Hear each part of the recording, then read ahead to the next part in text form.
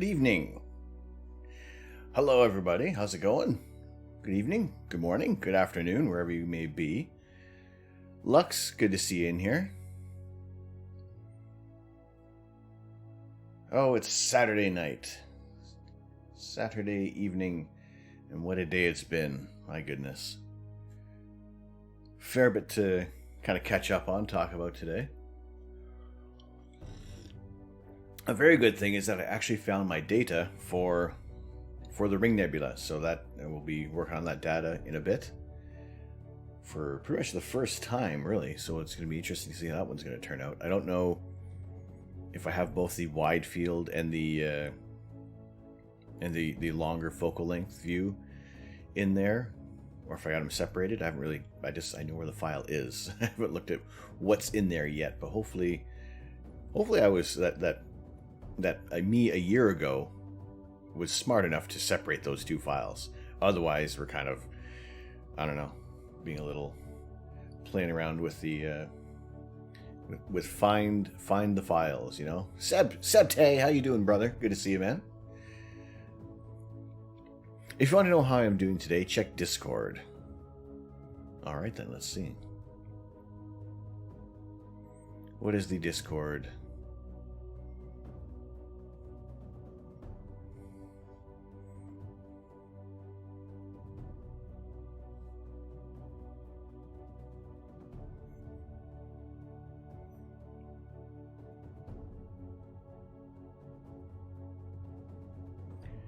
You doing good? Excellent. Yes, and good to see you in here as well, man. Always good to see you. See our familiar faces all around. Seeing good friends in the chat.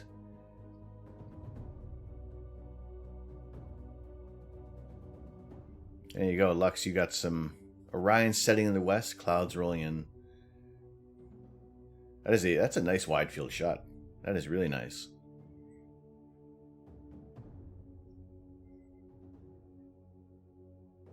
What else you got up there? You got an airplane passing by as well. See, here's the thing. I have a fairly clear sky at the moment, which is a bit of a bummer. Actually, my webcam is acting up again. Yeah, we pretty much have a little bit of a clear sky patch right now. However, that is kind of forecast to change in about like the next hour and a half, and the weather's been all over the place today. What was supposed to be our 50-mile-an-hour wind gusts ended up getting down to about 30 some odd miles an hour. So I didn't bring the scope in, and also last night it was pouring rain like the whole night through there. So that was a bit of a worry that I couldn't bring in the scope. However, like I said, the winds did die down a little bit, so it wasn't as intense. But it also wasn't the best weather either. Caffeine Daydream, good sir, how are you? How are you doing tonight? Good to see you in here. Now, for some reason, my webcam is just, well, we can see up in the corner there. Oh, there we go.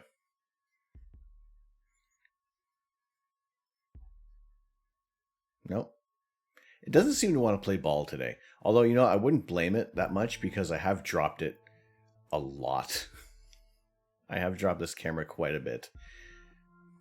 So anyway, we have clear skies at the moment, but it's not going to last long enough to get the cover off the scope and then not actually have to run out there and get it back on, because rain is forecast to move in pretty quick. So I'm a little bummed out that we can't get the cover off the scope tonight, even though we have a clear sky at the moment. But that is forecast to change pretty quick. So I got Monday at 1 a.m. to 5 a.m. clear, so I try to wake up and do some Milky Way cores, M16 if it's high. Maybe we'll try M8.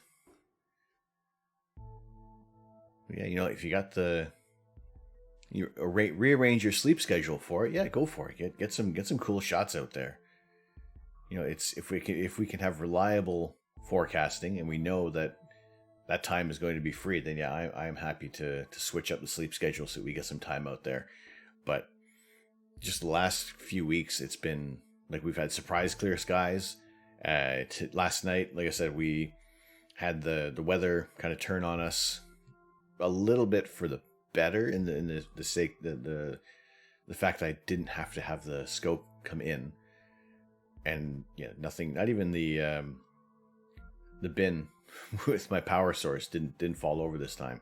It did the other week when we had like lower wind gusts. So maybe last night wasn't as bad, but yeah, I wasn't too worried when we didn't get everything in last night. So scope is still out there. You can start to see Sirius just poking through the trees there, just taunting us. So here's astro imaging with a webcam. How about that? Very, very wide field. But the course season is just starting, so plenty of time to improve, because this will be your first try at M16. I'm very jealous of that because I do not have M16 in my sights at all. It's like the whole section. Like it's all of that core area.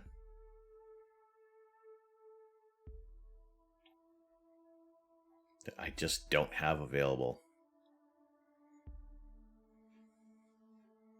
Let's turn off the atmosphere there.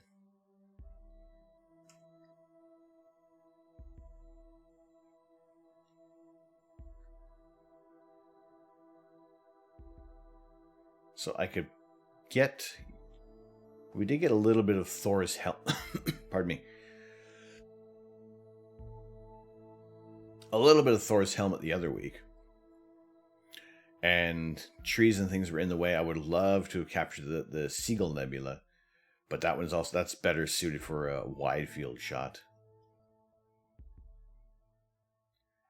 But in terms of catching like M16 or anything, so I've never even had a chance at the Skull and Crossbones Nebula. What is it? It's just a new general catalog.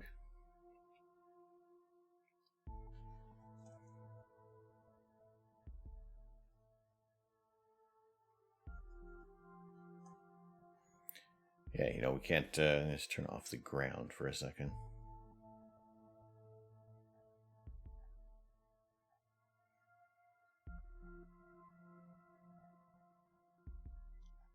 Yeah, it's tough to get... to get the really cool objects that I haven't had an opportunity to capture yet.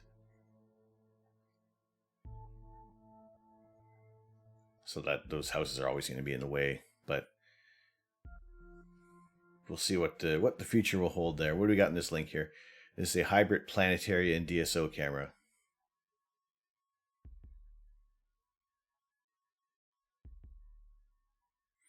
Ooh.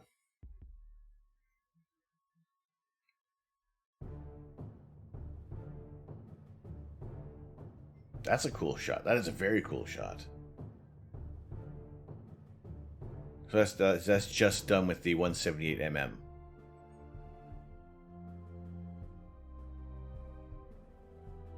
Yeah, that's a wonderful image of the Pinwheel Galaxy there.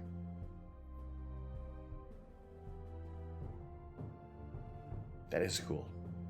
Yeah, definitely need more time on the Pinwheel Galaxy.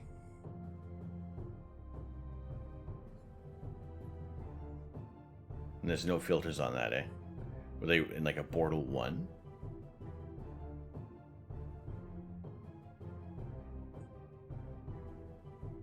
So yeah, that's... Well,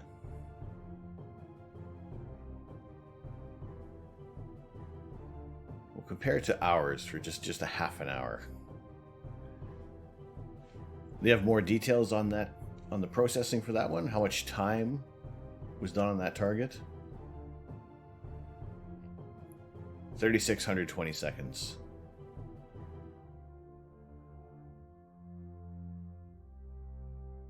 That is pretty cool.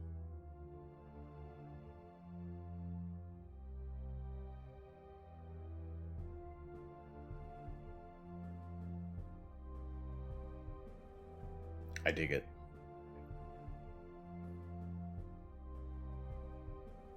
I still like ours, though.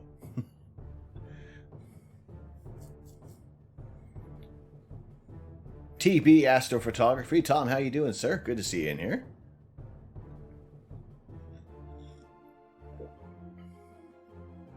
There is no imaging tonight, unfortunately, which is a bit of a... no, not even a bit of a bummer. It's a complete bummer.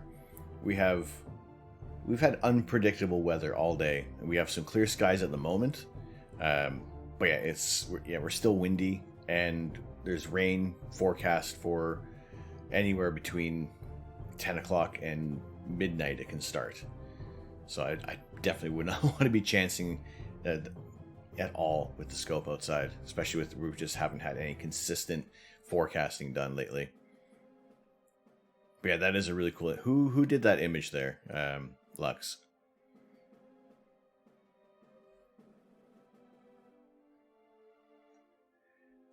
Yeah, so if we can get back to, I know at this point now, actually not yet, in like what, 4 days will mark the time when I started working from home last year. And after that, maybe a couple weeks later, we had an unbelievably long stretch of clear, calm skies and great weather. So, maybe we'll get a repeat of that as well. That I wouldn't mind replicating from last year. So is this nebula? Is that Rosette the same one?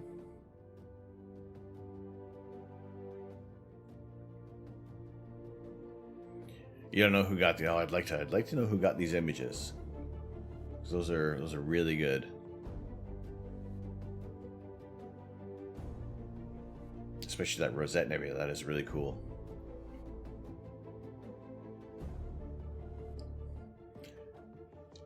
It was weird in the sense that I started to feel like we have another clear night. What am I going to shoot? What am I going to do? What is out there at this point? This is what we're kind of shooting. What we've been shooting lately has been obviously what I had at this time last year. So I had 4 main targets. That was the Ring Nebula, the Owl Nebula, Pinwheel Galaxy, and the Whirlpool Galaxy. So those 4 targets got quite a large amount of time input on there. But the one thing I do regret is moving from the 1500 millimeter scope to the 72 millimeter, to the 420 millimeter focal length on the refractor to M51. Because while I had a nice wide field image, there was probably close to 40 some odd hours collected on that target between 2 different scopes at 2 different focal lengths. I tried combining them, but it just wasn't. There was too much of a discrepancy in the resolution. It just didn't look nice. But yeah, if I'd have stuck with the one focal length of 1500 millimeters, I would have had a much more interesting image, and also probably one that may have even been comparable to what we got with just about 11 hours on a dedicated astronomy camera. So that Rosette there was done with a Rokinon.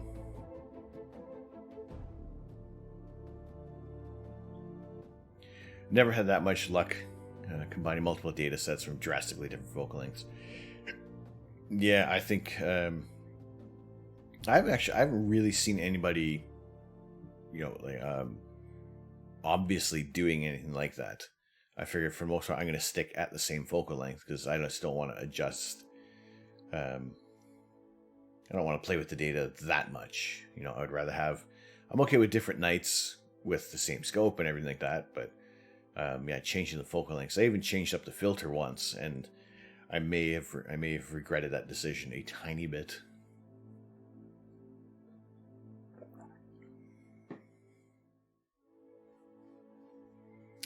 Let me see. My mic seems to be picking up too much here. 1 second.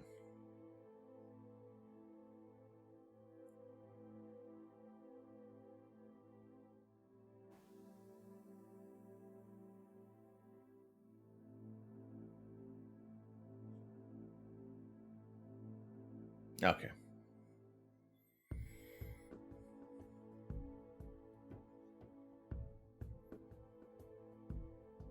Oh, it works. Excellent.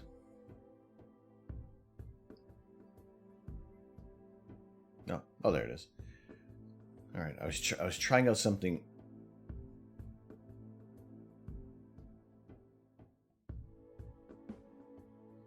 I was trying out something. Now where did it go?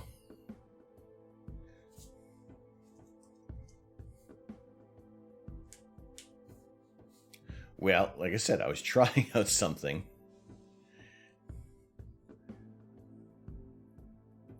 And it, yeah, it seems to have broken a bit.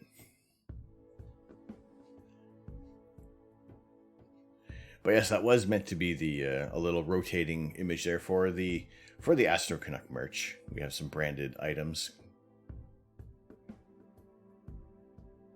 More popping up. That one's not even going to turn off now.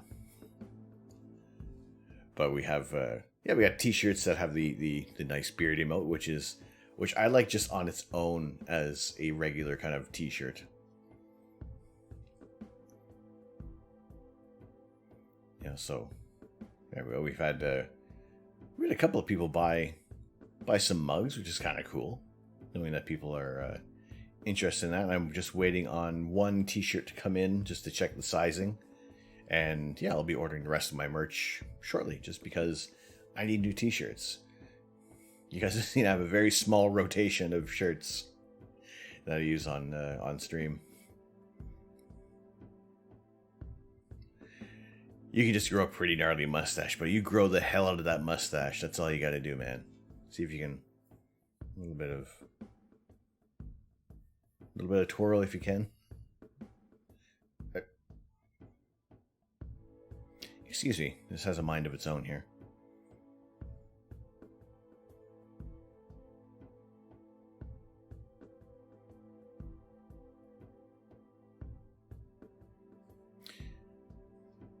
You did for Movember, and now it's on your security clearance card for work. It's always the styles, the hairstyles, and things that you just don't always want to remember. Somehow they're commemorated in like the most obvious places.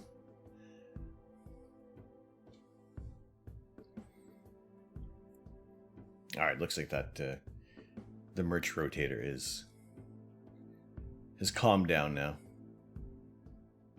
There's a couple of other messages I have to fix up there.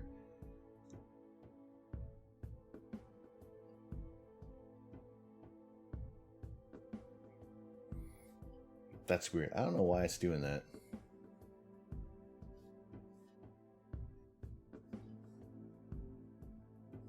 Strange. Okay. Anyway, that's what you get for firing off a quick adjustment in Leorin board.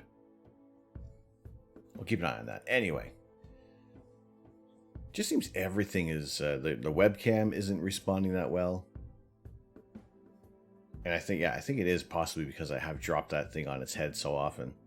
I might be getting some issues coming from it there.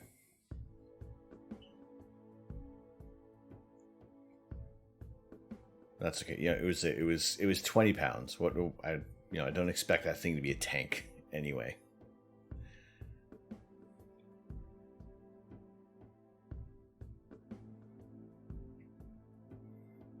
Nice window shades. Oh yes, thank you.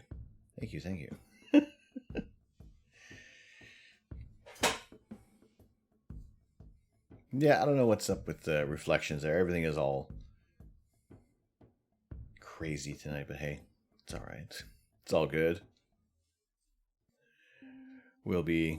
Actually, I think I'll do is we will take a tour to the Ring Nebula as well. While we're going to be looking to process that, because it is going to be we can go anywhere we want in the universe now. We have our latest version of Space Engine.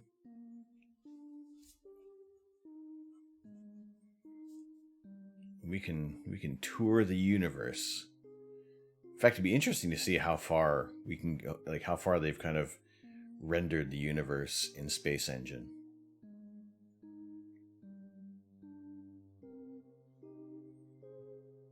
And to start with some interesting quotes as well there. I would read it off, but now it's already loaded up, so can't do that there.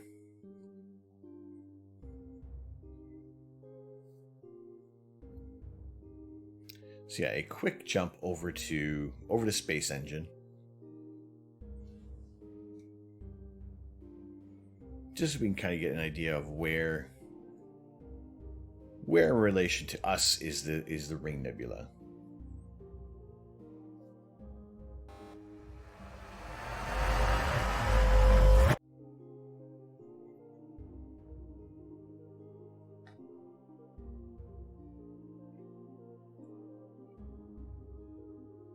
There's where we finished off last night. There's where we are in the east of England.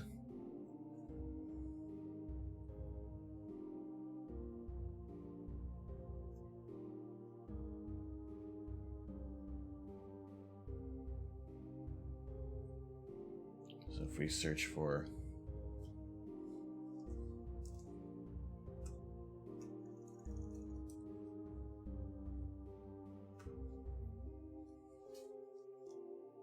no, we want to search for M57.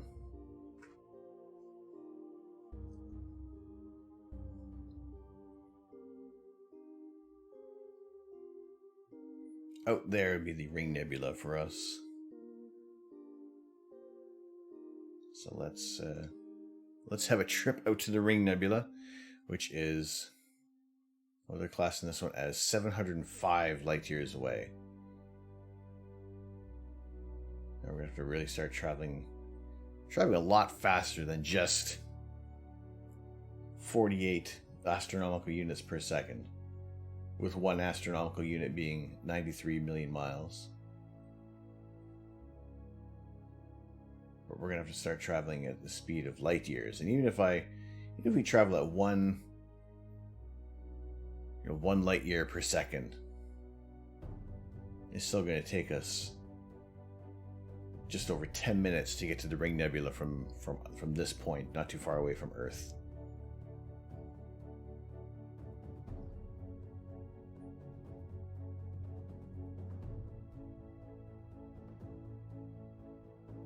So just even running at these speeds, and just how long it can take to get there, it does start to, we're passing by individual stars, individual solar systems around here.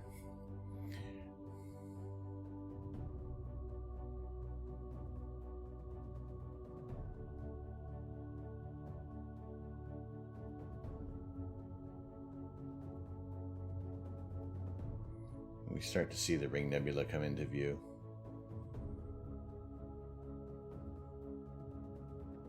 So you can see like these waves as that star started shedding its outer layers. This is what we don't get to see that often when we're taking images of this nebula, because it's just so faint and diffuse. If I'll turn up the exposure so we can start to see more of this structure. But generally all we're kind of seeing is this bright core. And we miss out on a lot of the gases that's being, that's surrounding that outer layer there.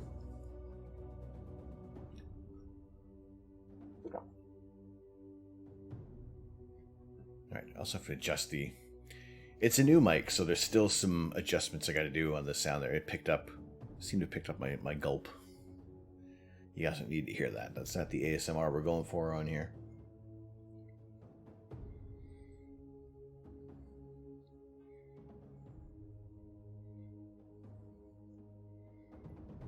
But what I love about this program is that how they'll have it illustrated is that it's more than just this. It's not a flat kind of eye-shaped thing we have there. It is round, it is spherical, or more oblong. Let's see, can we get to, there's the star.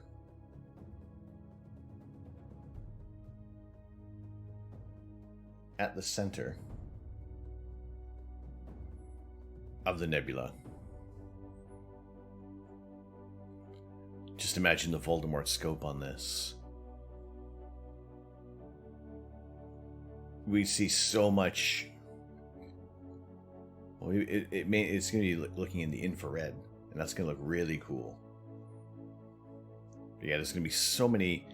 I don't. Do they already have it planned? I haven't even looked. Do they know what the first image is going to be?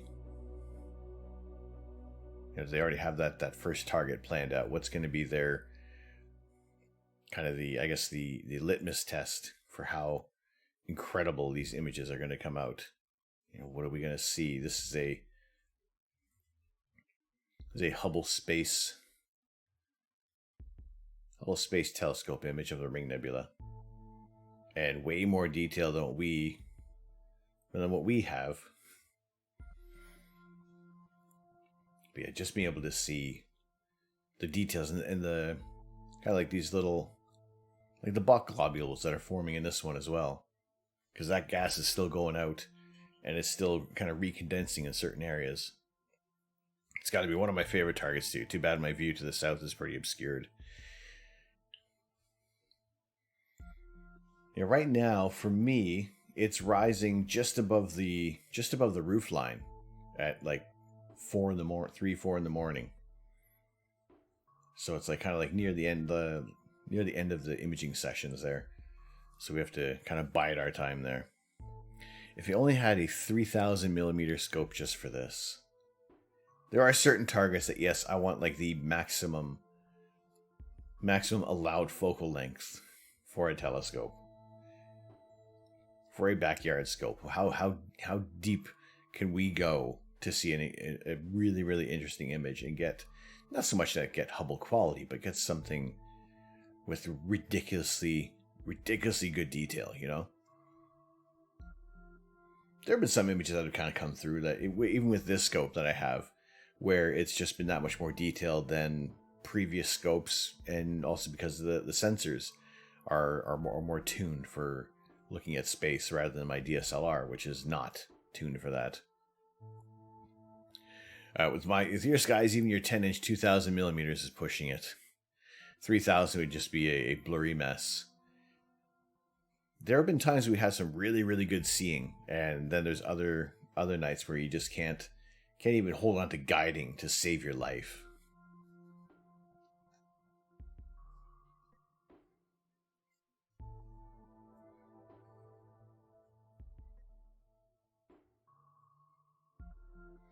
So that's the Milky Way. I'm gonna say there's some of the Bok. No, it's not the. These would be the areas where you're seeing like those Bok globules.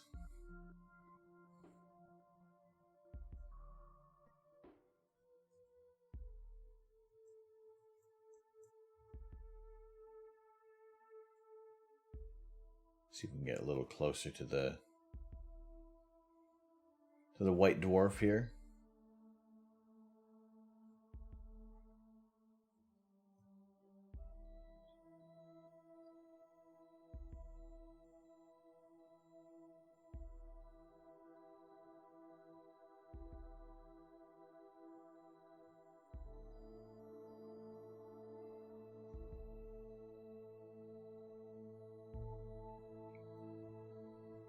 They got 2 stars in here.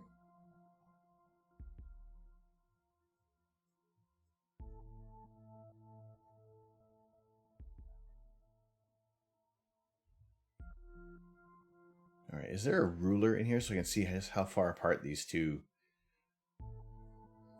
You got a red dwarf and a white dwarf star. I did not know that.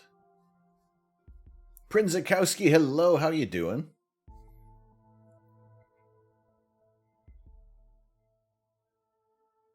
Good to see you tonight. Hope you're doing well. By the way, next week I'm calling that observatory near me that I told you about, and the most famous astronomer in the country and I will ask him if I can use that large, basically 1 meter Rasa. Well, that'd be very cool if you get that opportunity. That'd be tremendous.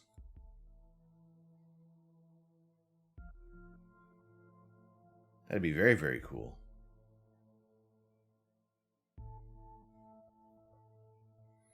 Alright, is there a measuring tool? Labels, markers.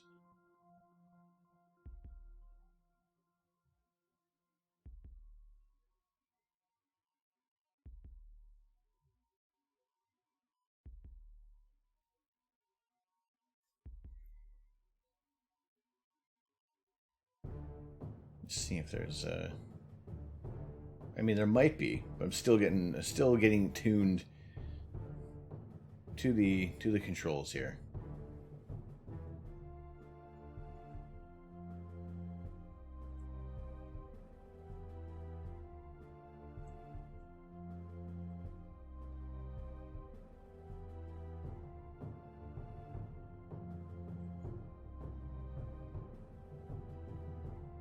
Sorry.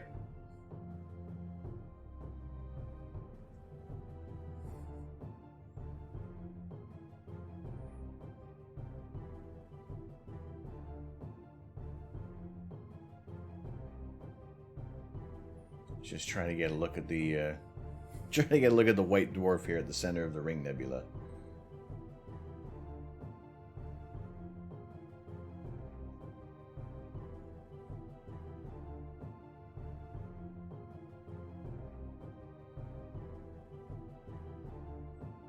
But now I want to know more about this this white dwarf here.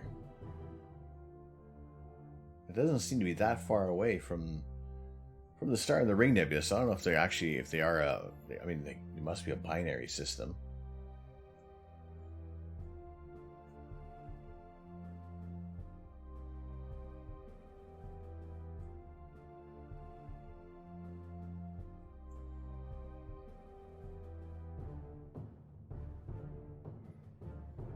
And it has a planet, apparently.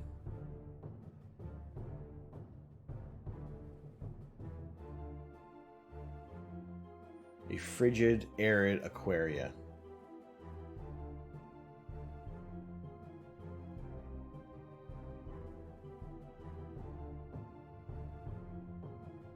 Let's escape that. Very interesting what are they showing here? Apparently, does this one have a moon? There's a frigid asteroid around it.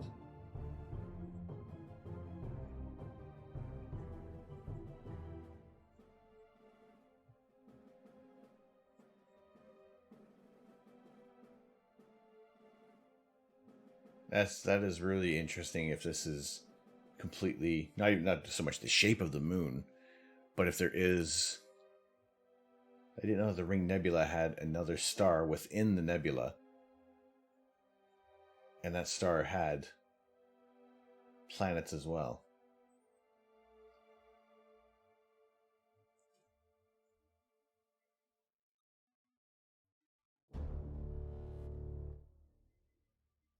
With a ring system, kind of similar to, kind of faint like Uranus and Jupiter's. Old balls, hello Pops, how you doing? Prince Gussie, you're also doing great with Corona. Oh geez.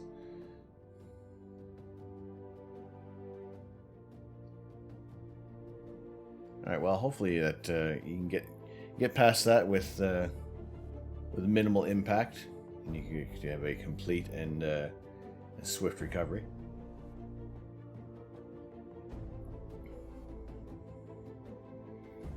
Just put the scope in Discord. Alright, we'll check that in just a second there.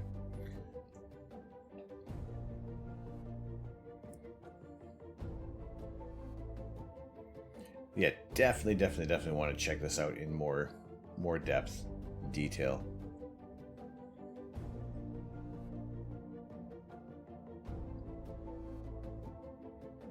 Let's see what else the Ring Nebula holds that it's not telling us, you know? Because there's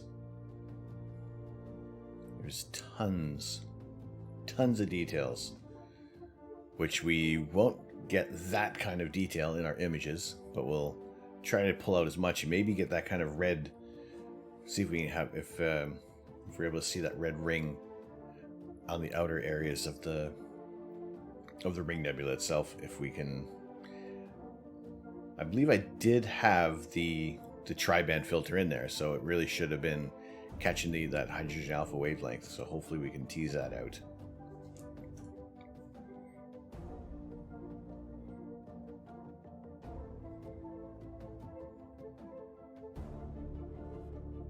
Yes, you said you posted that in the Discord.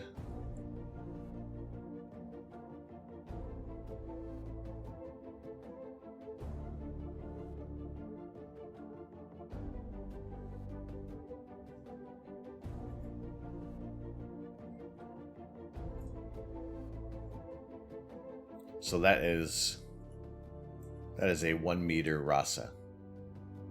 You're saying.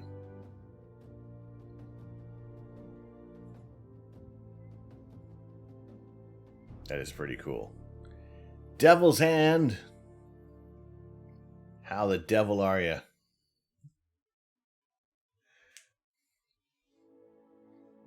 Good to see you tonight. How's it going?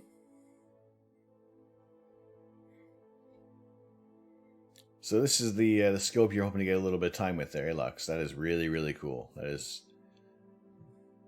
Hopefully all works out well with that. You can... get a little bit of time with it there. So it'd be fantastic. Definitely looking forward to it. Let us know as soon as possible there. How did you get that photo from my attic? Good evening, Lars. Good to see you in here. How you been?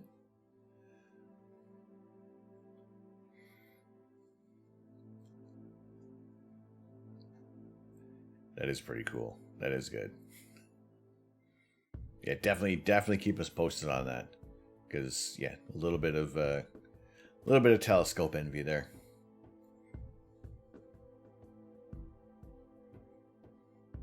So we'll be doing a little bit of image processing. I'll have to stack the data as well, which I do have. Now bear with me now. Hold on to your butts. Because I did take subframes for this Ring Nebula. I do have darks. I do have bias frames, and I do have flats. Believe it or not.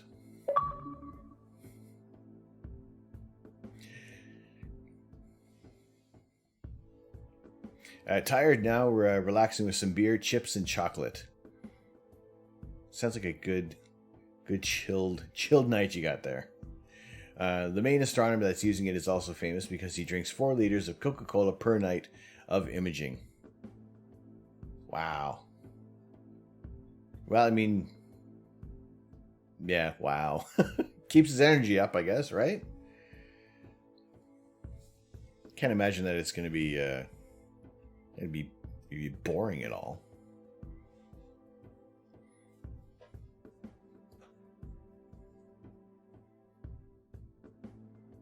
Yeah, we have our... Let's see, what do we got? How much data do I have on the Ring Nebula?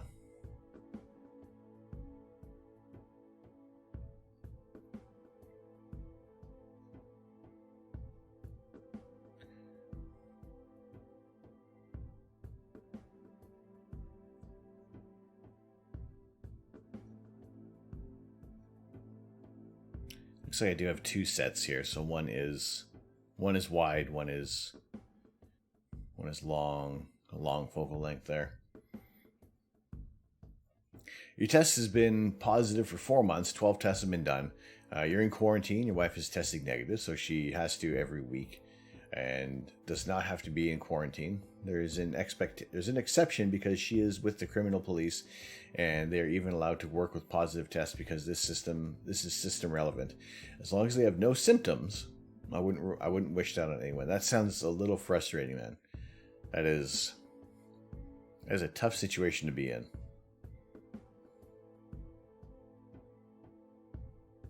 And have it continuously positive for 4 months too.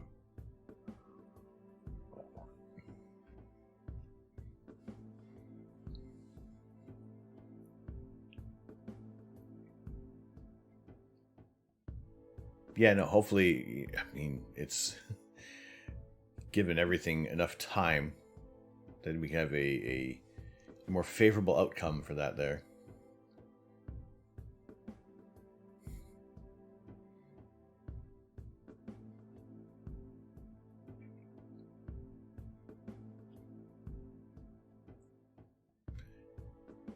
You're not really prone to depression, but you finally want to go back to the forest.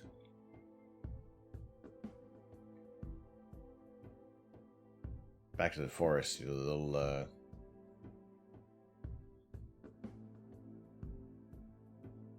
you all good there, Prinzikowski?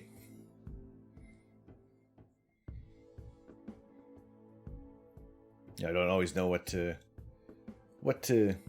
kind of advise or come back with, but always good to be a sounding board, at least, if you're just able to get thoughts out if you want.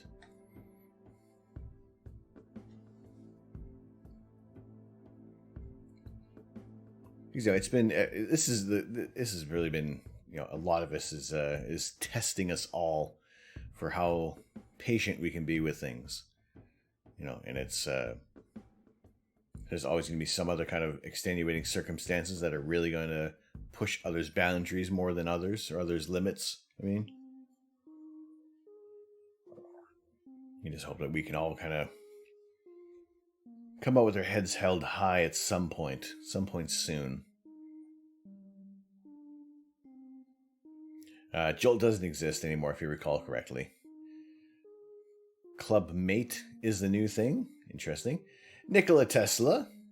Hello. Good evening. How are you doing?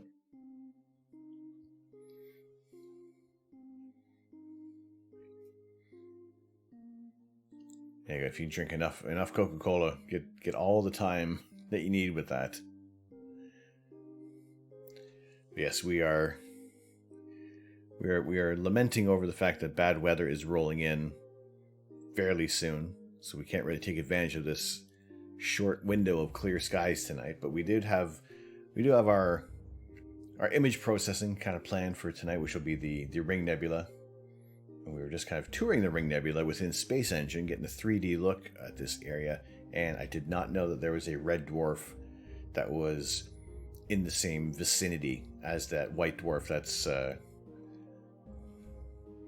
causing this whole ring system. Bubba Zelnik, hello, mother. How you doing?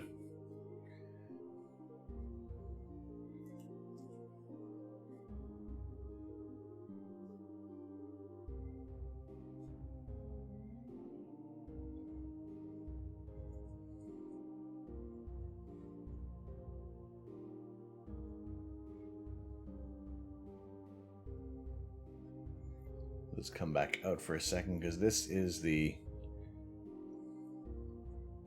Ring Nebula. That's a 3D view of this target that we did image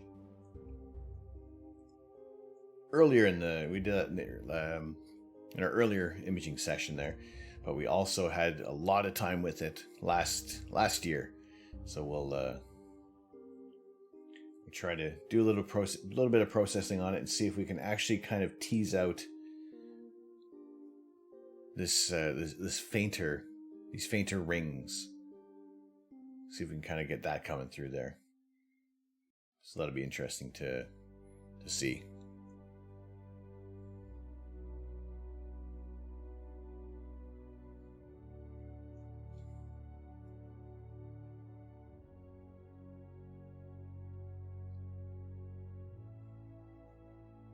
There's a bit of a dizzying view on this target.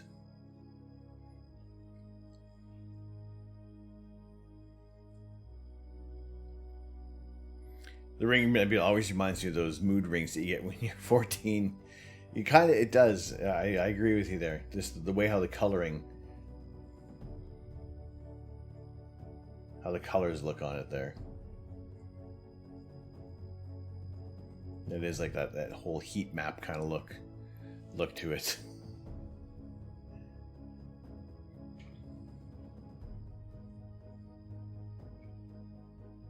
But yes, we'll check that out in a bit. And like I said before, we can travel could travel pretty much anywhere we want within the universe. Now, I'd be interested to see just how far out we can get. Just how many galaxies can we find at random? What's within them? Looks more like an orange apple hybrid than a ring. Perhaps. So adorable! So adorable you are. Hello, Pookums.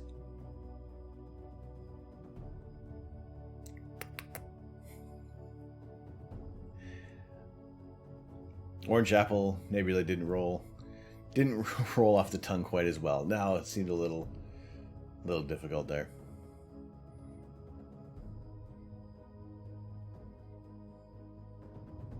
Yeah, it'd be interesting just to see how far out we can go, traveling at millions of light years per second. How far away from our galaxy? That looks like a big one.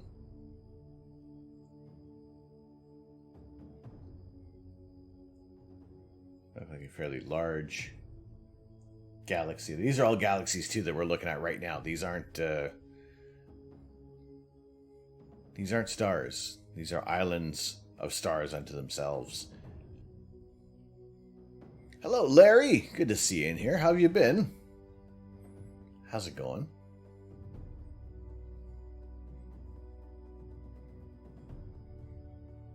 We're just taking a quick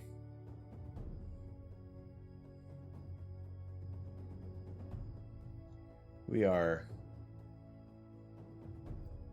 billions of light years away from our galaxy now.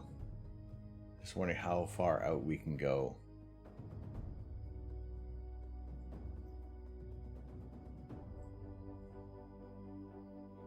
Even just picking a random galaxy. Let's go to that one.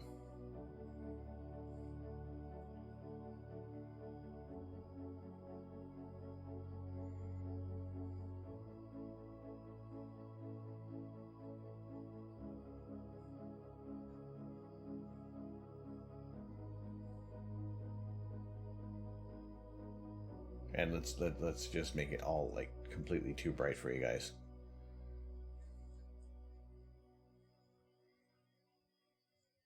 Again, this is more of an elliptical galaxy. You're not going to see a whole lot of dust lanes in here. So I don't know how many planets you're going to see kind of form around these stars. What do they have within this galaxy here?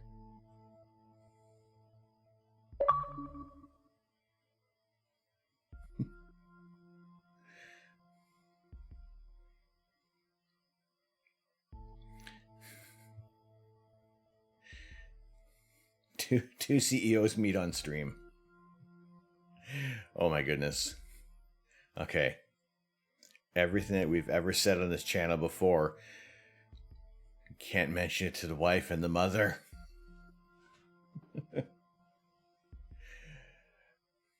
Luna, good evening to you. How are you? Good to see you in here tonight. Hope you've been well.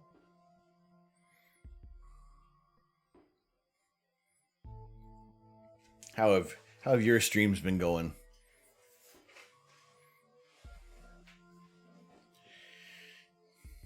Can we swing by the Cat's Eye Nebula? Let's see.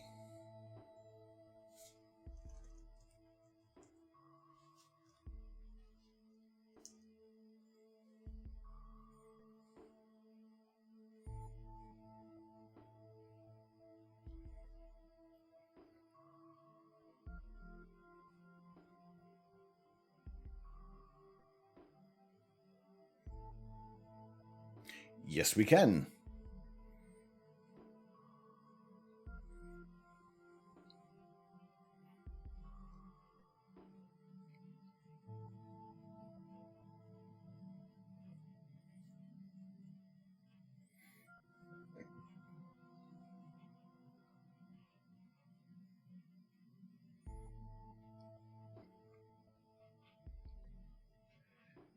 Ah, yes. Sorry, just catching up in chat there. I was enthralled with the with everything else there. Greeting to the to So Adorable, the boss funding manager.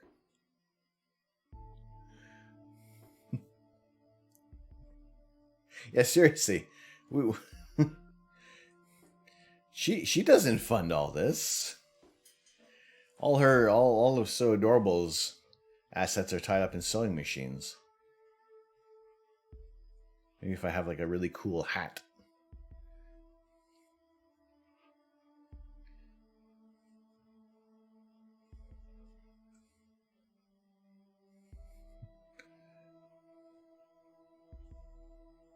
Trying to get the orientation of the Cat's Eye Nebula.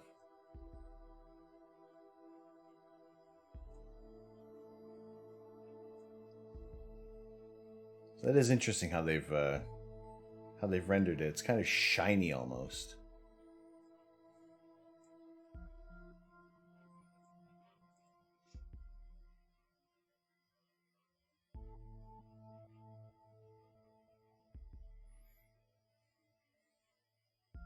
But again, at the center, you got a white dwarf. We have to slow down our approach.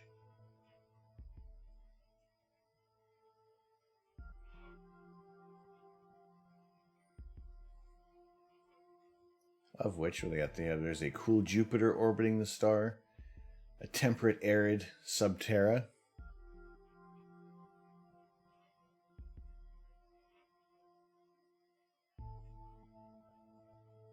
Quite the interesting collection that the star has in there. Again, also,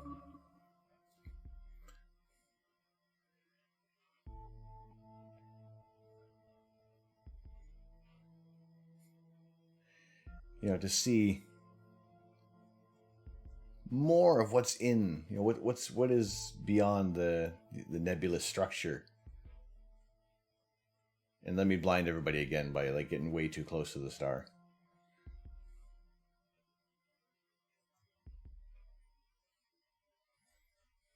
Sorry.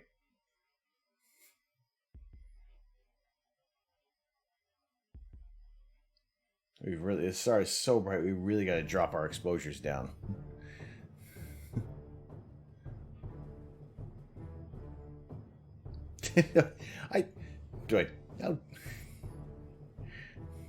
Do we need like a rundown of who's where? I'm in England. The rest of the family is in separate dwellings back in Canada.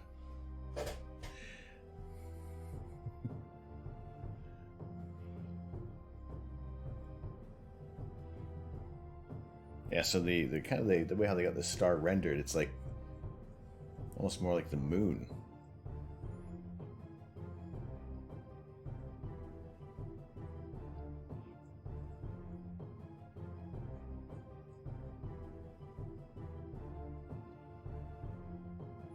But that is what sits at the center of the Cat's Eye Nebula.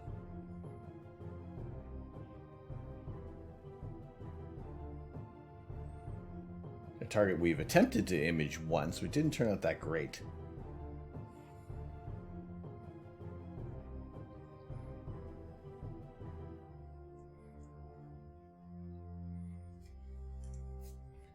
But no, I'm enjoying.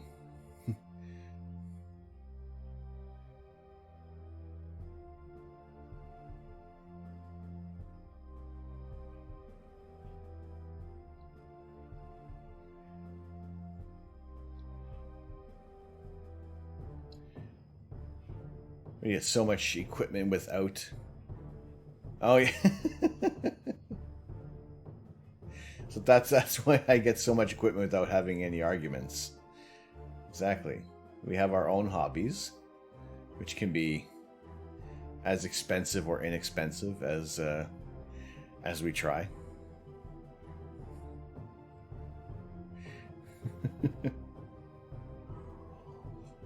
See, and the thing is, So Adorable can't really sneak in sewing machines because I'm the one who lifts them all for her. So I know when there's new sewing machines coming in.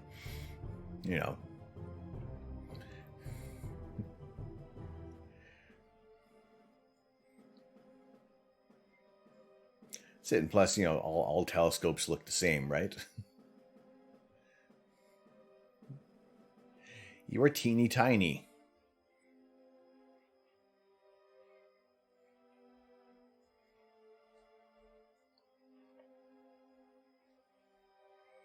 And that way I get away with getting more scopes. I will always encourage to buy more sewing machines. Buy them all.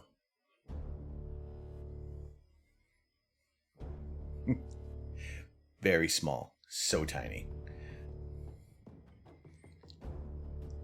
I told her people would watch sewing, but she doesn't want to. She just wants to share the finished projects.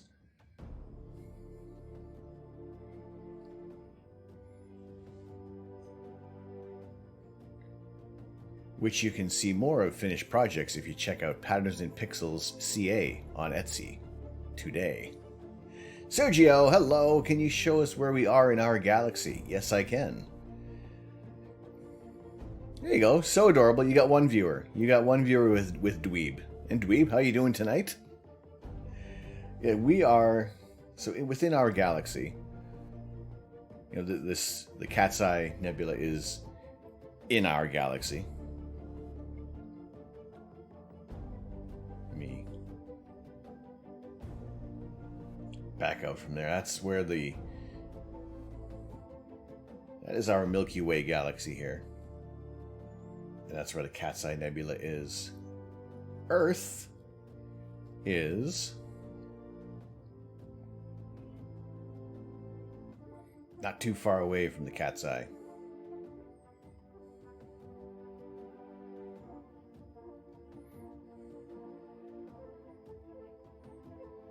But in terms of where the galactic core of our Milky Way galaxy is, we're about 25.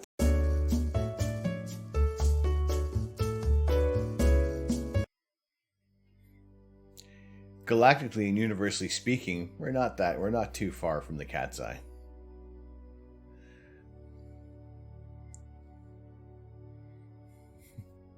If there's gonna be too much swearing in your stream, you just mark it as mature audiences. That's if everybody knows what they're getting into.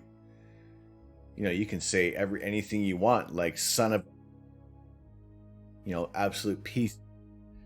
Oops. You know, I don't have a beeper button. Cat's Eye, one of your favorite paintings on the wall. You have the cat Machin paintings, correct?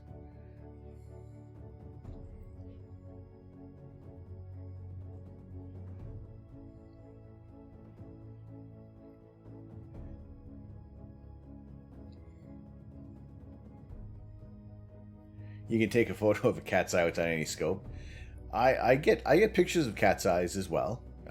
Sometimes pictures of cat's brown eye, but those are totally different incidents where the cats just don't want to pose for a photo. They just want to turn their backs to the camera on you.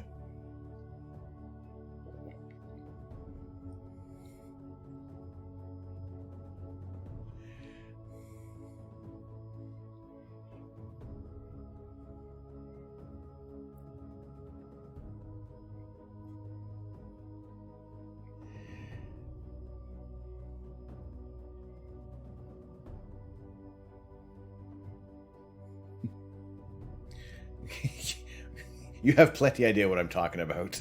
The universe just doesn't want to pose. Just imagine if there was not only the Cat's Eye galaxy, but on the other side of the galaxy was the Cat's Anus galaxy. Okay, so that's where Earth is. And let's see if we can get a better view of where the Cat's Eye is in relation to that.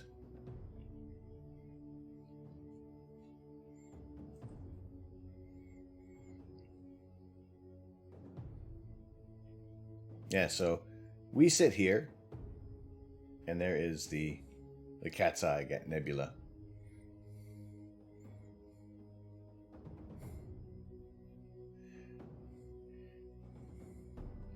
We don't have a... There is no such thing as a poop nebula. What do we got, Devil's Hand? What do you have a catalog number? Because sometimes this one will go by the catalogs. Red Square MWC 922.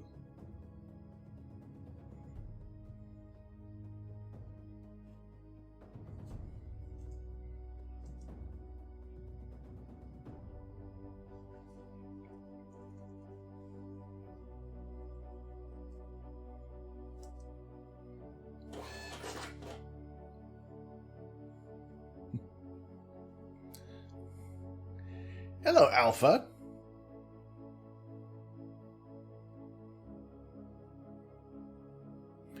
Hello, Alpha. How are you doing tonight? All right, Devil's Hand. Is there another catalog number? Is there another catalog number for that nebula?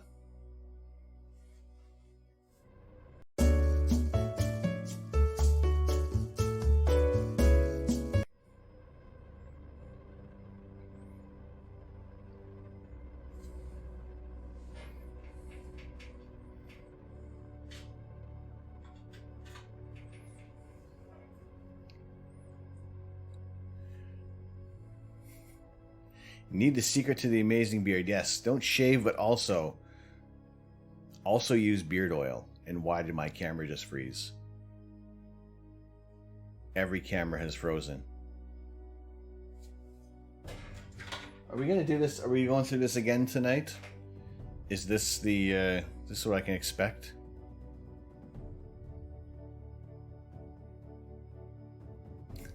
No. I started touching buttons here.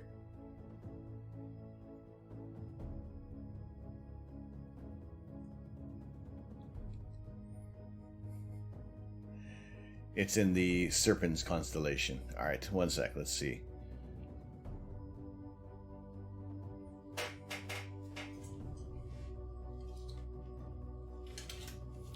Yes, Alpha. Thank you very much. Again, thank you very much for the 100 bits. Appreciate that. Good to see you in here. Nothing was broken by your part. There has been all sorts of crazy things going on with the setup. And actually, I need to briefly bring you off the spike of enchantment.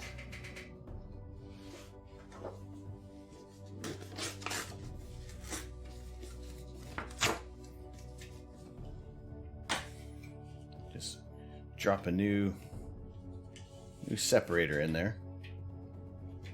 That is Pico Nico's sub. I'm waiting for when she comes back into stream. We'll watch her sub be impaled on the spike of enjoyment. The Voyagers aren't far enough to make a topside photo of the Milky Way, so that image proves aliens have visited us. The pointy monolith of love. Maybe. Maybe. Alright, let me see if I can find another catalog for this.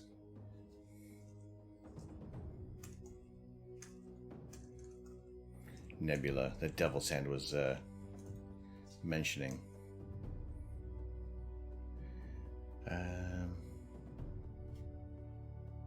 Constellation Serpens.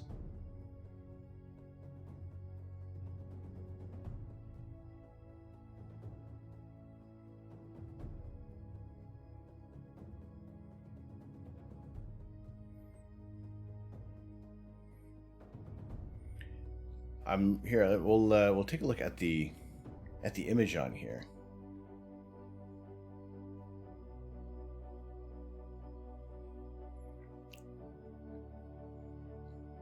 Donate bits to get pierced by the rod of love. Oh my god. Wait a second, no! Not that one. My god, Lars.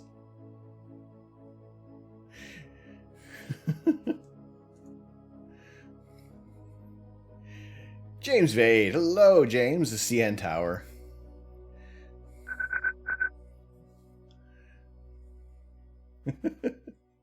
My god, Lars. No.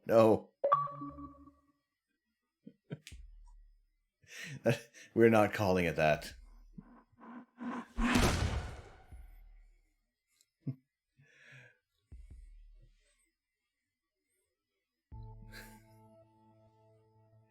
Thank you for the bits there, Alpha. Actually, it is 50 bits and over when they do print out, and when the TTS is initiated on there. But thank you for the 11 bits. I'll read it as the TTS. P.S. me, lol.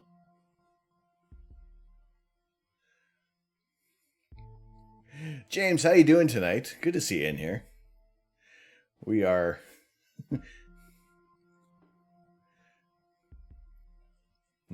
we are attempting to see if we can check out this red square nebula within Space Engine. So I'm just trying to find the get the coordinates of that, but that's also kind of based on if you were looking at it from Earth for the right ascension and declination.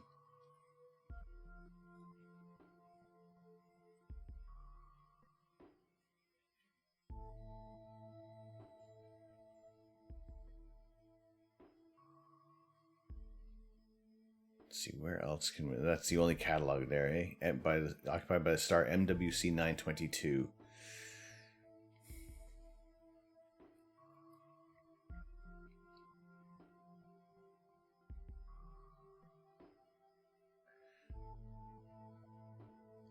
Let's see, where can we...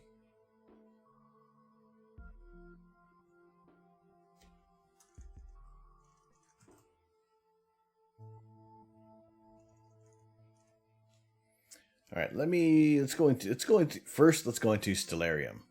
Let's see if we can find it in there.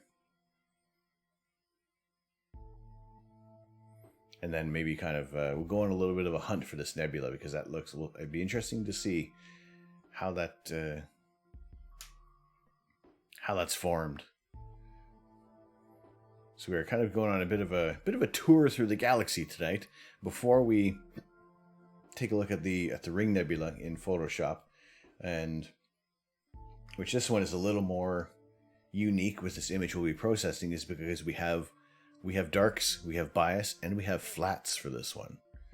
So we'll see how that one turns out. Doing fantastic. Just thought I'd pop in and say hi before work. Off to work now, unfortunately. Have a great stream. Thank you very much, James. No worries. Again, have a safe time at work. Enjoy your time working for the man. I don't know. But yeah, take care. Good to see you as always. Good to see you in here. Let's see if we can find the red square nebula.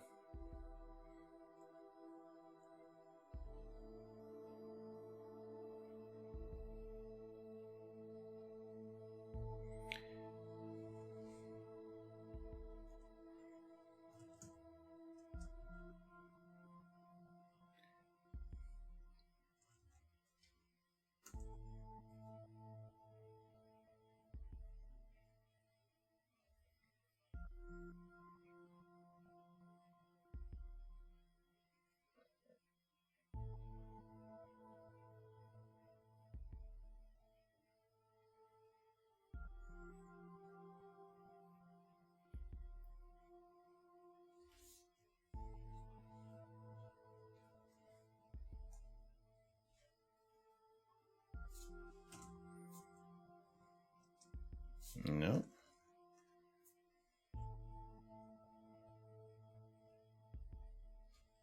All right.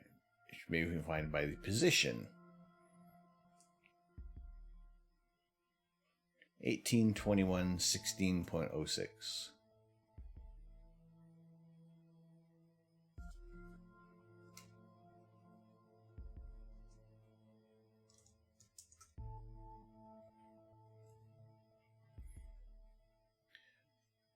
Minus 1301 25.69.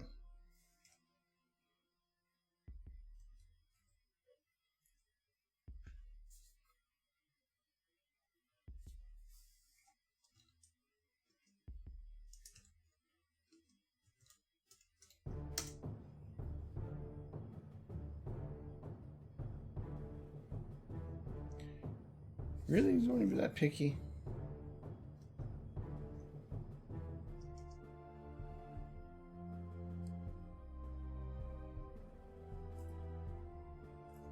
Eighteen hours, 21 minutes.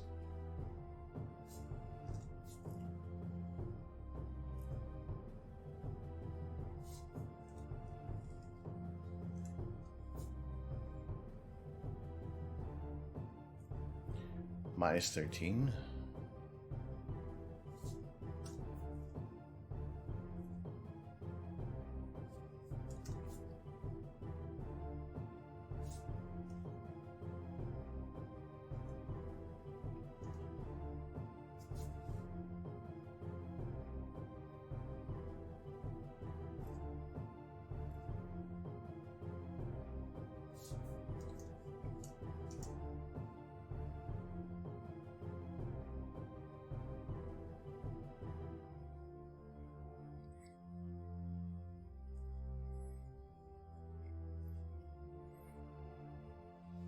Good evening.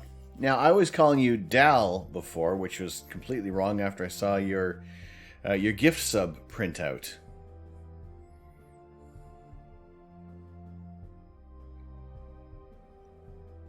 How would you like me to address you? Because I have gotten it totally wrong.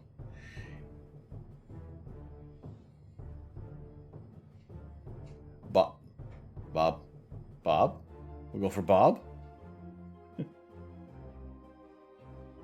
If you want Bob, we'll go for Bob. Alright, Bob it is. We don't have any Bob's knobs here.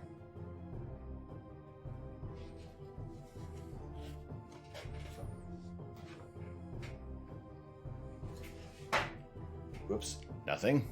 Nothing. But it's good to see you on in here tonight. We're touring a bit of the universe. Yuze Bilimi. Hello, how are you? How are you doing tonight? We are searching for the Red Square Nebula, which we're not sure where that's going to come in. Are we going to be able to see it in here? Let's at least get... Alright, let's point towards... Let's just point towards the Eagle Nebula, and we'll see if we can start to see something crop up here. So let's head back over to... Space Engine. And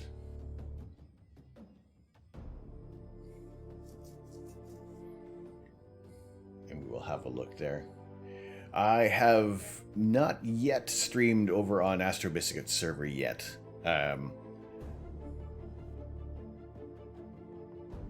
Still will. Looking to plan to. I'm still looking for a different kind of format other than what we do on this channel. I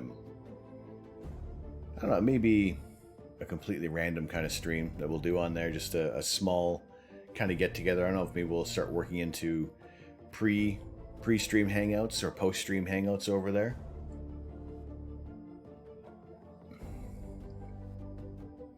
The We Are Legion. Yes, I've heard of those books. I've heard of them. Actually, I first heard when they were talking about on Astronomy Cast, and Dr. Pamela Gay was talking about enjoying the heck out of those books. And you know, the amount of video games that I have on the waiting list for what I'm going to be playing, the amount of books that I want to digest are piling up as well, physically and digitally.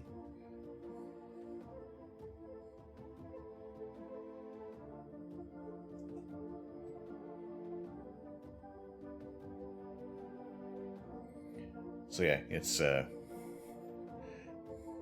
matter of trying to get that sorted out there. We love you from Turkey. Well, thank you, Turkey. Good to see you in here.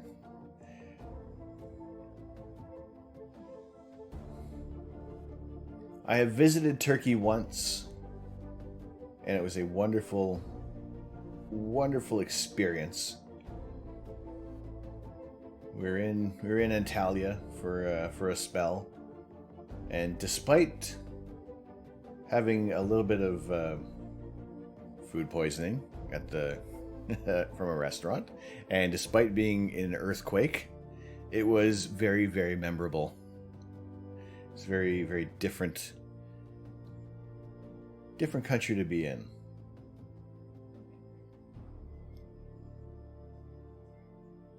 But it's good to see you in here. Are you coming from Emre's stream? Are you coming from astrophotography?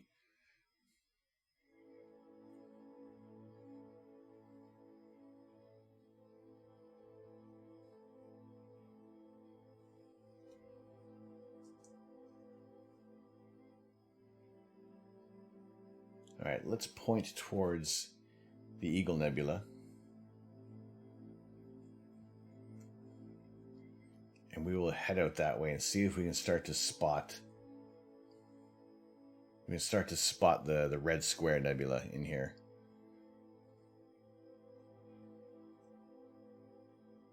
Maybe we'll pick up the pace as well. Because we are currently 2,100 light years away from the Eagle Nebula.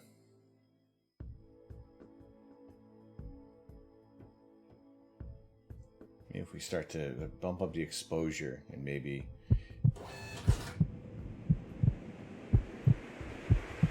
Hey now!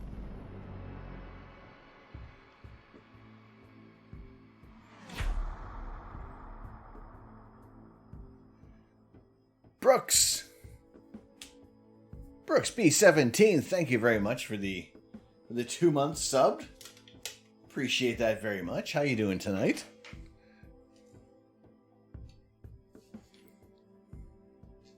Good to see you in here. Thank you very, very much.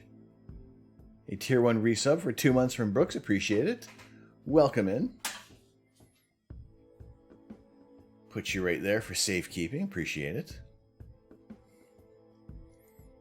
On a serious note, how do we know the Milky Way is a spiral galaxy?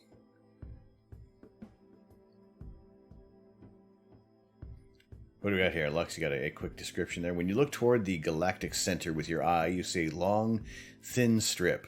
This suggests a disk seen edge-on rather than the ellipsoid or another shape.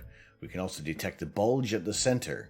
We see spiral galaxies, which are disks with central bulges, and this is a bit of a tip-off. And that is pretty much the more concise explanation of how we do know that the Milky Way is a spiral galaxy. It hasn't been involved in a major kind of encounter with any large galaxies, so you're able to kind of glean from that just the way how everything wants to be nice and even in a sphere, and a lot of galaxies, they kind of start as a sphere, and as they start spinning faster and faster, everything kind of gets pulled in towards that one center mass and starts to spread out.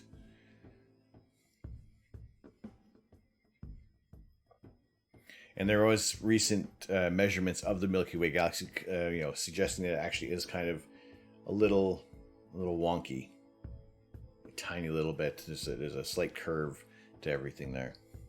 It totally no copy pasta there. Not at all.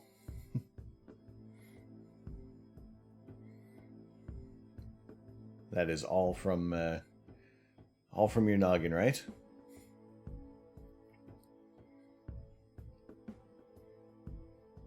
I thought I had copy pasta emotes.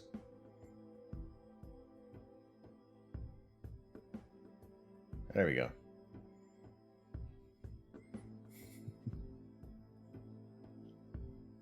Would you like a little cheese with your pasta?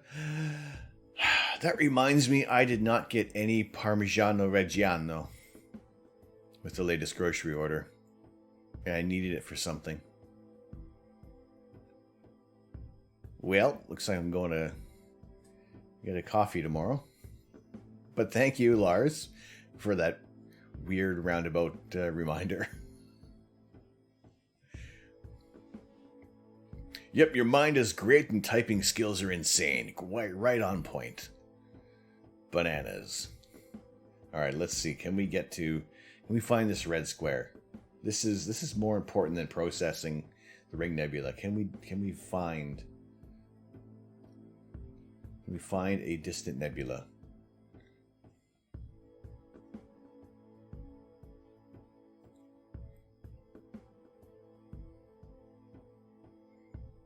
Is the Old Star Adventurer the mini one?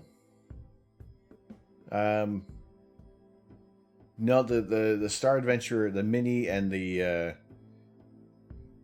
the regular Star Adventurer. Those are two different models, and then the newest one, yeah, is the same Star Adventurer but has the Wi-Fi capabilities in there. I had the original Star Adventurer. Loved that thing. It was a wonderful little bit of kit.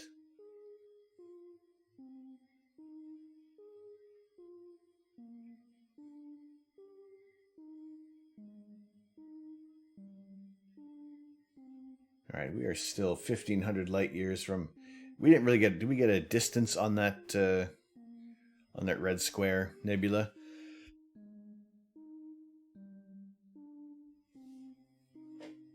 How far is it? It's from. That is 5,000 light years from Earth. Okay, so we're going to be going past the Ring Nebula. Guess what Econ Greg told me? What did he tell you? What did he say?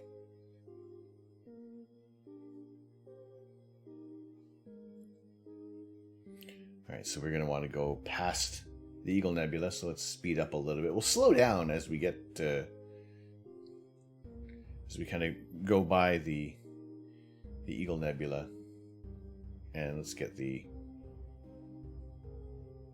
positioning right there.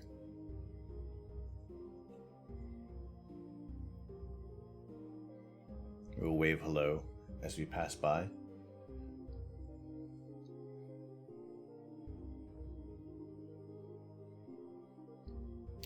He can afford all those 6K and 10K mounts because he is happily divorced. Both sad and happy statement from him. I have heard him mention that before, yes. And that is, you know, life doesn't always turn out the way you think it's going to.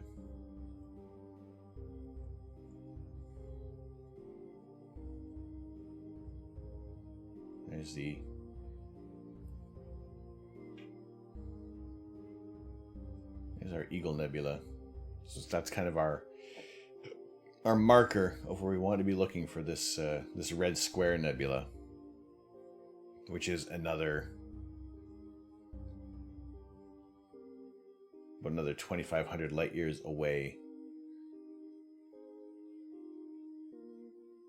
And to be honest, I'm not sure in which direction we're going to be looking there.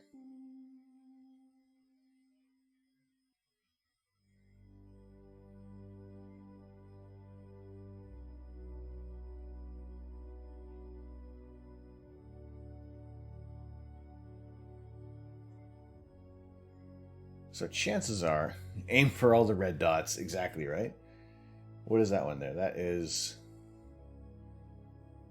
a nebula that is 11,000 light years away. So we're kind of in the vicinity of where this red square nebula could be. There's the Carina Nebula ways away down there. But we're about 2,500 light years away from M16, which is, let's see, yeah, we're 2,600 light years away. And I don't know, can we enter in? No, we can enter object names. We can't exactly kind of be on Earth and go towards our celestial coordinates, because those really only apply to being on Earth.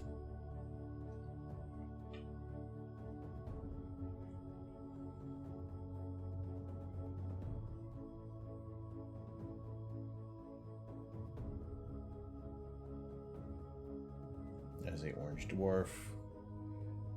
So imagine if we were kind of we're close enough to it within.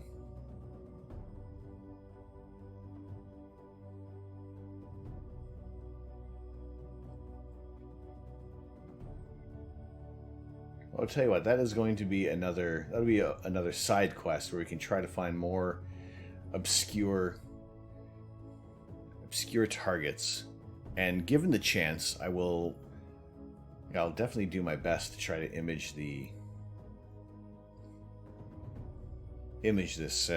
nebula. Because yeah, we're oh.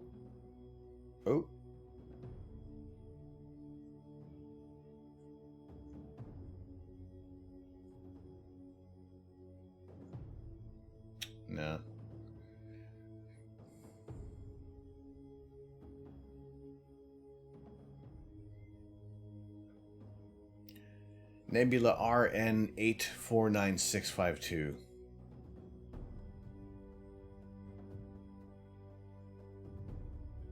The way how they have this one rendered, it's like this is like the grilled steak nebula.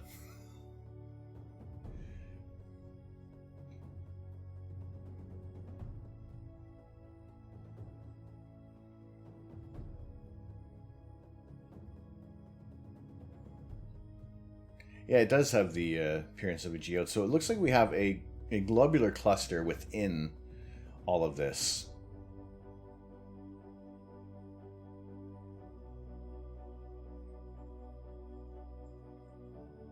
All right, so yeah, that is cool. It's still not the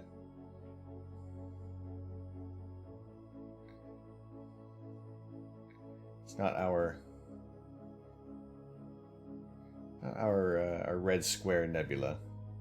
However, it does look kind of cool. Be interested to find out exactly which one that is.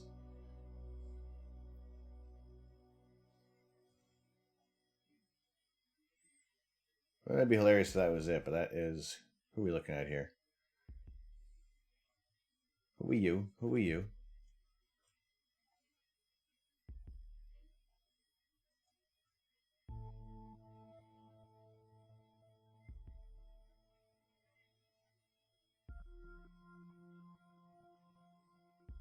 That's the one we were just on.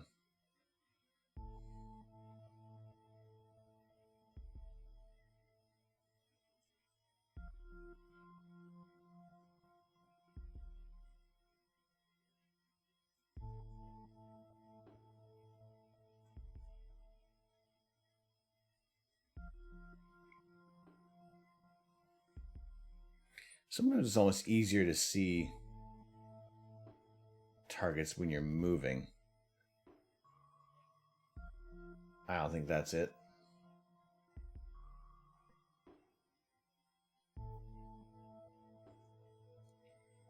No. All right. We will find it one day.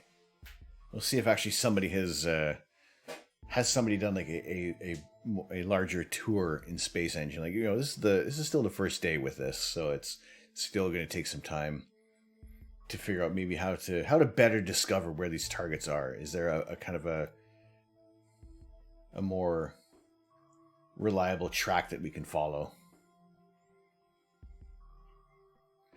And increase the magnitude of nebulas exclusively. All right. James Mule, good evening to you. Just Fulmine, hello. Hello. Hello, how are you? Fullmine, how are you doing? 40 orbits? Transformers is that? That's how many times I have made a trip around the sun. We had our...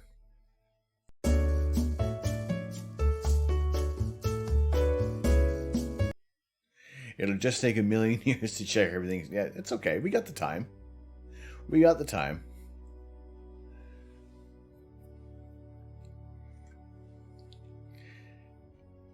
Damn, okay, so you're 40 years old? Yes, yes. Almost half the age of the universe. Crazy, eh?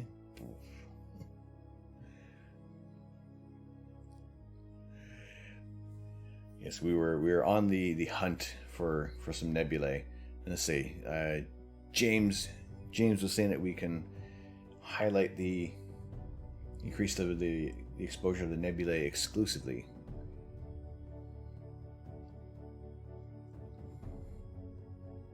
Always the beard. There will be a beard trim soon. I was leaving it in so we had the beard lights on the birthday stream. Make sure that they all fit in there comfortably. But yeah, we'll maybe do one stream with maybe some braids in there. We'll see if I can do that. If I have the patience to put some braids in there, and then I'll trim it up. I'll be a little more presentable. Wait, I always believed the universe started when I was born. Your universe started when you were born. You create your own. Hello?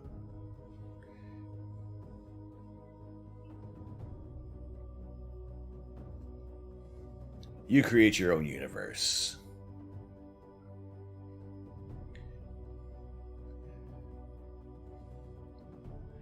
By the way, wasn't that some time ago a crab nebula?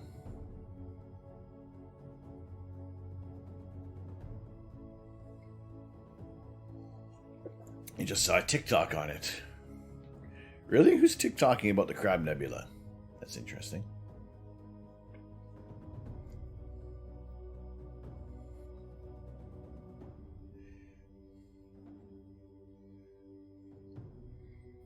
It's funny that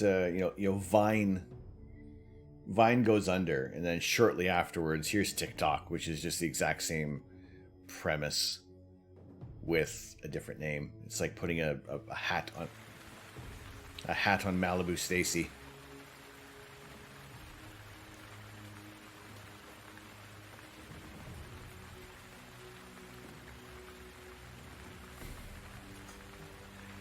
Imagine it rained in outer space like that, eh? Fat action figure, how you doing? How's it going?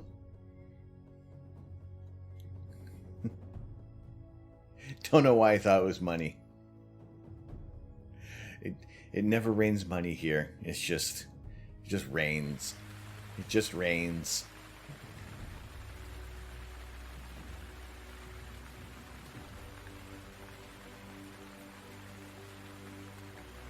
That said, it was doing that.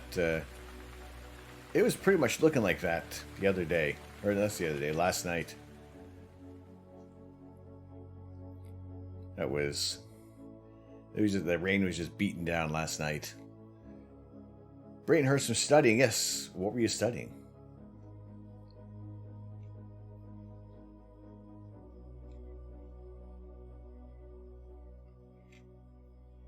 This is a. It seems there some of the things that are rendered in this, others look a little kind of almost haphazardly thrown together, but this looks really, really nice.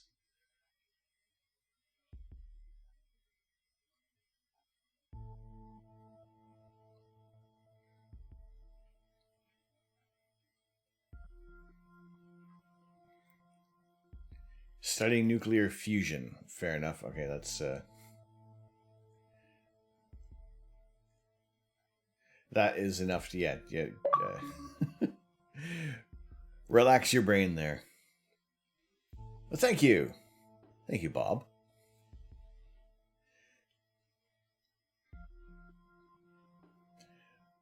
Scope always reminds you of the man in the mask from The Strangers, does it now? It's got a little more of a broken GIF kind of look there at the moment.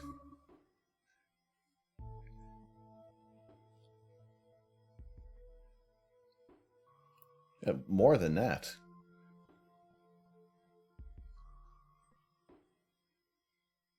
All right.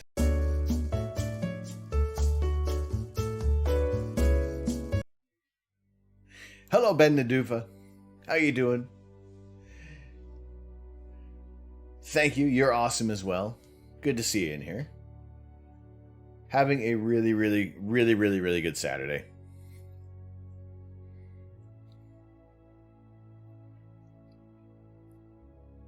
We, despite having some poor weather that is encroaching upon us and ruining our clear sky time, not too bad.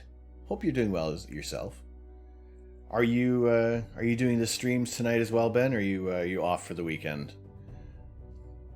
So has there been a chat about whether or not all of this, what we're looking at, is intentional or not?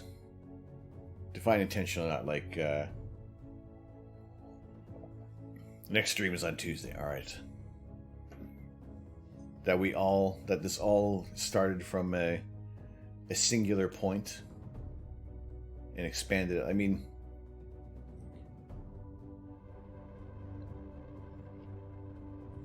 like the universe?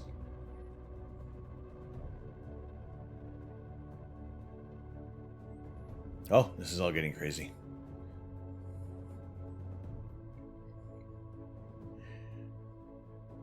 We need to do so much to our images here. Oh. All the weather.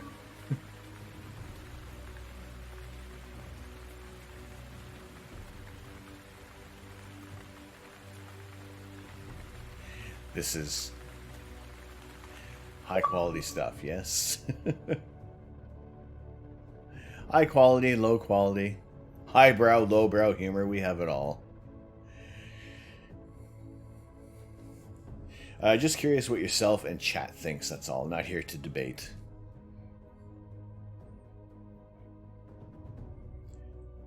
No, I mean, I always...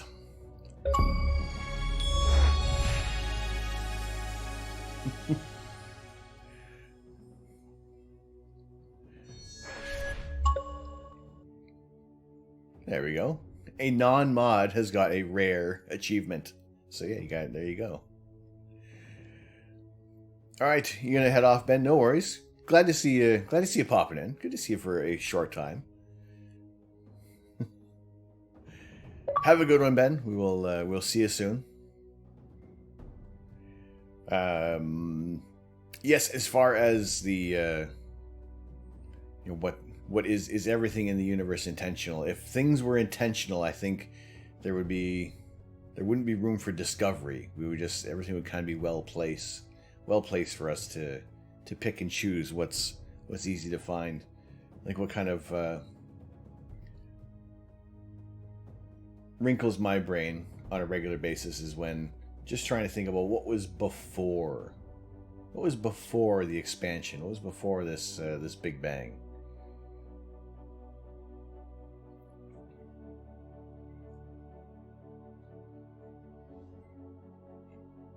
Don't know what you win, but you win. You win the red banner. In the gear wheel in the bottom right, you can adjust objects' magnitude individually.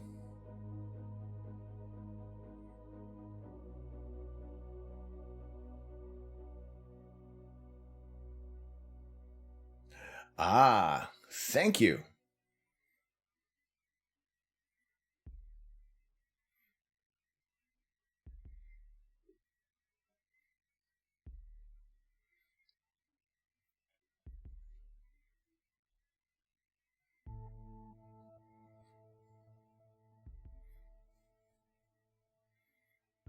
Waiting for your pizza to get here, and it's taking forever. A watched pizza never but no, wait, hold on a second. There is no longer time between either hanging up from the pizza delivery place or hitting OK on your app. There is no longer time in that span while we're waiting for a pizza to be delivered.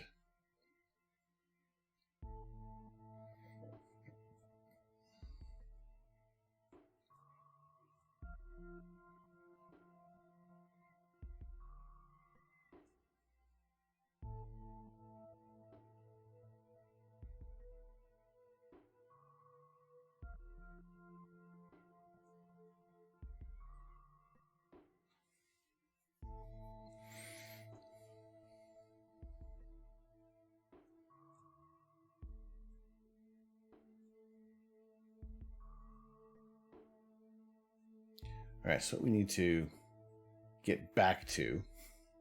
Oh, okay. Now that we've traveled in quite a way, here's the Crescent Nebula, which isn't our intended target.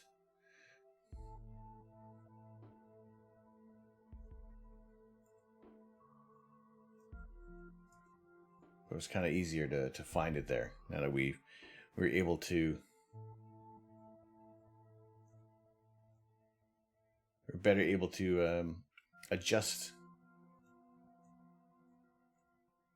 the brightness of the nebulae.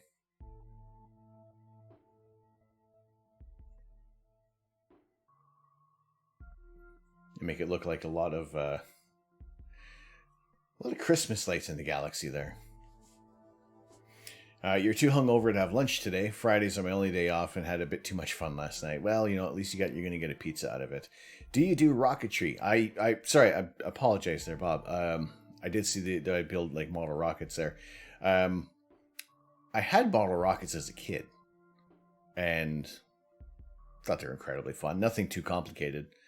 Like Just if something went missing, then it was like, we were out maybe like $20-30 for like a cheap model there. But yeah, the odd time there was a time when there was like empty fields around my old house, and we could actually kind of fire off the rockets and retrieve them reliably. And to the point where I had the rocket ended up being so badly damaged we couldn't fly it again, but I still had another motor left over, and get the great harebrained scheme that, let's see what this does when it's not attached to a rocket. And it went in every direction around my back garden, and eventually settled beside a tree and fired off its last little explosion there. Yeah, you do DIY high-powered rockets now, and it's very fun. Started out with the Estes.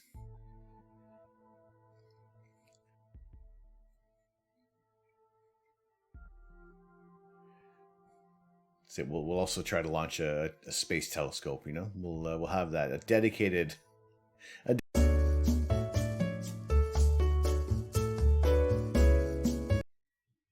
It's true, and that's it. I was more worried about not being able to get out of the way.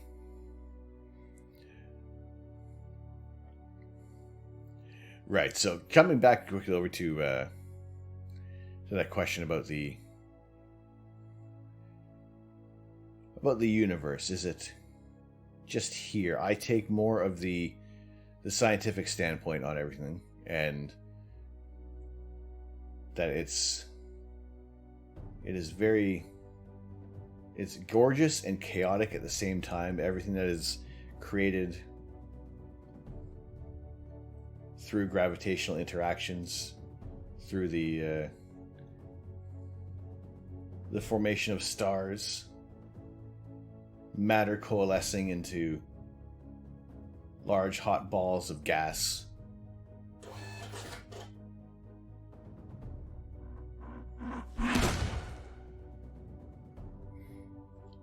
Put me on that rod of love. Only because you said so wonderfully, Devil's Hand. I don't know if we're calling this the Rod of Love yet. This is a little too much. Alright, you're gonna lurk, may or may not fall asleep. No worries. Thank you very much, Lux, for coming in. And Devil's Hand, just for you. Thank you very much for the 50 bits. On to the Rod of Love.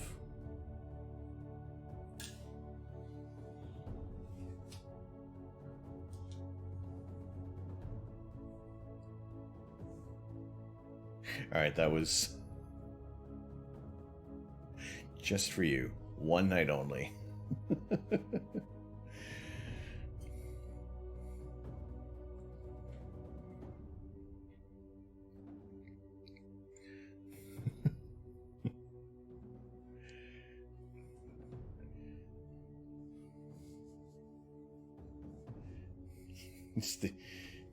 Just the gentleness.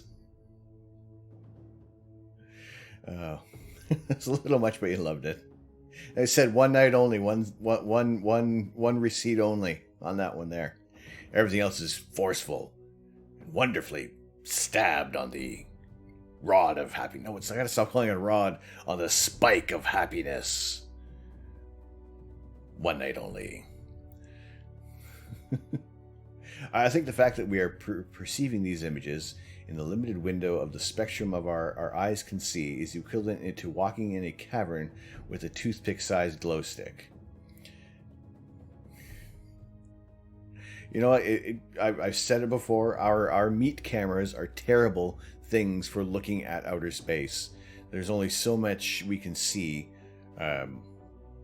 short of getting a massive telescope together. But then it is better that we can have the cameras and start off with film and now digital, and it's just opening our eyes to more wonders that are out there in our solar system, in our galaxy, away from our galaxy.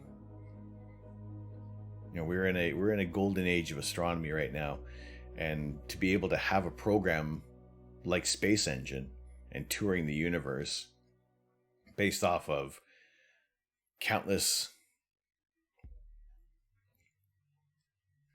amounts of data, and having this being rendered into a program that is, very reliably put together. That's what I like about space engines, that we can, I can talk about how far away an object is or what it's kind of composed of, but at least trying to take this trip out into the cosmos and look at these objects, hopefully that kind of brings things into a little bit more of a greater perspective for what's out there.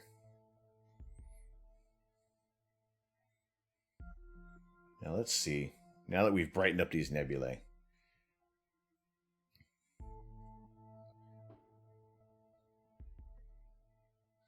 we want to see the universe through the eyes of a mantis shrimp.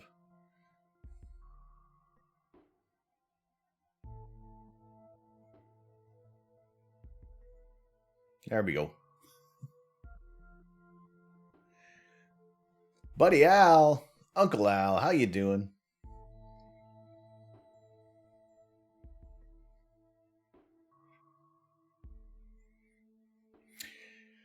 I mean, there are, the insect, they're going to see in different wavelengths. We can only see in that small sliver of the visible spectrum, and everything else, gamma rays, X-rays, radio waves and microwaves, we can't see those with our eyes. That's why we rely on these instruments and these telescopes that are put out there to see in these bands, because there isn't one single scope that can see in every band of the electromagnetic spectrum. So that's why you need these teams of scientists and technology that's been put together to be able to see all these objects. And I'm liking this this increased color on the nebulae at the moment. It just kind of adds a little bit of festivity to the universe. So this is Space Engine. It's kind of designed to be able to do that tour of the universe, and we're trying to find the Red Square Nebula. With no luck so far. Who are you? Is this that one that we were looking at before? That's a different one. Wish they'd add an adjustable mapping feature that would map chosen wavelengths to the visible spectrum. That would be cool. That would be good. I mean, I'm still just kind of getting into this one right now, so... What do we got here? Who are you? You're a diffuse nebula.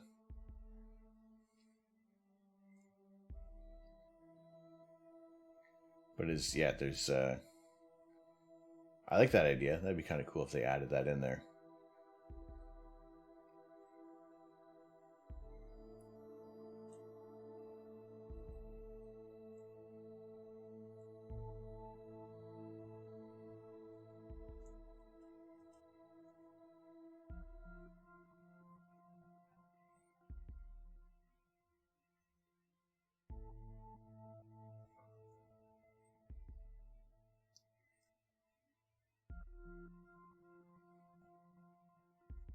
Yeah, very, very cool structures they got assembled in here. Yeah, it'd be cool if we could find that. What would a picture of a pulsar look like? Let's go over to, we'll jump into Photoshop in a moment, because it's cool kind of looking at everything in here. But we're going to head over to M1, the Crab Nebula, which we have imaged here before, so we have that kind of cool to have a connection with it. We're currently 23,000 light years away, so let's pick up the pace.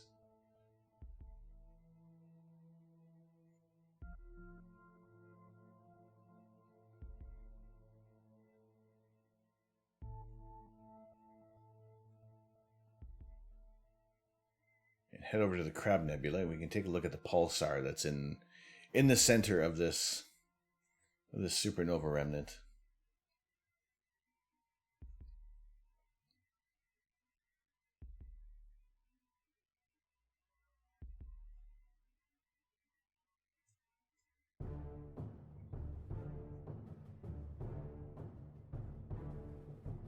Where's our perspective from that?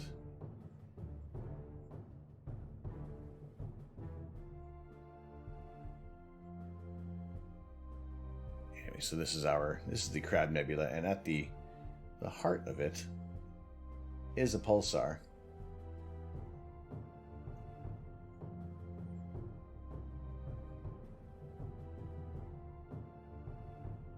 You gotta be careful not to travel too fast, otherwise we overshoot this thing.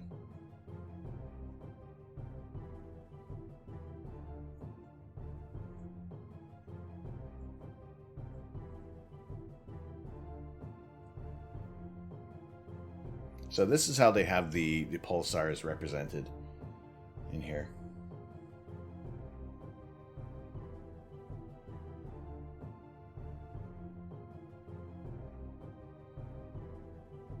If we slow our approach enough on there, we can see you can see the way how they got it spinning.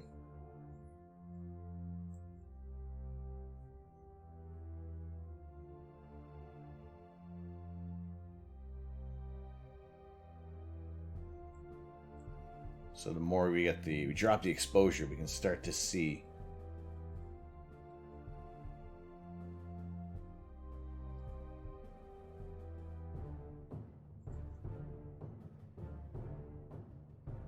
that star spinning at the center.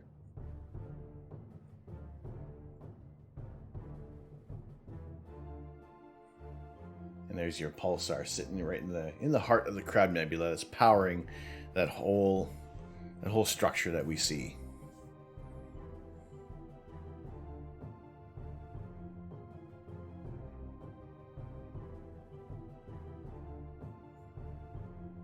You know, and we have imaged the Crab Nebula as well. See if we can find that picture so we can kind of compare what we've looked at in the past versus what we're looking at right now.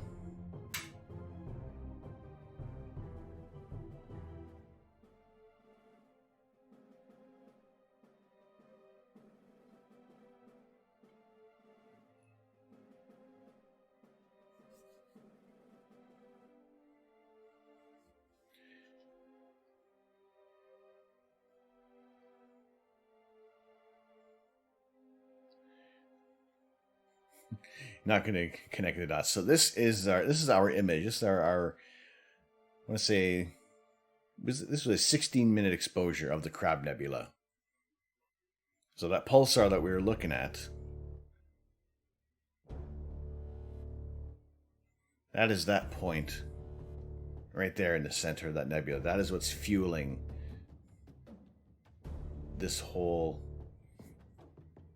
nebula. Let me see if I can find that. Someone had a time lapse of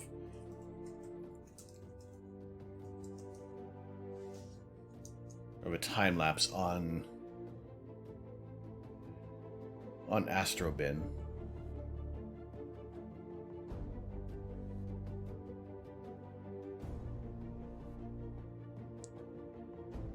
There we go. This is okay. Here are images collected over, was it about 10 years?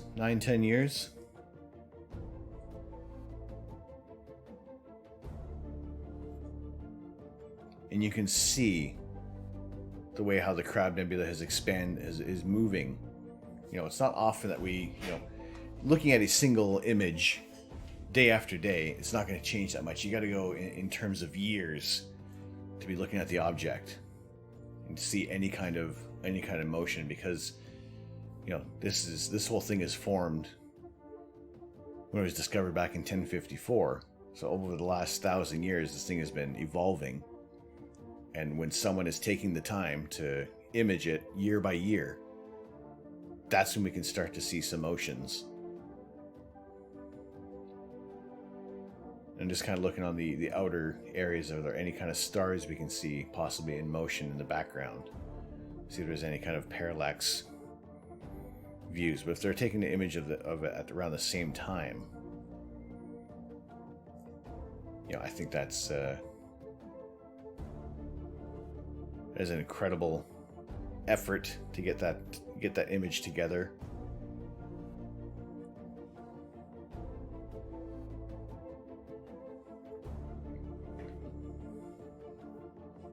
and to see the motion of that pulsar in the center, just how much the Crab Nebula has expanded in the past 9 years there. Juan Brazil, good evening to you. How are you doing? Good to see you here tonight.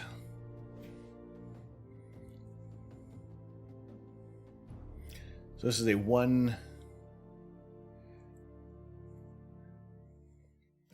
decade long exposure, or it wasn't a decade long exposure. Exposure set up over a decade by Detlef Hartmann. You all right? Cool. Excellent. Good to hear. Doing well tonight. We don't have the reliably clear skies as we were hoping for, but we'll make the most of the evening.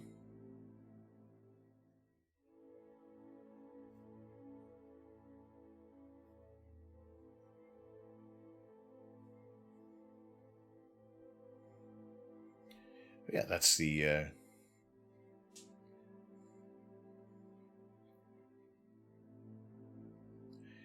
how many supernovae visible to the naked eye are we actually aware of? Like the ones that are within our own galaxy, you mean? I mean, generally it's kind of assumed that about every 100 years you'd see a supernova within a galaxy. And it's been quite a while since we've bear witness to any kind of star-going supernova within our galaxy. There are a few candidates, and really for the most part, a lot of them that have been measured are probably within maybe hundreds of thousands to millions of years, potentially based on their composition.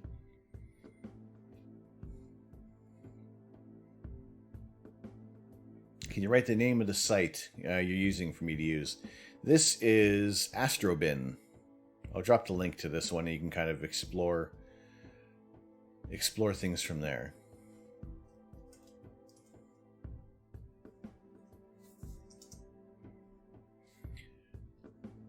But yeah, if you click on the A up there, that's going to take you back to the home page.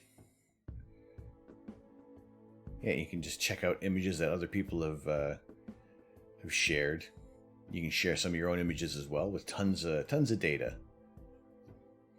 I have to go back in. I got to get back in there and repost some images and update my information because it's a little outdated for me. So I need to update all that so I can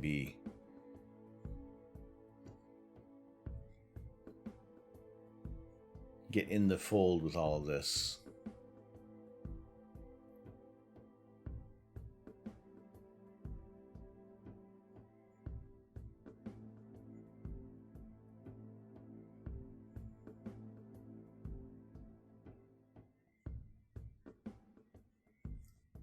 All right. So what we were going to do was look at the data that we had from the Ring Nebula. Last night we were imaging that. Sorry, not last night. The night prior, we were looking at the Ring Nebula, and looking back at what we have saved in here. I don't think I actually saved that image of the Ring Nebula, and that's a big oops. That is a massive oops. Unless it was within, we did long, I don't know. No, I think I didn't. I did not take a screenshot of the Ring Nebula. I don't see it in here.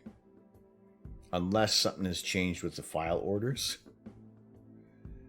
But yeah, I don't see the Ring Nebula. So we're gonna have to. You see moon trails on Discord. Yeah, it was really neat. This is why we can't have nice things. I know. I need to get that screenshot thing, the screenshot command sorted out, so we can also, if I don't remember it, it'll be a channel reward point, and you guys can have that, and that'll just automatically upload to Discord.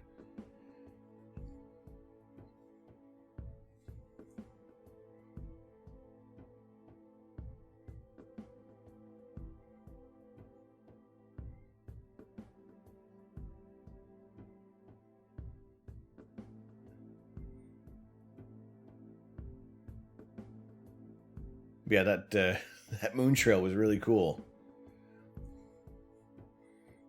That was very interesting there, Lars. Have you shared that in other areas on the interwebs?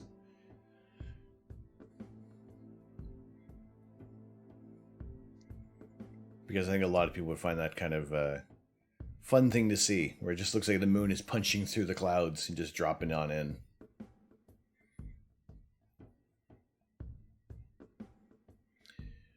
All right, why is this camera being... I wonder if I need to change the address. You got it on your Instagram. Right, yeah, it definitely needs to be shared out other places, because that's just really cool to see. It's to my mind, I have not seen anybody do a moon trail, and especially like that as well, to kind of get that effect going with the moon dropping through the clouds there.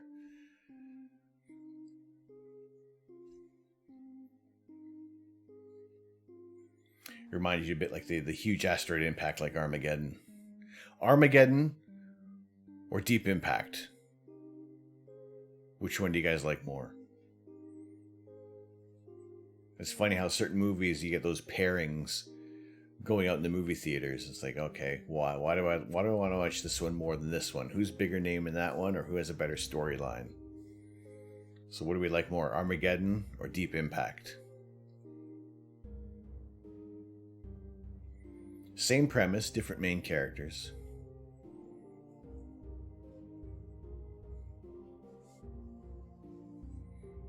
Which one has a little more...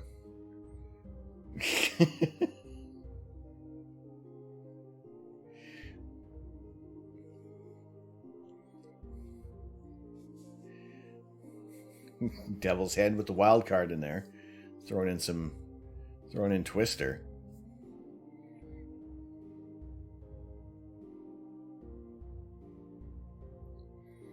It's been a while since you've seen Deep Impact, so you think Deep Impact, though. Fair enough. I recently watched Deep Impact. Probably in the last few weeks, it's come back on Netflix. And for some reason, I managed to do like a mini disaster movie marathon. And I had Deep Impact the day after tomorrow in 2012. And it was just like really inadvertent, where you get this triple feature of disaster movies and weird themes that always kind of crop up there. Have you seen Apollo 13 and a third? Is that like... No, I haven't. What is the premise on that one there? Or am I just missing the boat on that one there?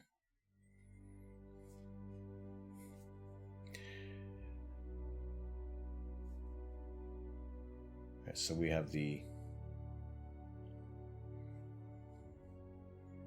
crab pulsar firing off there. But we looked at the Ring Nebula earlier on, like the first thing that we looked at. But that's also what I like about space engines, is this tangent that you can kind of go on. And let's look at this object here. Let's check out that object over there. Devil's happy now because the pizza has arrived. What's on the pizza now? We know you have pizza. What were your toppings? What did you get? Usually when I get a pizza, hilariously Disaster, the movie. Oh, good gravy. No, I have not seen that.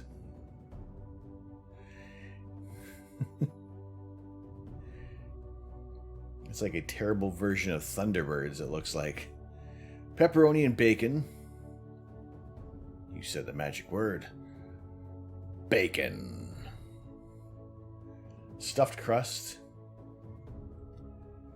It was released around your areas, Apollo 13 and a third. I was wondering if it was going to be a satire movie.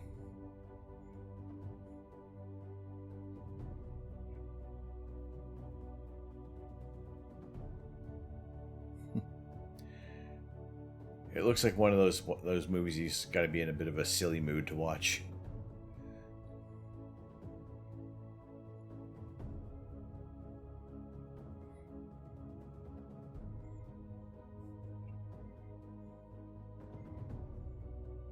All right, so let's take our data from M51, or sorry, M57, the Ring Nebula.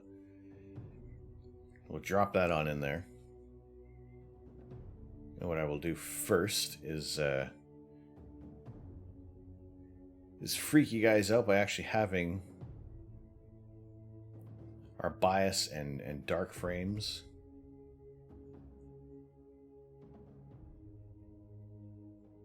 And I might have overdone it on things, I don't know.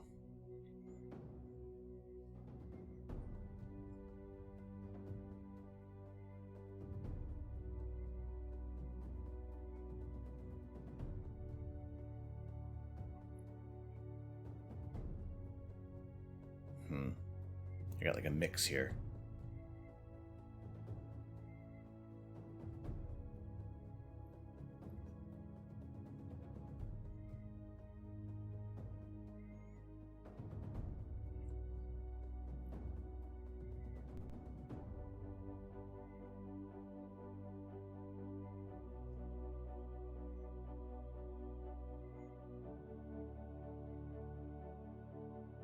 Sorry, we'll drop those in. We're gonna see. We'll see what we get here.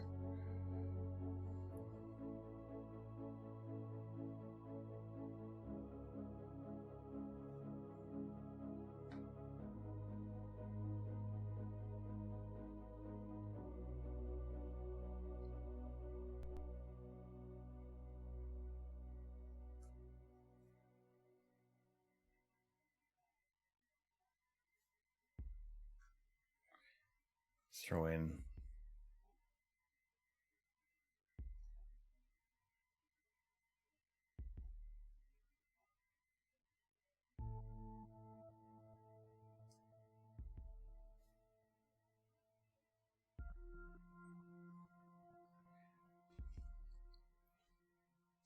a satire about every disaster movie you know, with special guest Dr. Stephen Mocking. Oh, that Dr. Mocking. All the wonderful contributions he made.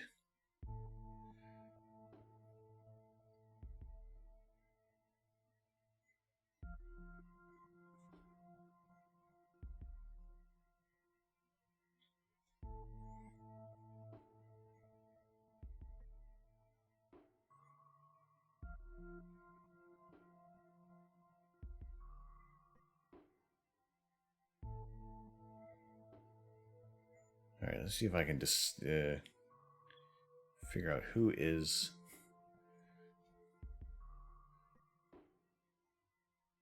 Which one is the real Ring Nebula that we want in here?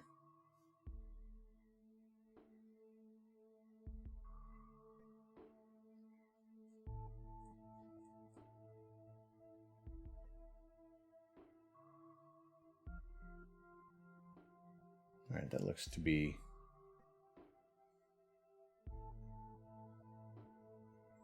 That looks to be the focal length that we want. I think these were... How long were these? These were 10-minute exposures. So I was pushing it.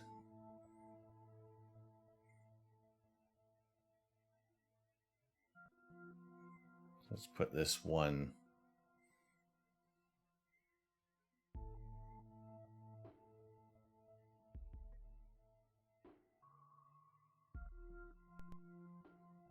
Alright, so that is... That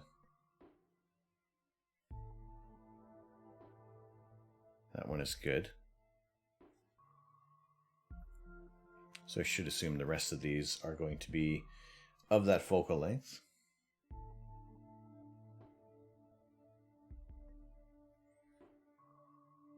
Alright, very good, very good. Now I'm going to assume these ones...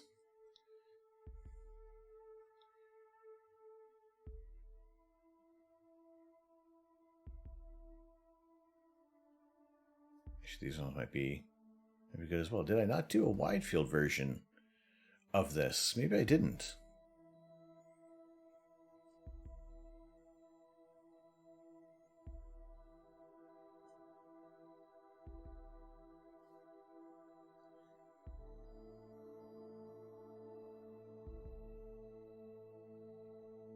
Yeah, all right. Okay, so we have quite a few light frames in here.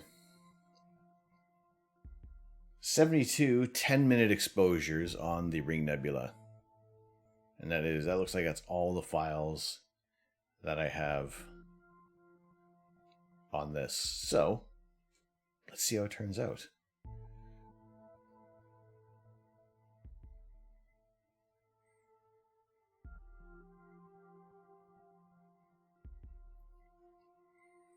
And for the sake of, actually, it's fine. It should go right back into that folder.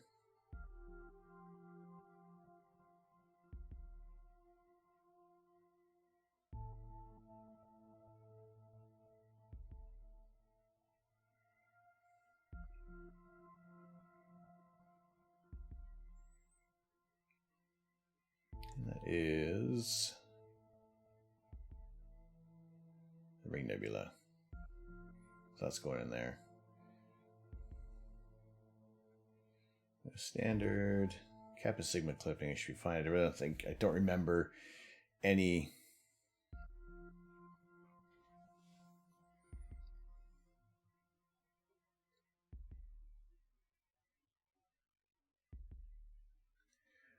satellites kind of really photobombing me on this one there. So let's say that one there.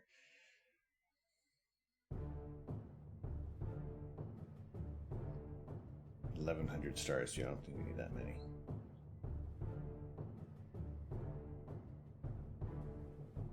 Yeah, 161 stars. We'll leave it at 10%. That should be fine for everybody to be happy and collected. So let's say okay on that. We will be stacking 12 hours worth of data on here.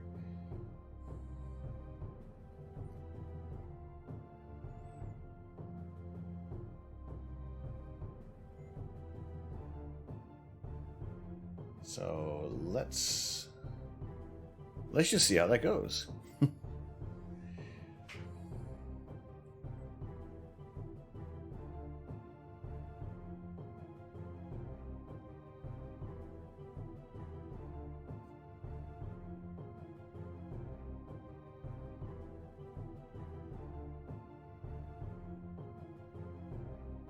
I am also going to close Space Engine while this is going on.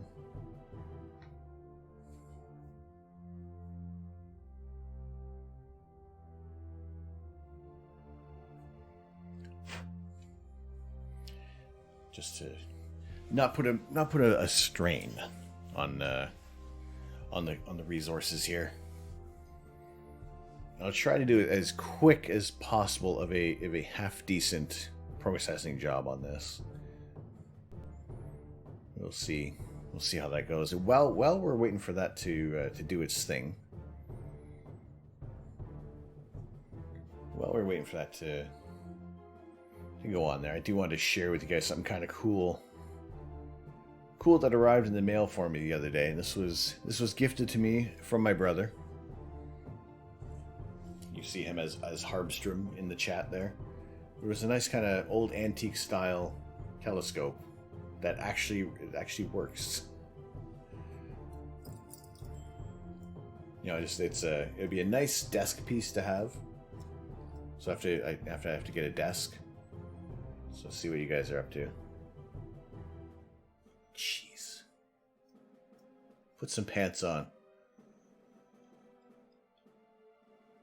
Devil's hand, you got some sauce on your cheek there. You want to wipe that off.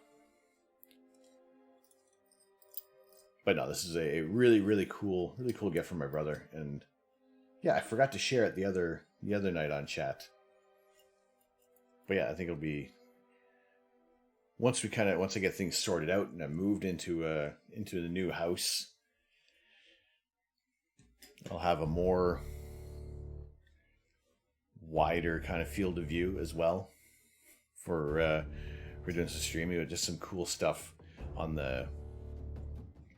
some shelving behind me there, rather than my brick wall and my kitchen door and our sub printer hiding out behind me there. So we'll change some stuff up there. We'll wait for this image to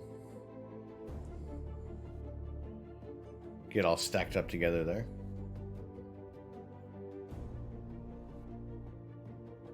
And my mouse is behaving weird. I don't know if it's just because is there a lot going on with the system.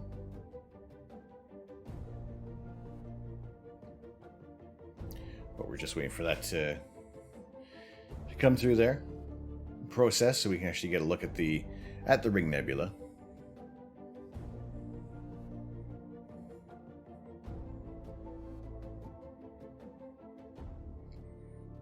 But it's good to have you guys in here tonight on a Saturday evening, chilling out with some space. And it was, like I said before, I was very reticent on taking the cover off the scope because pretty much at this point now, the weather can pretty much might be doing whatever it wants to do. And I would not want to be risking having the scope out there and it just suddenly start raining, because pretty much like that, we don't want that going on. In like the next half an hour or so, we're pretty much at a 100% chance of rain.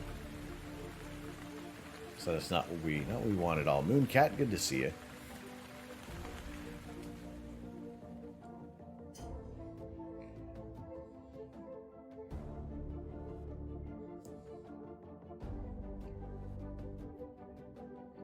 All right, we are adding our flat frames, our bias, our darks. You know, we've added a lot onto this. We'll see how it turns out. Like, I don't know how well the dark library is going to be. This was with the DSLR. The darks were kind of taken at as close to the original shooting temperature as possible.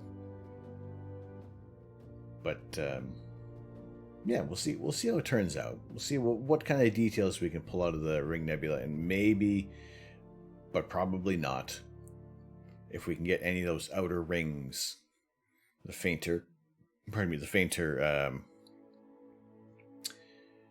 hydrogen alpha looking areas around the outer rings of the Ring Nebula.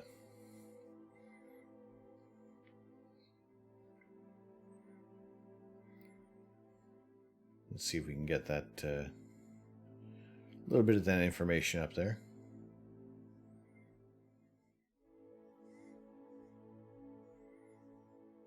So we kind of get an idea of what we're looking at the Ring Nebula, which is about 1,400 light years away. And it is a showpiece in the Northern Hemisphere sky, often regarded as the prototype of all planetary nebulae. These objects are the remains of sun-like stars which have blown away their outer envelopes, leaving planet-sized white dwarfs at their centers. So this is all being formed as the outer layers of hydrogen are just shedding off, because the gravity isn't great enough to hold everything in place. So usually everything wants to compress, but then the pressures from inside are blowing everything out. And once that fuel starts to run out there and it's not able to kind of maintain the gravity, you get those outer layers of the star that are going to shed, and they create a nice, soft, almost graceful look to things. Whereas when we have the supernovas, like the Crab Nebula, everything is just blown to smithereens, and it's just a violent end to the star. Whereas a planetary nebula is a little more of a calm, I say calm, it's still a high energy event, but it's just a little more softer looking, a little more pleasing.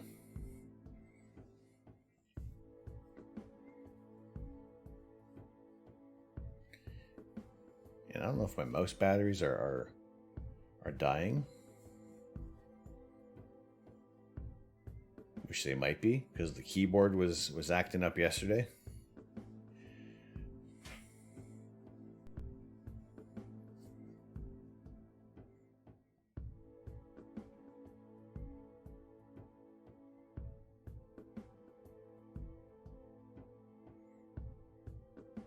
But I'll wait for that. That image is just stacking now, so it shouldn't be too much longer. About a minute remaining for that stack. We'll get that that final photo together and see what we can see with the Ring Nebula, which we shot last April. No, sorry, it was the files they're saying from March 22nd is when I had these files saved. So now almost to the day that we took these images, we're seeing them start to come through there.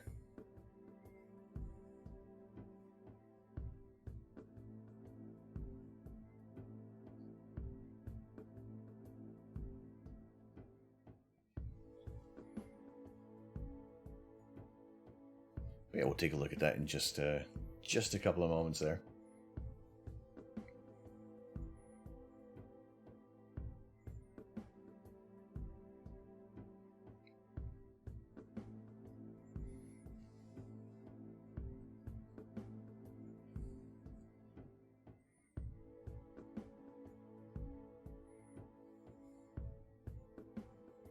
All right, so that final image is complete. Looks like there's going to be a little bit of work to kind of get that data back together there, because that curve, that worries me a bit, that the color balance isn't quite there. So we're gonna have to work to get those details out of there and make sure that everything's going to be nice and balanced.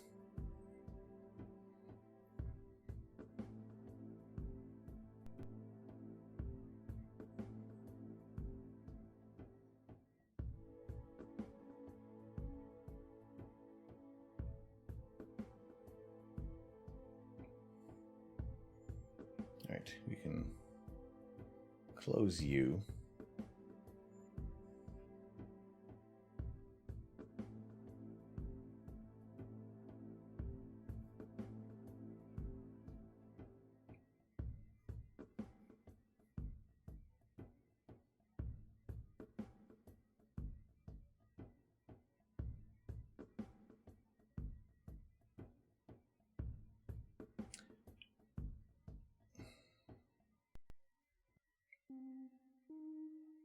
Where did our file go?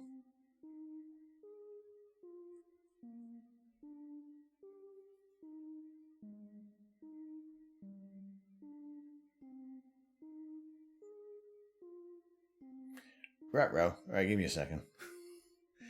Clearly, I need to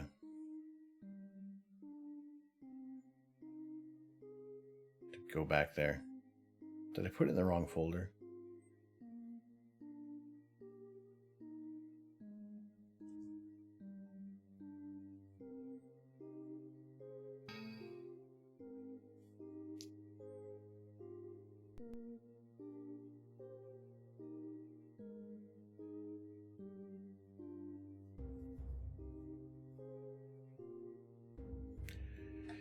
Alright, the mouse is having a heck of a time right now.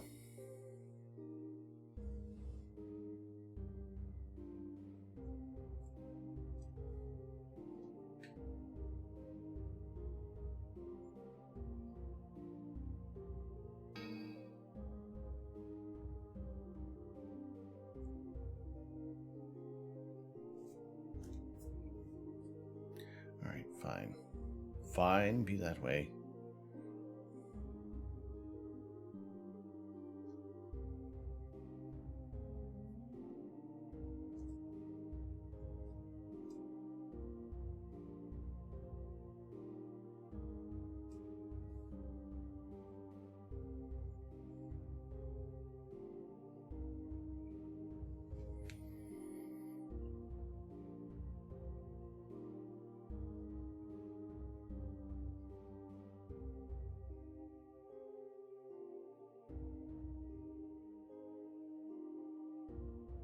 Is that where they went? ASI air images. Well, that is a bit of a pain. Where I put the files in the wrong spot. Things happen.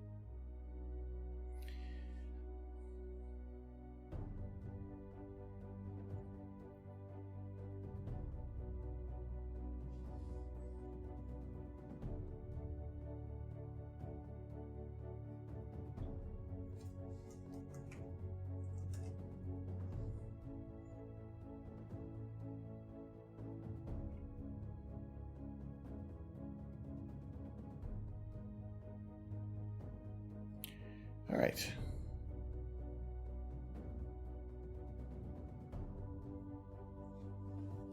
See if I can find this file. I may have to get a cord, charging cord for the mouse.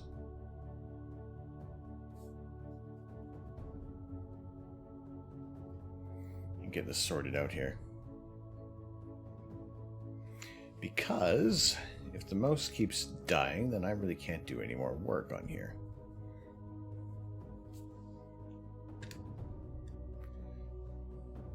That's all I see. The bonus is when you have a wireless mouse, it's great. You don't have to deal with any cords, but then the problem is that there isn't any low battery indicator on here.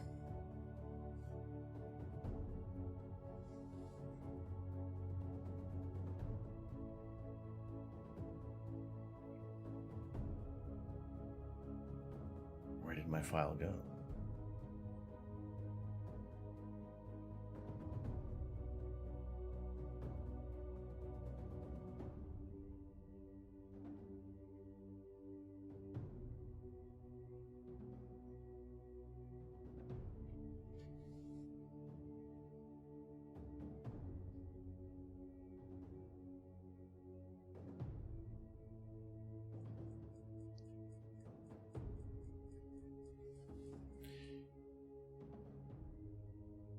There we go. Found it. Why is it in this folder? That's not where I wanted it to be. All right, we got that file.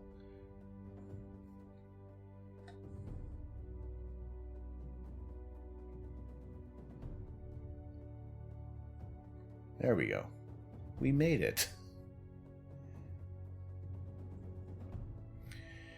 So there is our 12 hours worth of data stacked on the Ring Nebula.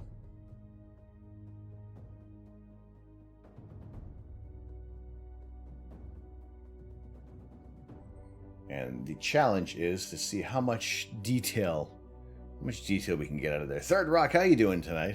How's it going? I don't know if we're going to be able to get those outer rings that we saw within Space Engine, because I wasn't using an astro-modified camera. I was still using the... No, actually, if I'm using this... If I was using the... This was the CLS clip filter that I was using. So I was pretty much shooting this in broadband. So yeah, getting that that ring out of there. Yeah, not a lot of the HA. We'll see what we can do with this image there.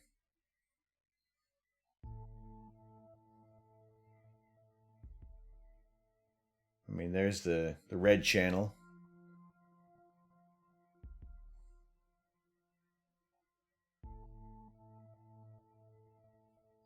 Which is incredibly dark enough to really work to bring that one up in a bit. So yeah, not a lot of red data kind of getting through on the Canon. So that was kind of like the last attempt on a long exposure with the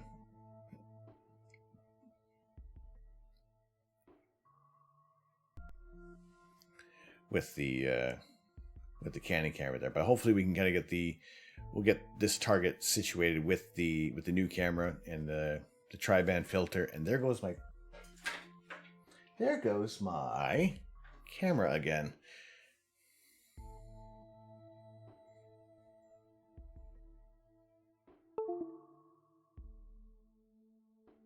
And who else disconnected there?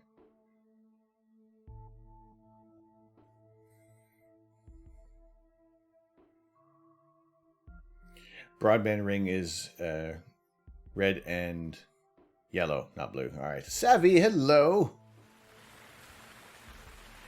How are you doing tonight, Savvy?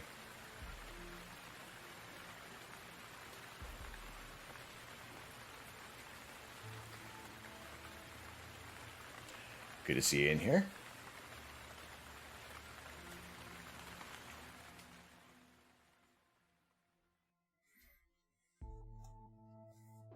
All right, let's see what we can do. Is that red is like right on the edge there.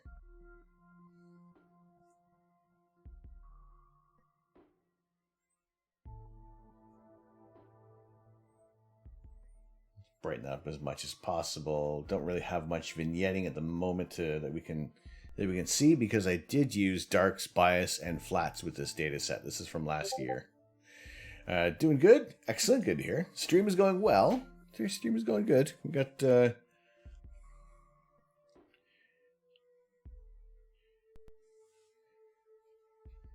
got some minor hiccups with trying to find the file for this, and the camera.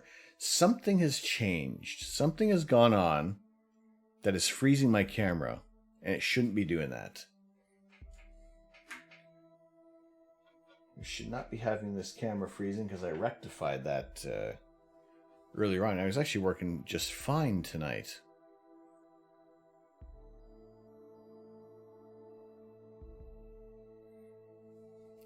See if we can keep things going. Possibly a Windows update. I'm going to have to run that tonight. Did you hear about the super Earths that have recently been found? I have not heard any of the latest and greatest news.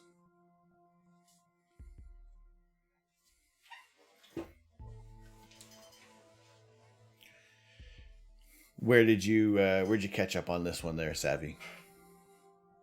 So I have to do a little bit of checking up on things. Try it switched off and back on again. The camera, it was stable for the most part. Was it freezing? It started freezing last time I was using Photoshop before. I don't know. We'll try to run through this and get some kind of an image together as quickly as we can. And because my eye isn't on the camera at the moment, there, it was trending in the news last week. Last week was like really, really busy with work, and it was just one of those weeks where, and even I was I had a few days off, and it wasn't as days offy as I would have liked. It's been very, very, very busy.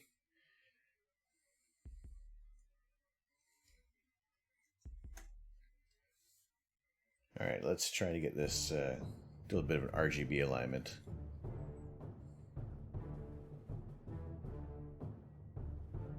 It's not too bad. Remember that section there. Or do I stick with it? We're just going to stick with that. Stars look kind of orange. Work is normal for you? Yeah, I tried taking some days off, and it didn't work out as well as I was hoping. All right, no worries. We'll be here doing the processing on this.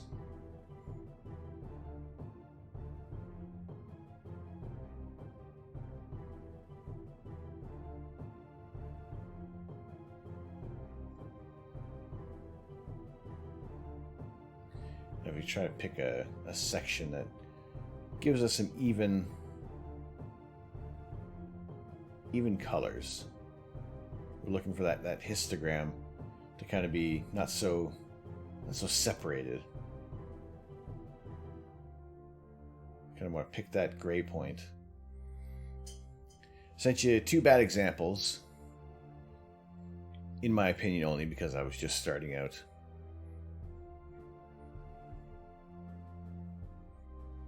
What do we got there?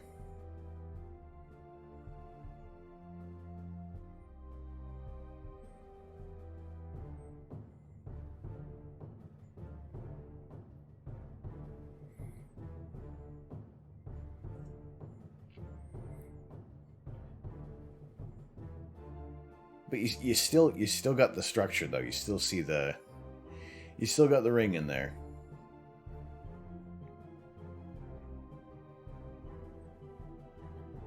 I had a similar kind of experience with the Ring Nebula, and this was with the old scope. And I was excited to get it because of that tiny little ring there. So that was my kind of awesome experience with the Ring Nebula, which doesn't even look green. It was just like it was 3 minutes. It was a 3-minute exposure that I got on there. Astronomers discover a nearby super-Earth. Unguided, no darks, no flats, with a non-cooled camera. This was your ZWO 178MC planetary camera.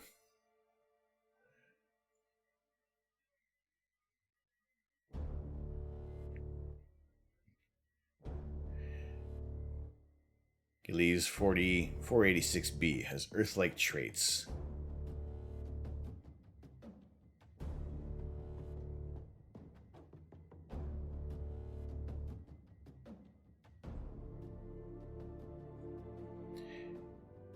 Interesting stuff there. I mean, with the Gaia scope being able to pick out so many candidates for exoplanets as well, or even not Gaia, TESS.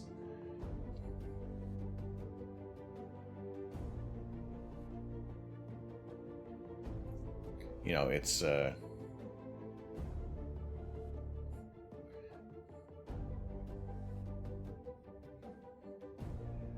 really good to see what they got coming out there, and just for what can be focused on. So it's almost just of a, oh, this might be a good candidate, let's check it out, and it may not be the best place to look. Found 15 to 30 seconds was perfect for the ring and dumbbell. Interesting that the dumbbell was it came out as hostility. That was kind of weird.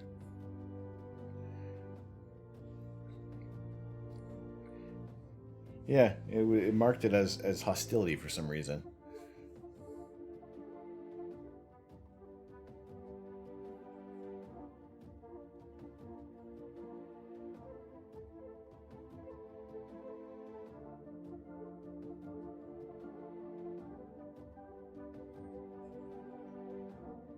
Alright, I think that's about as of a balanced neutral point that we're going to find.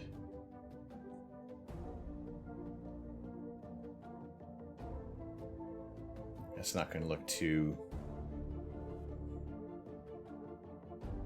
It's not going to look too bad. We'll stick with that.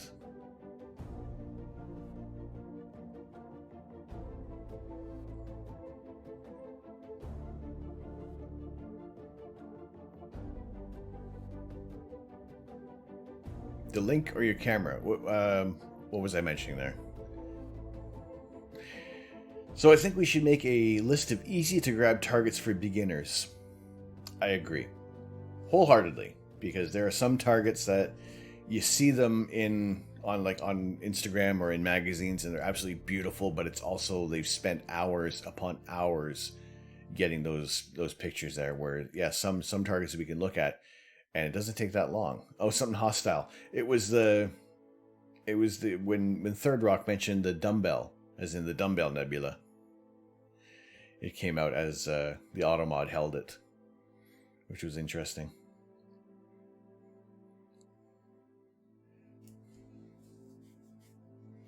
So yeah, if we can kind of pick out those targets that are rewarding, because that way it's because you see something like try offhand the Spaghetti Nebula, something like that. It's very faint, so you're not going to see it through the scope. You're not going to really see it with short exposures. But the Ring Nebula, you can get that in some quick exposures. What else? The Orion Nebula, obviously, is a great target.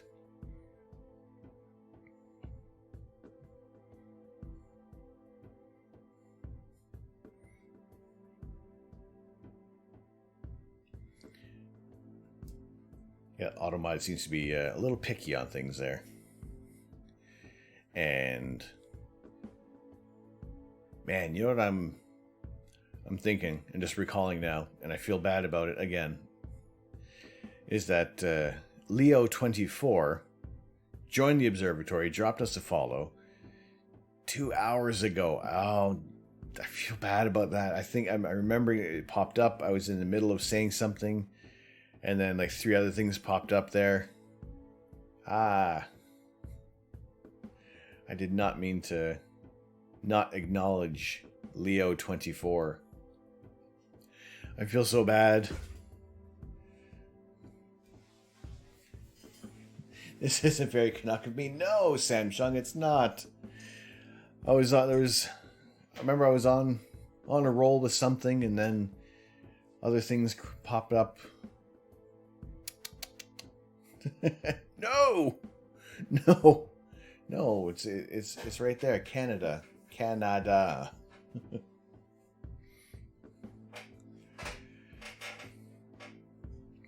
Just received the final files for my avatar. Probably a reveal party on Friday. Oh, wicked. That's cool.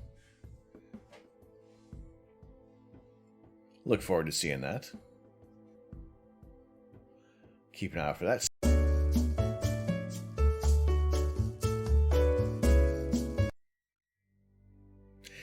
Thank you, Seb.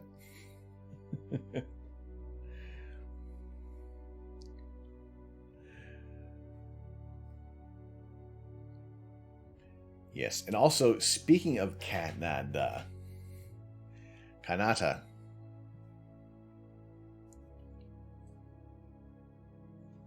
Remember watching those heritage moments? I also like the one of Superman as well.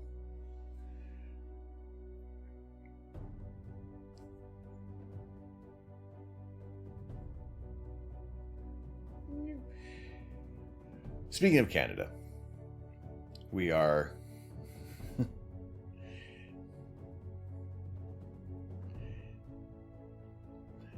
Next Redemption, yes. And the Blue Nose, yep, remember that as well. And Dr. Iceberg Toast. But yes, speaking of Canada, we are edging closer towards the moving date. We have a very, very TLDR. We had to put the house back up on the market. And we had a new offer come in today, and hopefully everything will work out with that. So that is the update on things. And yeah, hopefully we can get things rolling. I can get back with Mrs. Canuck, back with the family as well. And yeah, it'll be kind of that next step, next step forward in the new adventures. Moving date, not yet. But as soon as I have one, there's a lot of work that has to be done. And I gotta make sure that this is like the last to be packed up. Because I wouldn't be I want to keep this going as long as possible. So yes, I will be moving back to Canada eventually. It was originally announced that we had made a sale of the house back in December, and that wildly fell through. Finances didn't line up with them, and that's unfortunate. However, we'll see how things go with this one. So no moving date yet. I know, Seb, I don't want to leave you guys, but I know. It's been 10 years here in the UK, and that is 8 years longer than I thought I'd be staying here. That's for sure. You seen Chuck's video on the Tulip Nebula? Not yet. I saw that he had it posted, talking about the black hole there, Cygnus X1, but I haven't seen the video yet. I'm still even behind on the Astro Backyards videos as well. But yeah, no, will there be? We'll be hosting a new house reveal stream. Maybe not so much the new house at the moment, but there will be a bit of a temporary new room until the actual new house is moved into. This is a long process. Everything's going to be a very long process. Back to our home and native land. It's not so much that I've had enough here, but it's also largely in part with the pandemic and wanting to be back closer with family, because it's been 10 years with missing people growing up as well. So kind of want to be back there as well. Miss the friends that we've made here in the UK, but at the same time, it's time for a new chapter, and happy to have you guys here. We'll bring you along for the ride as well. And like I said, I'll try to keep the streaming break down to a minimum, but I'll let you guys know along the way where we're at, so there isn't going to be any surprises there. Well, the world's small enough. Look forward to exploring the skies with wherever you are. Thank you, Seb. Twitch has made the world a lot smaller and a lot more accessible. And very, very happy, very fortunate to have met so many cool people here on Twitch that we wouldn't be able to have met otherwise, or had the opportunity to. It's finding these little crevices within Twitch where there's some really awesome people hanging out. Respectable streams, respectable hours for you there. We'll see. I'll be kind of almost running alongside the same schedule as Econ Greg, be on the East Coast there. So I'll have Astro Canuck without the UK. Astro Cank. No.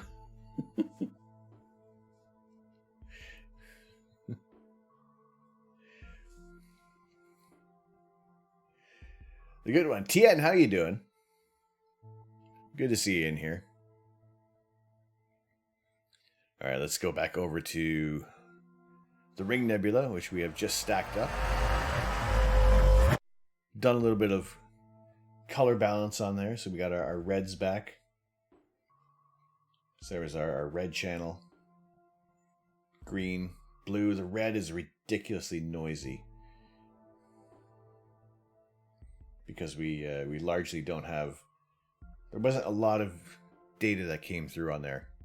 And I've noticed that the reds on the DSLR didn't always turn out that great.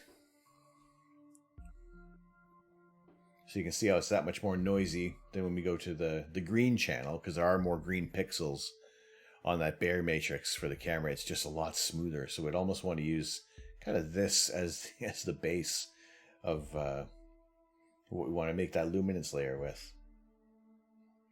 We got the red.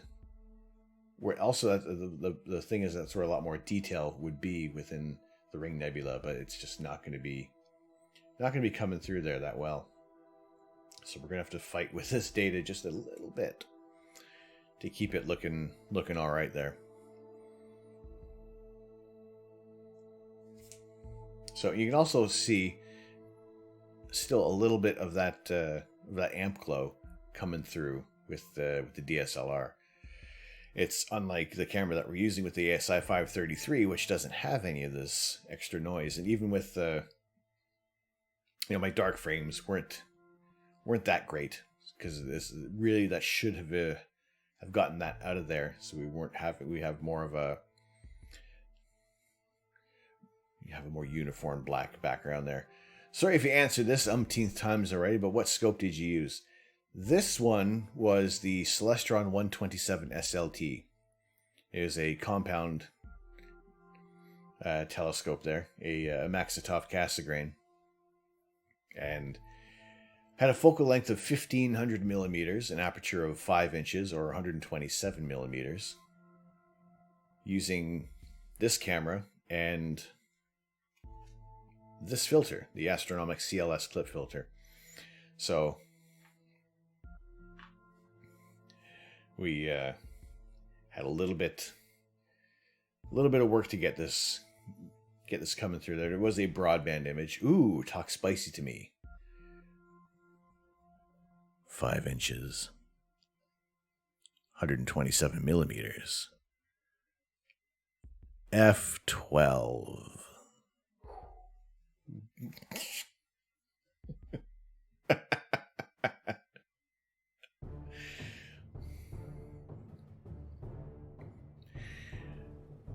.5 meters in focal length. All right, that's enough of that. That's enough of that. These are 10-minute exposures, so we're at about just around 12 hours. 12 hours worth of data in here. And yeah, it's not too bad. I think we're going to have to... I mean, already with this, we're seeing... We got the structure of the Ring Nebula. You can kind of start to see that white dwarf at the center, at least where the kind of that brighter area, maybe that we're seeing popping through there. But yeah, that red channel needs some work, but we're still getting the colors in there. What I want to, again, with having a monochrome camera, we can pull out more of that blue and green, but it's kind of, the green is almost, that is almost overwhelming with things. You can see again with that noise, that amp glow really shows up in the red channel. On the GSO, the reducer flattener goes into the focuser like a refractor. Yes. Yeah, everything fit in there exceedingly well. Like on I think it's a compression ring on the inside there. I can't recall. It's been that long since I've taken out the imaging train there.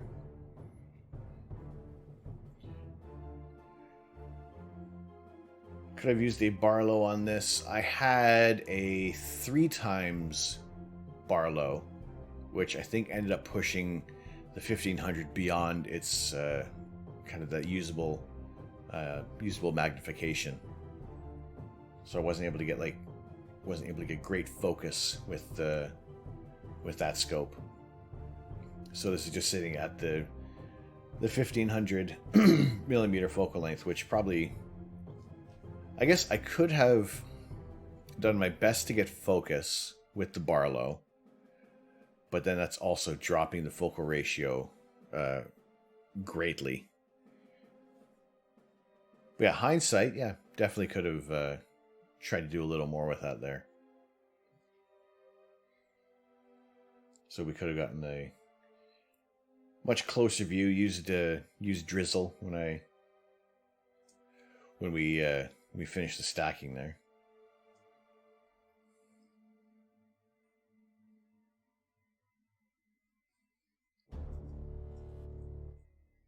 Yeah, actually, let's see what happens when we do our... Because I'm probably going to crop in fairly close.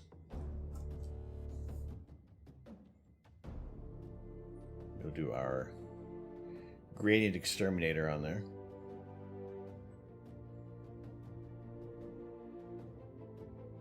And at least that kind of starts to get rid of that a little bit.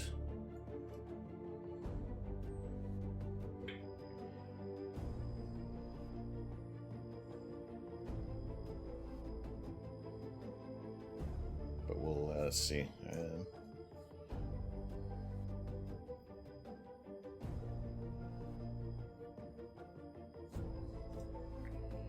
Bring that in. We'll do the arc sign. Start to make that look a little better there.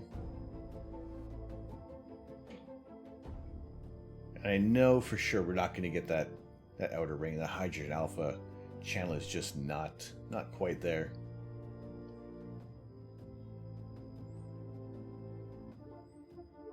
Let's see. Let's try to be gentle with this at the moment, because that, like, how noisy that red channel is compared to the green and blue.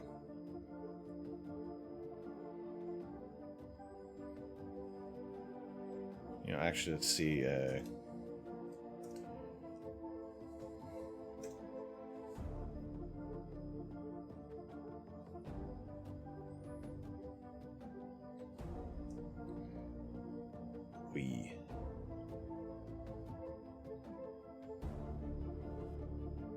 Let's see about running this through. I mean,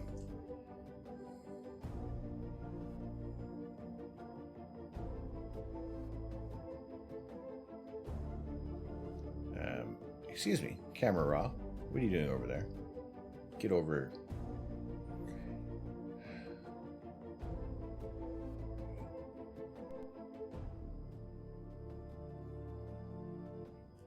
Get over there.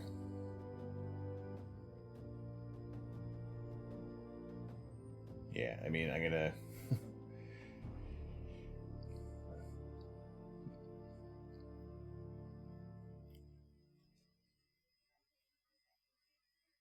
Maybe we lose so much detail if we try to overdo this. But it's so noisy on that red channel.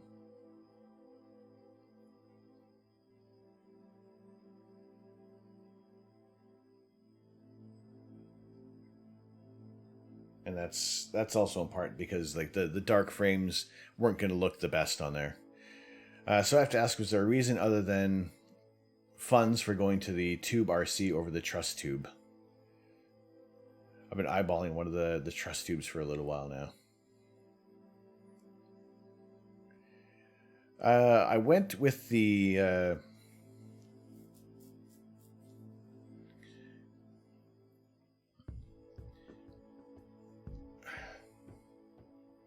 I knew that there was going to be the issue with trying to collimate the scope, but it was more of a price point for a telescope that was better suited for astrophotography than what I had before with the Mac, because it was slow, and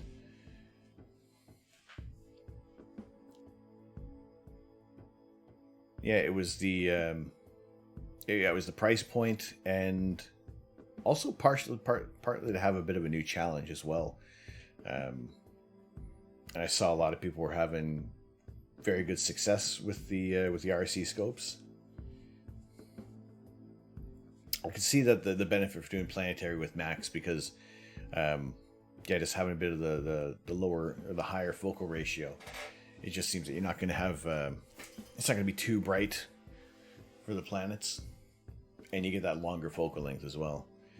But yeah, as far as just getting the RC scope, I just wanted something that was at a decent price point. I didn't want the hassle of a Newtonian for... I know I always read that a lot of people were having issues with, not issues, but just more frequent collimations with it. But in the end, the collimating a Newtonian versus collimating the Ritchie-Chrétien seems a little easier, a little less daunting, and almost a little cheaper in terms of the equipment needed. So yeah, maybe kind of blew it a little bit on that end there.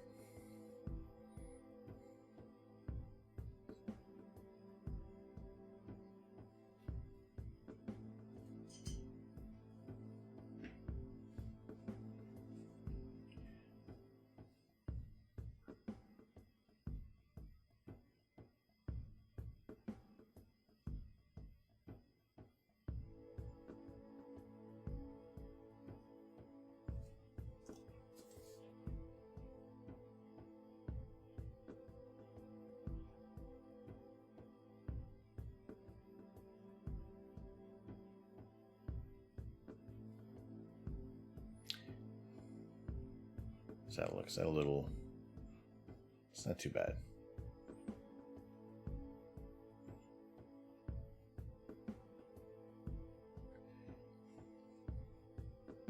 Don't buy a Newt unless you own a 3D printer and want to tinker and make the scope better. They all have flaws from the factory.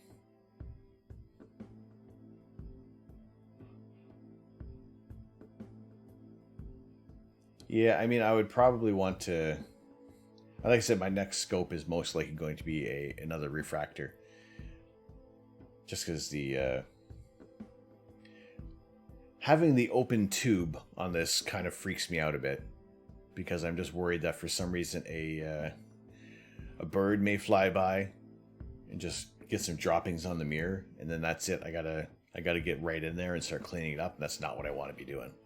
I don't want to be having to dig that out. Even when there's a bit of snow, I have a couple of donuts that are in there now that I gotta deal with. So we have to, if I'm going to do a much longer imaging session, gonna have to do some flats on there.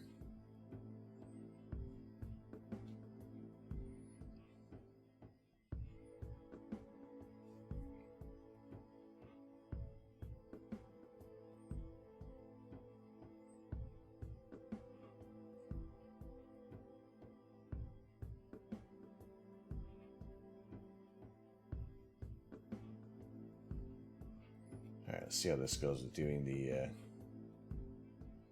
enhanced DSO and reduce stars. Let's see what that's done on the image there.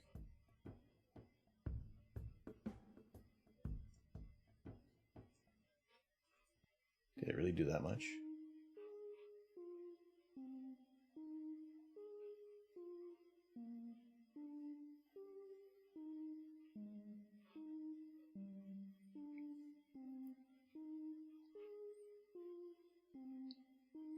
It didn't do that much on there. Let's see.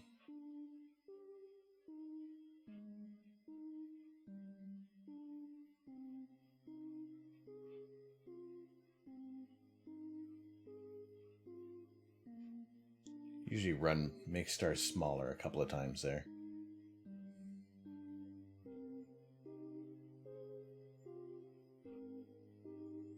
Let's see if we can maybe clean up the red a little bit there. That's done a little bit of a better job for the space noise reduction.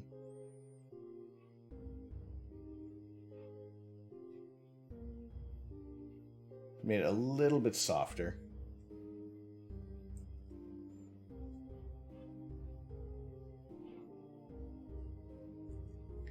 But that Ring Nebula still needs to come down in contrast a bit. I'll probably need to almost separate it out from things. Oh, hey now! Oh, hey Putzi. How you doing, sir? How you doing today? It's Saturday. Market time. Am I right?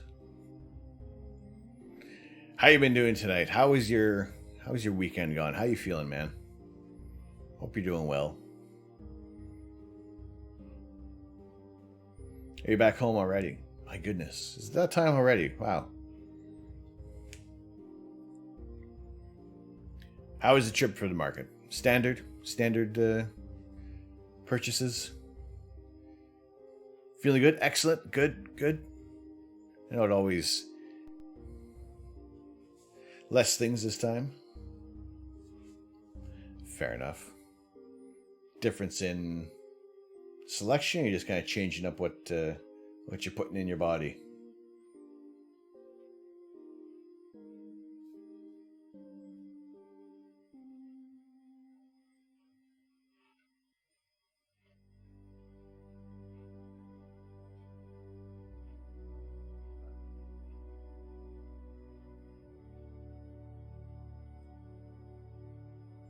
All right, this is just... The Ring Nebula itself just seems way too bright. These are 10-minute exposures. I probably didn't even need to go that long on there. I was kind of just trying to get as much data as possible on things. But I think, yeah, probably going with that, with 10 minutes on there was just way too much.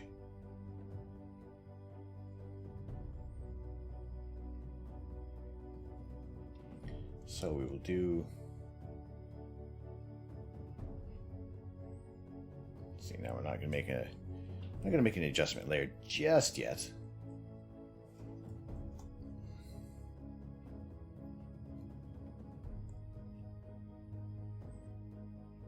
Fix that. That's not too bad. Looks a little blue on the other screen there. Just trying different things. What was, did you buy anything new this time? Now is it? Did you get something new? We started off with kind of a little bit of updates on things where we were talking about just the general state of the weather, as always, and kind of moving on to just the state of life and how things are moving along with housing bits. So like I said, don't know how much I'd mentioned before, is that we have the first sale of the house did fall through, which is unfortunate. However, we had a new offer come in on the house today, and subject to contract, we are accepting that offer, and yeah, hopefully we can kind of get things moving with the move. But that'll still be quite a few weeks to go until that's all all finalized, and I'll let you guys know when the new stream schedule will begin, but that's going to be a while from now. So it's nothing too crazy. And then we toured the universe in Space Engine, took a look at some distant objects, tried to find something called the Red Square Nebula. But we were unsuccessful for the moment, but we'll try that again a little later. But now we're processing the Ring Nebula, which I shot on around this time last year, and haven't really done a good process on that yet. So we're just trying to see what we can pull out of this data. And largely I don't think that this red channel is terrible. It is so noisy compared to the green and blue. And even the green is starting to look a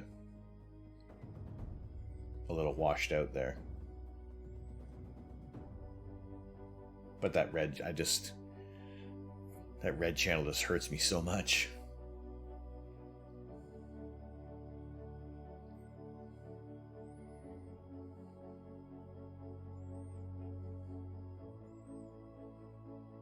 So if we go back to here, and actually let's now create a new layer. Hope everything goes well with the sail and moving out process. Me too. Hopefully this sail is less of a headache than the previous attempt, because that just went on for way too long. It was frustrating. We have one goal in mind, and it just seemed that every other opportunity from other parties just kind of slowed things down. It was just, it can be disheartening at times, Especially when you know what you want to do. We know exactly what we want to do, but it just took a while.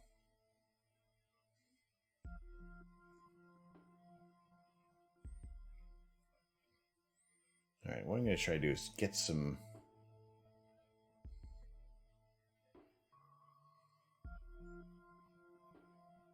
contrast back on here and blend it in with the other layer.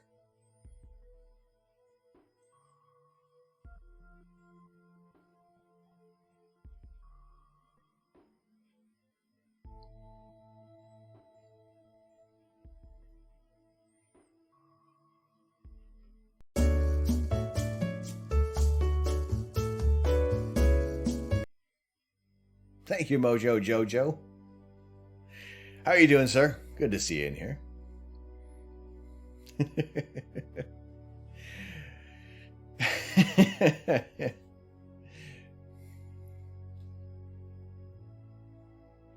Great minds think alike, right? Right? Go with that. How you been, Mojo? You were going on it. Oh, look at that. Clicking right away there.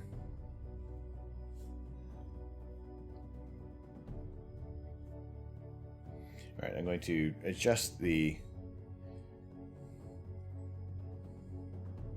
try out some blending layers that aren't going to blind you guys at the moment. Just give me a second here.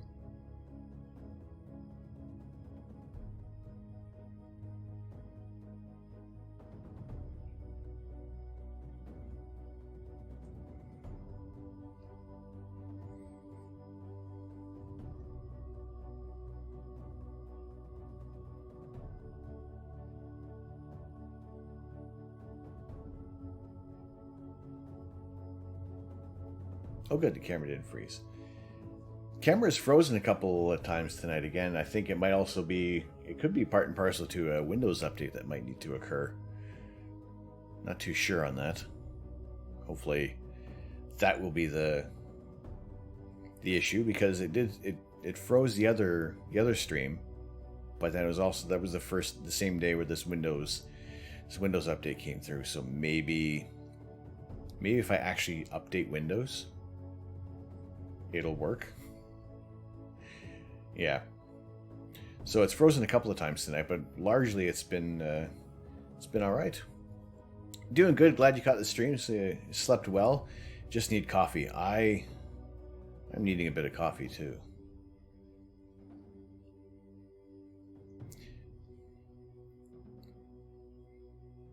Pops just finished dinner with the family. Excellent. What'd you guys have for dinner? What did you guys eat tonight? What did I eat tonight? I had, you know those Mojo Putzi, Seb, if you're still in here, those noodles I posted on Jay's Discord, and then I posted what I had for dinner tonight. Mixed those hot spicy noodles up with some beef and mushrooms and onions. Fantastic, absolutely wonderful, spicy as hell, but great, so good.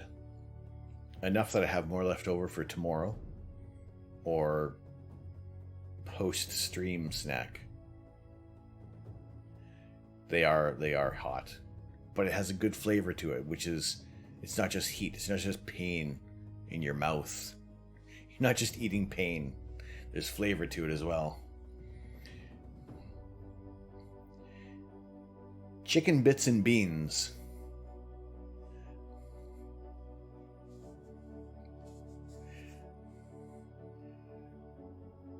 Like what bits of the chicken there? Yeah, they were spicy noodles. Where's Jay's Discord?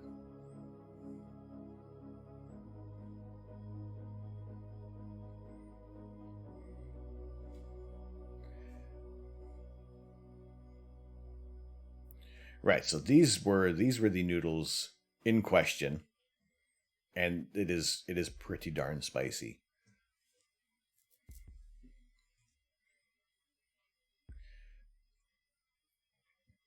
It seems like everybody's had these before, so it's like I discovered these through a friend, and he said him and his brothers tried to finish a bowl there. And there you go. There's my dinner. Let's share a bit of food. Let's take a massive sidestep. And yeah, they are hot, but it's just so good. It's just that good burn.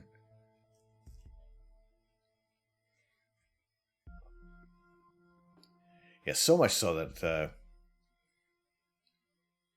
I don't know.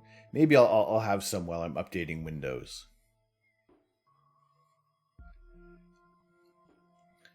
We'll give that a go. Oh, hey, by the way, there's new merch. And asparagus. Bubba's still on with the kids. Oh, cool. Excellent.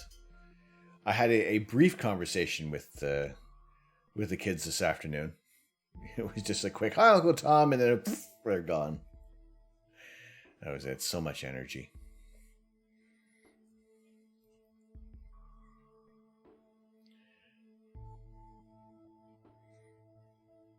But yes, delicious stuff. And it looks like the merch thing has worked out. Although I did notice that the exclamation merch has a different message, so I got to update that. Looking at that is making me hungry. Get some food in you.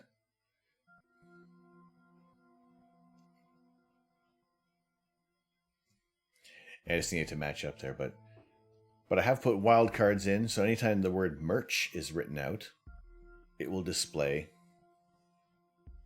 this thing. But it's on some weird rotator that I can't adjust there. But yeah, I'll fiddle with it a little later on. But I just wanted to get that in there. Make sure we got the hey, there's some cool Astro merch out there.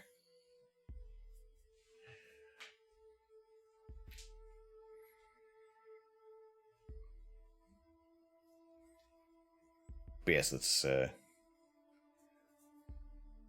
hop back over to the Ring Nebula. And I was, the other night when we were taking images, okay,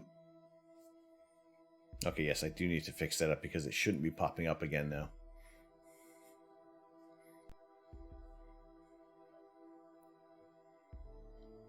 Excuse me, Merch. We've heard enough out of you right now.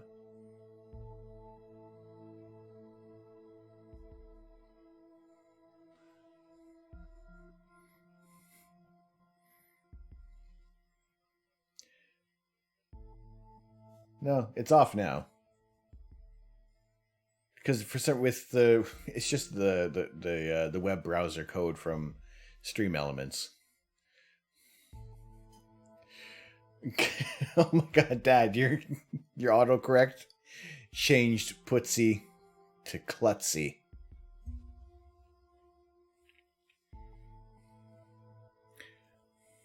I assure you, Putzi does not fall over that much to call him a klutz.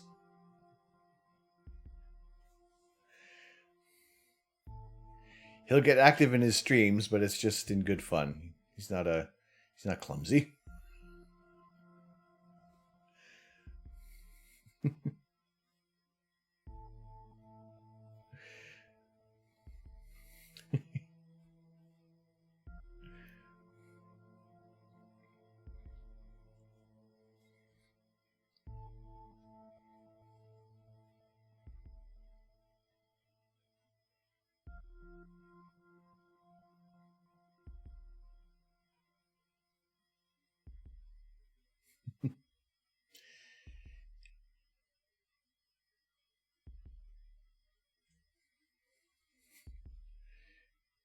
All right, you say you get a ticket to Canada. Mom would invite any friends of mine in there for dinner at any time.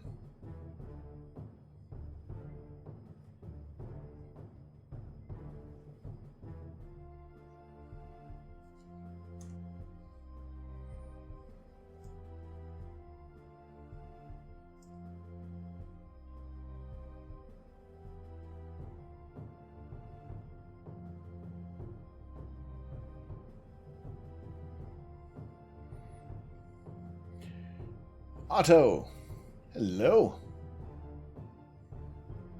How are you doing tonight?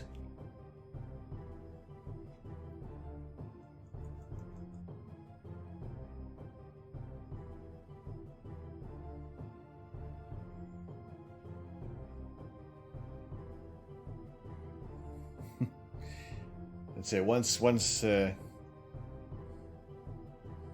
we get control of life again. Just,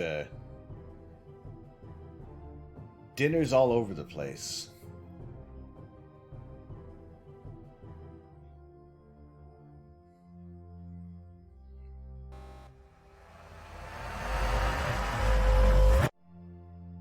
You're sad you didn't set up, didn't realize how good the skies were going to be.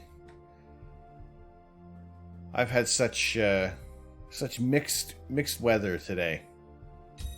Hey, Mojo!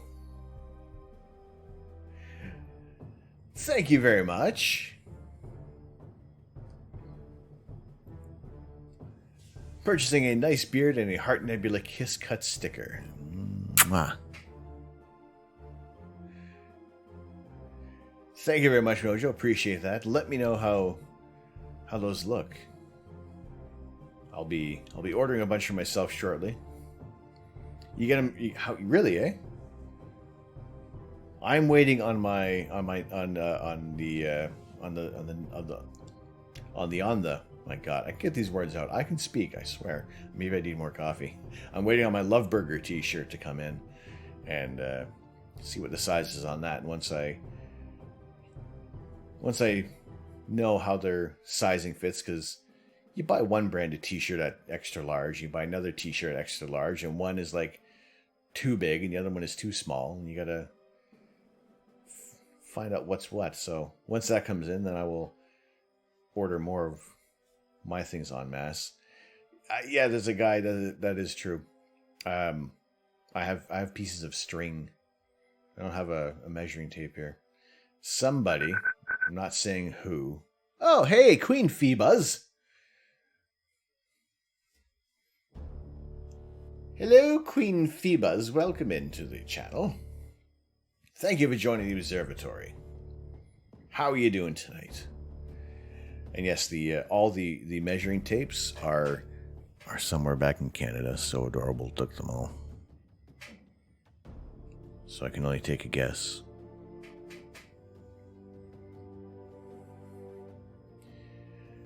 By the way, Swordroble, if you're here, I need a measuring tape, please.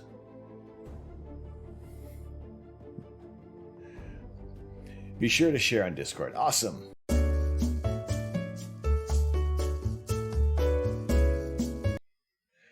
Excellent. Thank you, Mojo. Thank you, Pussy. This thing is still on. It's still working. Although that I love that on top of this thing because I can just barely... And I can say whatever I blurt out and all like and things like that. It's great. Love it. Yes, Queen Fib is welcome in. How you doing tonight? For those of you who may be new to the channel, like Queen Phoebas themselves, my name is Tom. I am the Astro Canuck, and whenever we have clear skies, I am taking images of outer space, sharing them with you guys as quickly as possible. However, as I expected, the clouds have rolled in. I need to adjust my outdoor camera, but we have gray skies out there, so I'm glad I didn't set up because that rolled in pretty quick. Yeah, that mute it's a little capacitive button on top there, so as long as nobody... It's fantastic. That way I can cough and not have to hold my breath for a second to... Where's the mouse? Where's the mute button? And then mute it there. If there was like one bonus for getting this microphone, it was that. To have the little cough button on there. But yes, we will...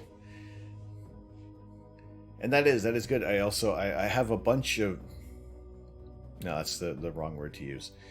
There is money that has come in from those who have graciously donated bits and subscriptions and all that other great stuff that comes along with Twitch that is waiting for the next round of astrophotography gear to be purchased. That is all set aside. That is always purposely put aside for anything I'm going to buy related to the channel. Anything that is like streaming equipment and things like that that you guys don't really see all that much, that's just me. That's my side of money that kind of comes in there. So, yeah, it's kind of a / minor birthday present to me. Just to have something that's a little more... Because when I have that lav mic, I've walked away from the computer many times and it's ripped off. And I've had to fix that clip a couple of times. It's just a cheap little spring in there. But then just also to have something that I can walk away from and move around. It just feels that much more comfortable already. And definitely a lot of stuff I have to kind of fiddle around with the sounds to maybe make it a little bit better. But yeah. What will the next purchase be for the Astro gear? I am looking at a broadband filter, which we'll use when we have more moonless nights, and just try to get some more even star color and just even colors in there. Try to get rid of that green cast that we get. Hey, Putsy, thank you.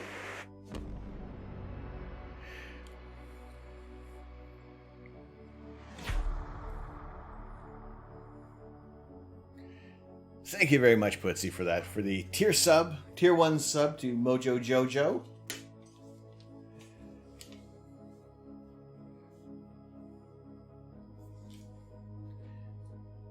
Thank you so much,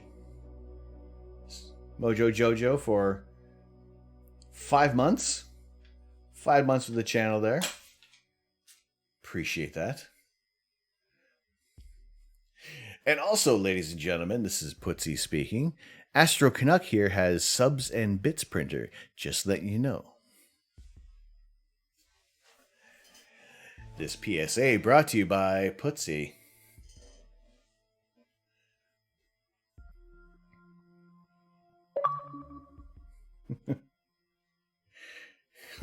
We're not calling it the Rod of Love. Not calling it the Rod of Love yet.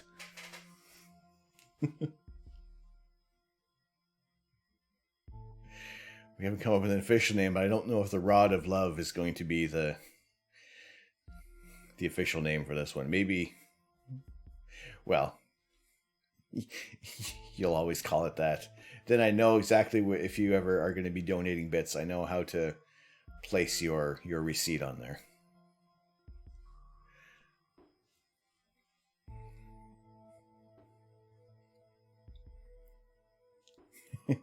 Exactly. Hey Ma, how you doing? Welcome back. And yes, Putzi, thank you very much. Thank you very much for the gifted sub to Mojo Jojo. Appreciate that very much. And as I was mentioning about what the next purchase is going to be, it is going to be a broadband filter that is more in tune than the CLS clip filter that we were using before. That causes some wonderfully direct vignetting with these square angles on there, where it should be nice and round. It's also a little smaller than 2 inches in circumference there, or in diameter. So getting a filter that is purposely designed for the not so friendly. This is not a toy. This is sharp.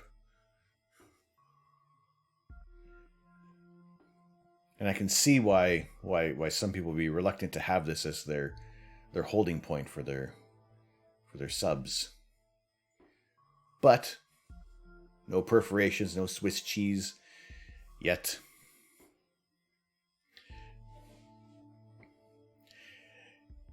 You don't have to take the blame, Ma, but if you are, that's fine. It does. It's. I can't focus this. This was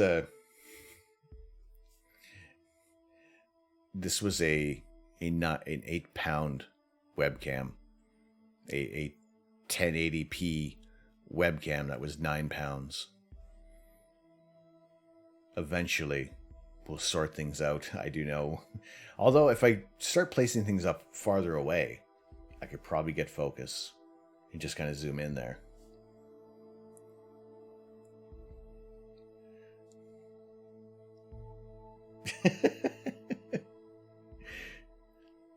Not in weight. Quid.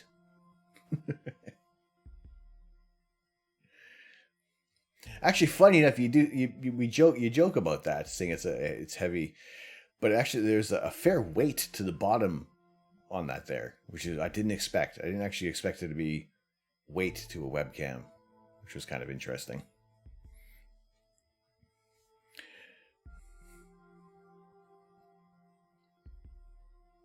But also, I'm looking at this image of the Ring Nebula, and I'm just not too happy with it.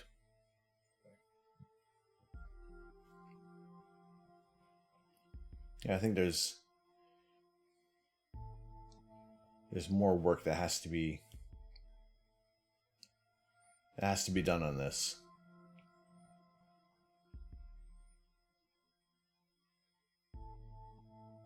And I'm pretty sure that almost like right off the bat, I didn't get it exactly where I wanted it to be. Found the pixie couldn't find before. Yes, I found the file for some. I don't even know how it got into the wrong file. I could have sworn I was in the right one there. But overall, it's not too bad.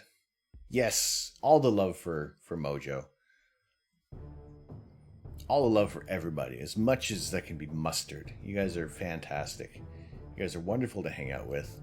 Always good to see the chat continually rolling there. It doesn't need to be going super fast at all. Just good to hang out and catch up with you guys. And like I said before, always this has been doing streaming and meeting new people has been a wonderful form of all sorts of levels of catharsis and therapy and reassurance and just general friendship and hanging out with people. I know we're looking at screens, but at least we jump on each other's streams as well, and you get that connection in those ways. So it's good to see you guys in here, and I'm happy to jump into other streams where you guys are in, and always looking forward to meeting new people as well, because there are so many different things that people are streaming on Twitch that you probably never would have thought of. Like I still want to hype up Glorgana.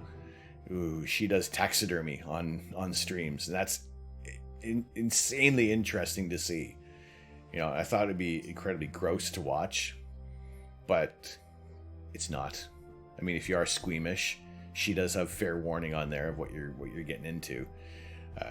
But yeah, that is a fantastic channel to check up on.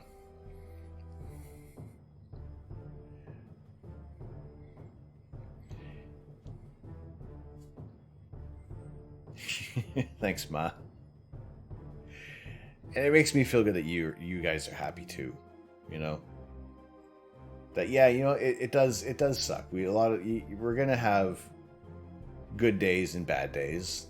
We can't always be on that upward trajectory. You know, you're allowed to have crummy days as well.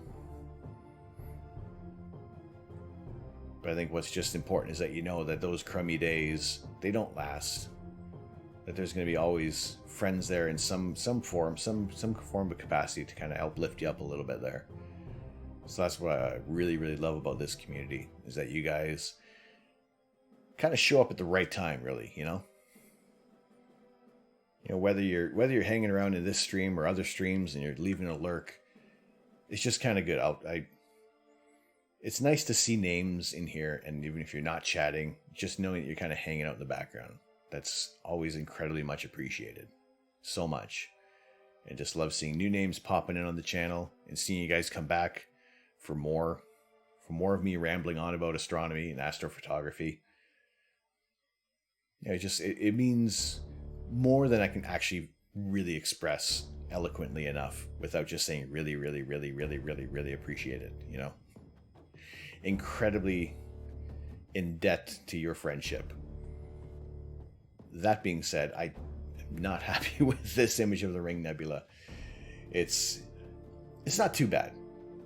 We have the shape, we have the structure. The focal length, even at 1500 millimeters. Whatever will be, will be. I am not making you weepy, dude. No, don't. Please. Please, no weepies. This is just feel-good times with friends, hanging out and just sharing positive thoughts, you know, because why? Even when things are just kind of looking pretty grim, just know that sometimes like happiness is like, or feeling better is just a stream away. And it sounds really, really weird.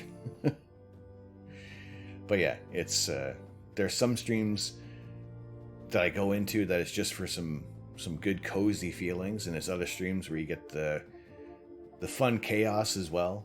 You know, there's a stream for every bit of dopamine, however it may come.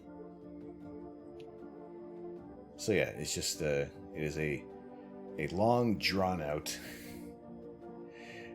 labored thank you to you guys for all the support that you've given over the past 6 months. Is that right? October, all of October, November, December, January, February, March. We're just coming into our 6th month. You know, what does my badge say? What am I on? 5 months or 6 months?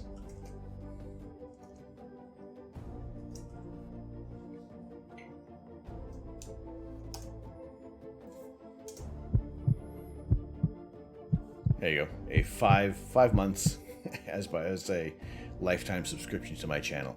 So yeah, 5 months as an affiliate, 1 month as a newbie. Well, still an overall newbie. But yeah, just the time and energy that has gone into this, and just all the love that you guys have given back is just insanely appreciated. So I'm looking forward to seeing what the next 6 months is going to be. And yeah, that first trip around the sun with this channel, that'll be fantastic there. There you go, Putzi. 5 months, 2 hours. Do I have a follow age on here? Does it come up for me? Oh, apparently I'm not following myself.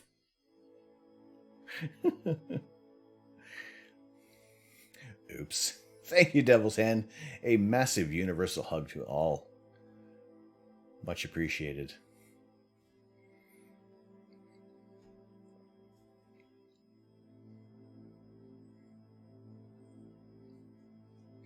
Alright, what can I try to do?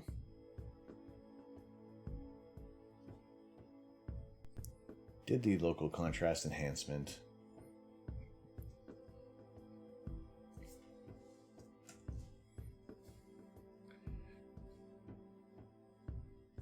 Trying to maintain. That red channel isn't too bad now, but still, just that smooth green. Yeah, Putsy, you've been here since the beginning, man. Thank you, appreciate that. Still, it's like that one day, that one freaking raid just opened up so many avenues to new people. You know, you were watching that. How many familiar names were on that raid who started following you that day as well, and just the friendships that have developed from that is incredible. So yeah, thank you very much for being a part of this as well. You know, you've been a massive help to behind the scenes as well. So yeah, again, just thanks enough. Just there can't be enough thanks given out. That raid, that's like the raid of the century, man. So many awesome people in there.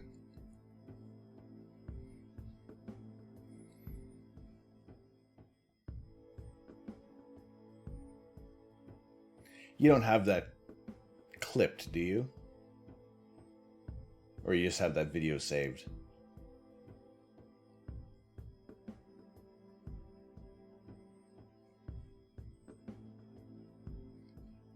I don't know, look at the size of the stars in the red channel there. They're so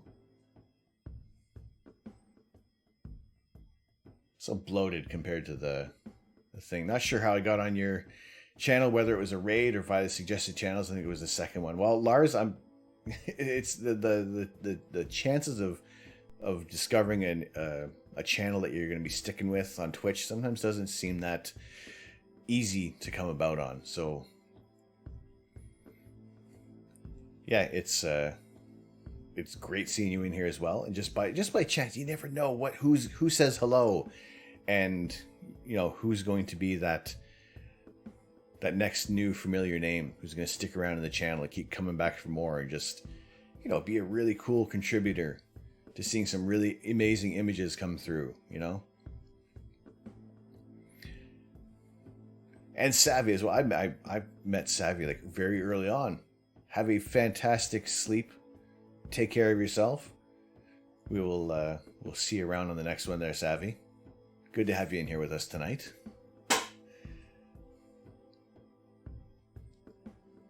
Yeah, we'll see you soon.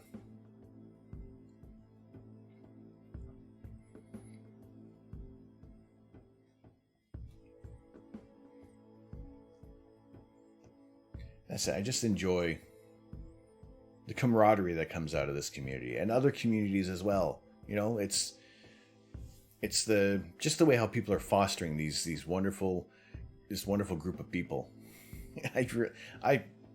I'm probably not going to stop going on about how much you guys mean to me right now. It's just kind of one of those moments. We'll kind of go with that. Checking the night sky, sharing images, and just having fun. That's really what I kind of want to do here. It's just, we have an easygoing time. You know, sometimes things can get a little hilarious and crazy due to certain errors on people's parts who don't know how to add overtime or, you know, or block out certain amounts of timers, you know. But we have fun with that.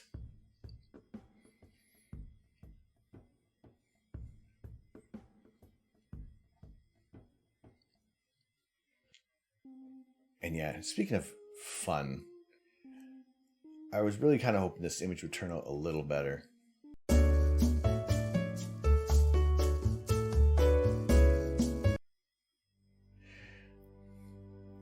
That is fun. There is more to that song, but I like how it just kind of cuts off a little bit there. Actually, there's about like 6 minutes worth of audio in that track, but I couldn't get it to continue to play in the background without still hearing it. So unless there's some other way that I can have it just keep going so we have a little bit of different music, although now I feel like we've already grown accustomed to that little bit of a tune. So I don't know if I would change it now. It's kind of ingrained. You hear it. Medieval Dead. Welcome into the observatory. Thank you very much for the follow. How you doing tonight, Medieval Dead? Awesome name.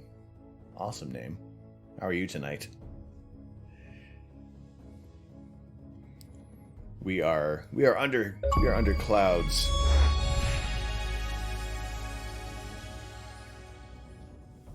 Yay!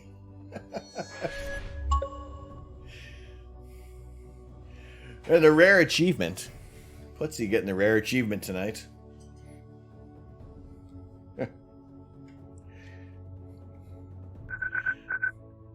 That worked out well. Vengeance Knight! Jeez, these names are getting more awesome by the follow. How you doing tonight? Welcome into the observatory. Good to have you in here tonight. My name is Tom. I am the Astro Canuck. We usually take live images of outer space, kind of like what we're looking at over here with M106. However, we are under clouds. The scope is undercover tonight. But usually we get some pretty cool images of the universe.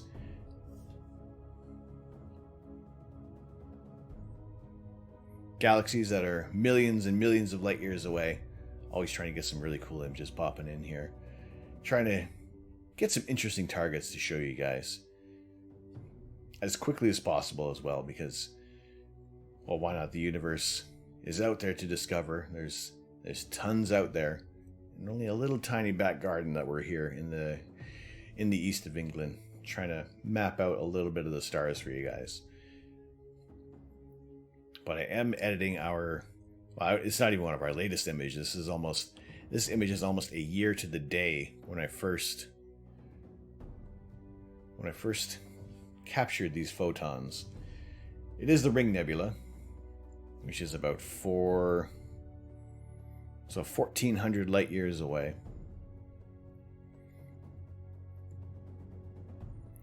Or which is probably actually about maybe 2,300 light years away. Because back in between 1997 and 1999, the Hubble Space Telescope, along with the U.S. Naval Observatory, used trigonometric parallax to track M57's central star, yielded a distance of 2,300 light years. So that is the Ring Nebula. There's much more to this structure, but we weren't able to catch it all that well. Made your morning better with that. Awesome. Gonna have a drop alert, get stuff ready, check back if you're still on. No worries, Putsy. Thank you very much for coming in there. Thank you as well for the gifted tier 1 sub to Mojo Jojo, bringing him up to 5 months with us as a subscriber. Much appreciated. Happy to see you sharing the love. Always well appreciated you sticking around in here. But yes, if we're off before you return, have a very good day. Enjoy your Sunday. We are rolling into Sunday tonight here in the east of England. And what else can I do to this image to try to improve it? The data itself is alright. I think that could have done better. Could have changed things up a bit with my settings. Thank you, Putsy. Much appreciated. Love you, brother. We'll see you on the next one there. Let's see, we've done enhanced DSO, we've reduced the stars. We don't need to lighten this one. This is already it's very bright.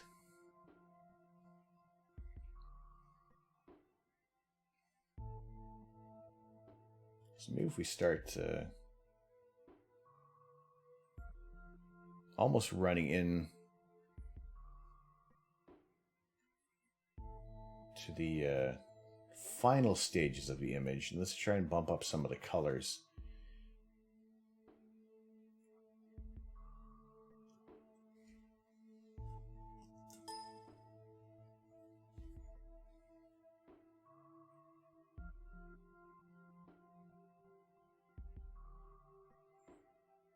We'll do some quick processes on that. I know that this enhanced DSO and reduced stars does kind of dull the colors a little bit there. So if we start a little more vibrant, will that help things out there?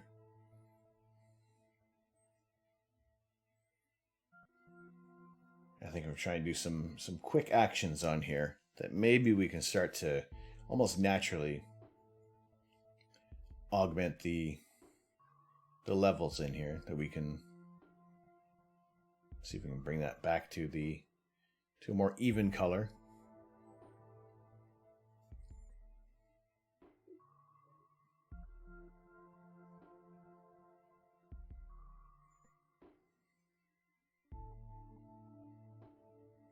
I really just want to be able to have a more of an even dark background. Not too green, not too blue, not too red. Just trying to pick that midway gray point there. All right, Lars, you're off to sleep. Have a good rest, sir. We will see you on the next stream there. Tomorrow, I don't believe there's going to be a stream for sure. Although I can't say for sure. Awesome, you've been to the Kennedy Space Center and seen an exact replica of the Hubble Space Telescope, also a bunch of Apollo stuff. Awesome, that is really cool. I've always wanted to go to the Kennedy Space Center. Now it's a little difficult at the moment, however, still not completely out of question at the moment there. Ooh, that's not a good color to mix in there. Yeah, no, I'd definitely like to go there, and it'd be really cool to see a scale replica of the Hubble Space Telescope. The telescope that we do use when we're taking images, not this one. This was last year's scope. We've since upgraded, but it is pretty much the mini version of the Hubble Space Telescope. Same design, with the large primary mirror in the back, a smaller secondary mirror in the front of the scope. And then it all goes back into the camera there.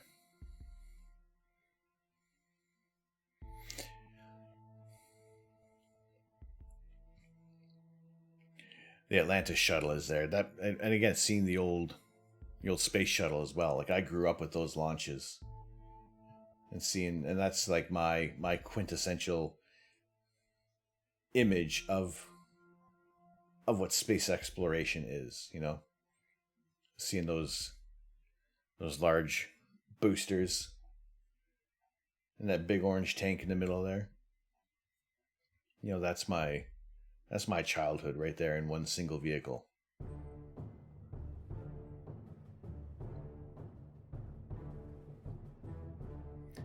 That's not too bad.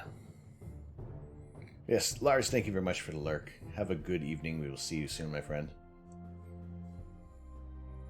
So yeah, this is the Ring Nebula, and suffice to say, there's probably a lot more work that I'd want to do. Hot pepper coming back up from dinner.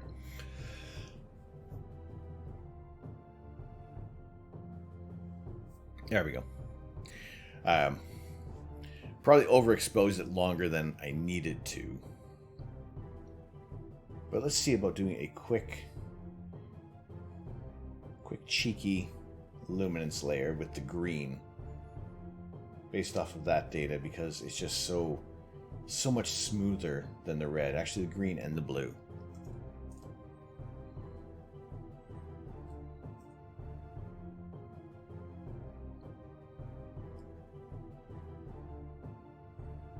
Oh, that's a new grayscale layer. 16-bit. Great. There we go. There is our green layer. This is what you do as for pretty much per channel editing. You're just copying these single channel layers.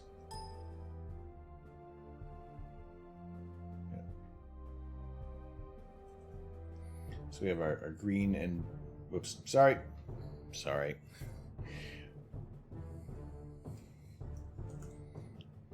Let's see how this works out for just combining these two layers to maybe see what we can do as a luminance layer on this one. Pardon me. And that's not how you spell green at all. Or maybe it is in some other language. But we just want to combine these two because it's very smooth data on there. As opposed to the red channel, it's just noisy because there aren't as many red pixels to catch the information in a color camera.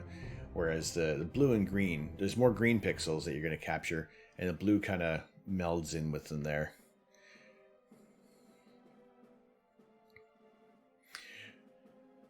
Richard Dorset! Richard, how are you doing? Good to see you back here tonight. My childhood was Apollo and Skylab. Trips to London Planetarium. Awesome. That is one thing I slight confession time. I never got over to the Greenwich Observatory.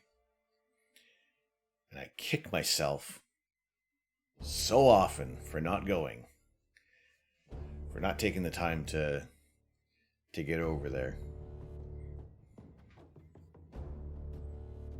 But hopefully, I say hopefully, eventually going to be moving back to Canada. I am in the east of England, for those who are not familiar with how things go on this channel, but I will be relocating life back to my home and native land at some point soon. Hopefully eventually. But yes, yeah, not missing, not going to skimp on any other opportunities to visit an observatory.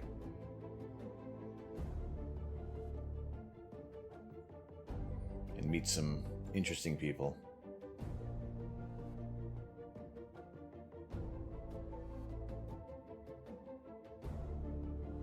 Alright, I'm going to combine these layers together like this, and I'm going to turn this into a luminous layer and see what we can get out of this.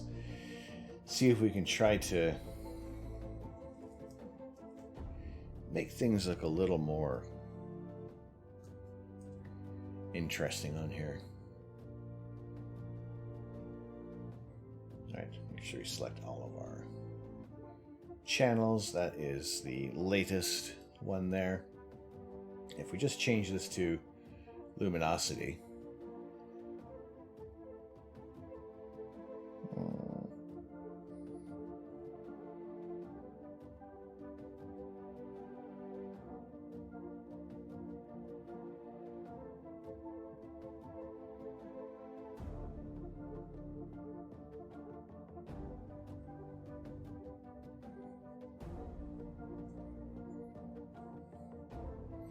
it kind of smooths things out a little bit there.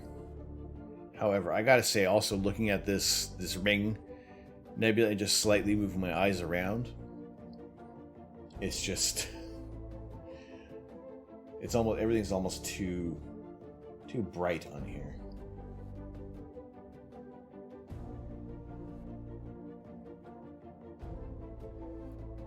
So even just something is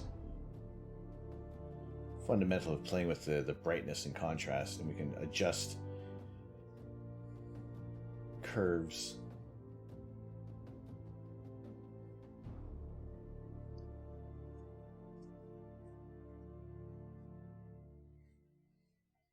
And levels. Let's do, I'm pushing things a little too much here.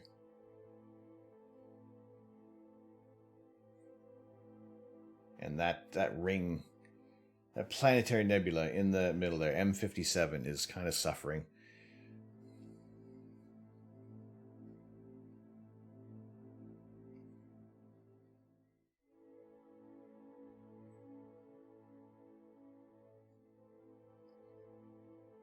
Now I gotta say, this is definitely not my favorite image to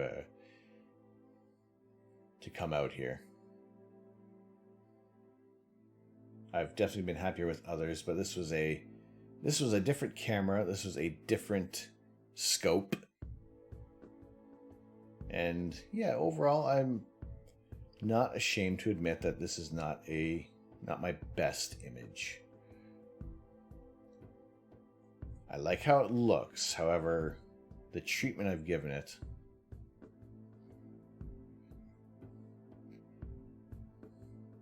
it could do with a little more love. Let's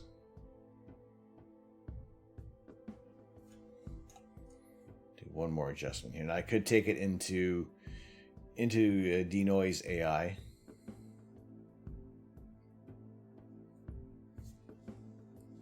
See.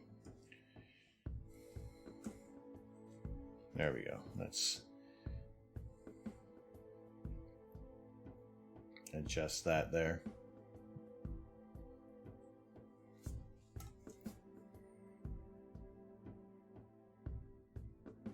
Try a little gradient exterminator on there and see what occurs.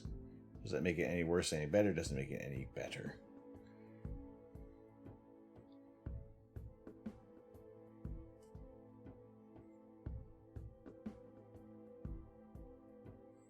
All right, let me try. Let's really get aggressive on here. Let's see if we can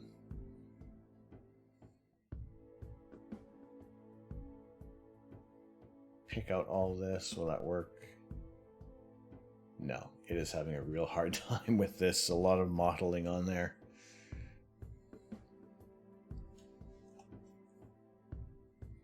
And to be fair, actually, the colors on these monitors don't match up all that well.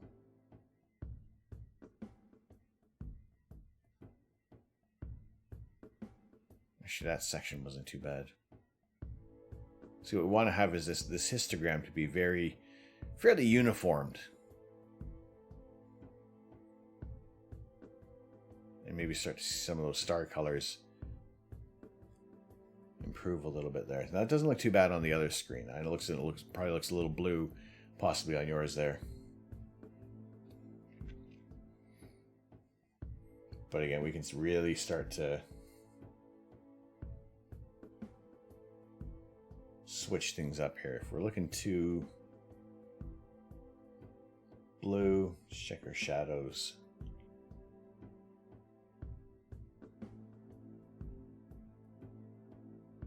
Start to slightly adjust things to kind of bring color balance in here, but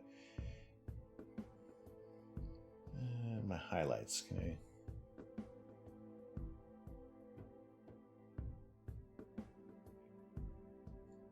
Now this image is not one that I'm incredibly happy with.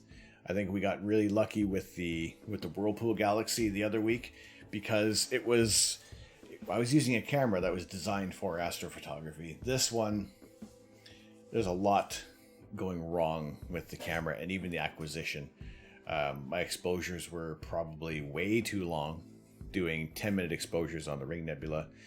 Didn't add any extra detail because, looking at the Ring Nebula in Space Engine, there are more outer rings of hydrogen alpha signal that you can start to capture in this, but the filter I was using was too much of a broadband spectrum on there, so we weren't going to capture that narrow area of hydrogen alpha. So this is a target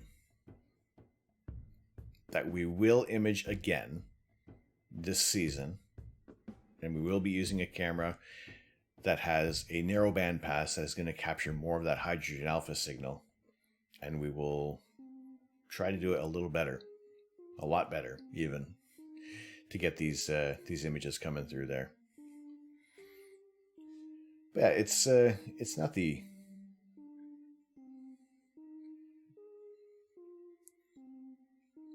Yeah, maybe I'll even reprocess it and add some,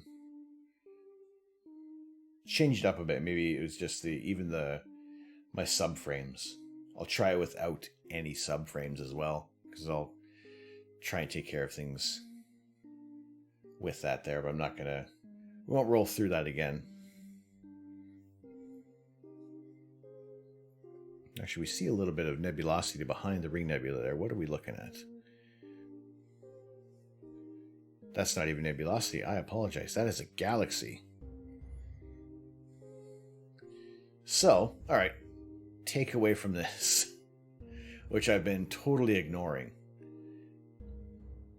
is this patch right here of fuzziness is a galaxy that is 260 million light years away within the constellation of Lyra, and the galaxy itself is 73,157 light years in diameter.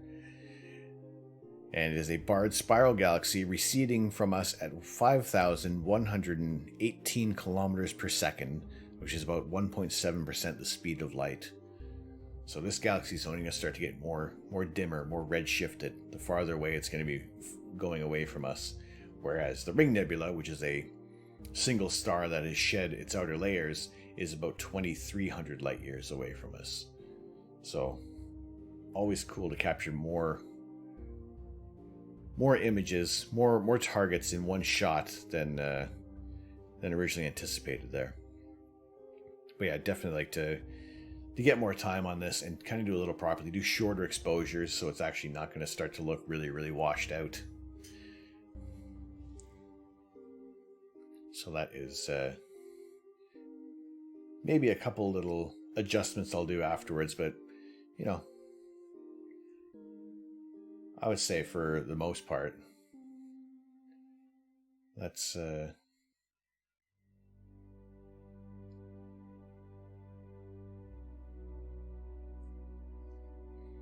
know, there's, from our first point of this image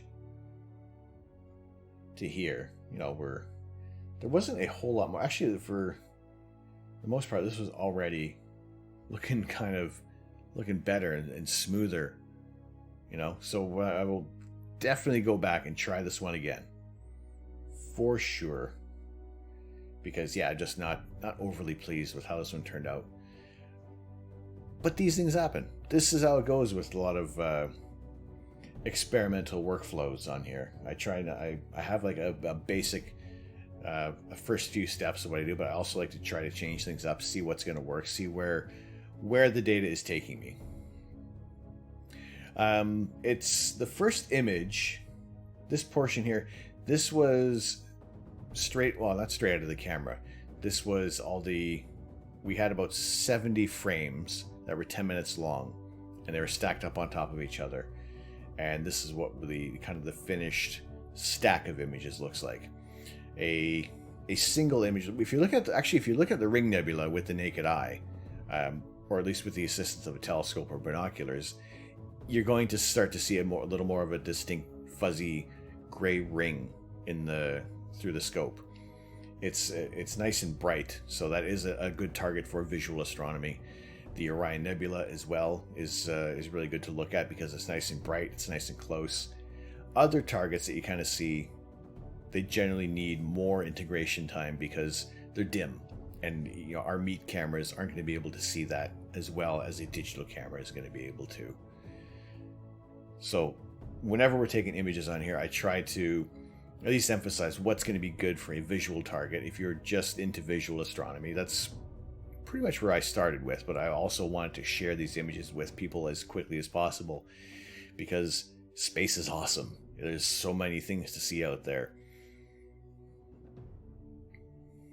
So when we are looking at images such as this galaxy out here, that was a 33-minute exposure, a single exposure, but you know, you're looking at it through a telescope. If it's large enough, you're probably going to start to see maybe the nucleus of the galaxy as a bit of a brighter, wider smudge.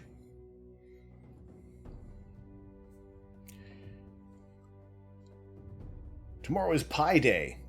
For me, it's Pi Day already. Actually, it's 14.032021. backwards dates here, or the right way, depending on where you're living. But yes, tomorrow, 3.14. Eat some pie tomorrow if possible, if you can. If not, pizza pie is acceptable as well. You know, doesn't have to be a cherry pie or a banana cream pie or a coconut cream pie or a banoffee pie. Any form of, any kind of edible, no. So the long exposures that we do for galaxies and nebulae, we use a camera that is designed for astrophotography, for taking images of galaxies and nebulae.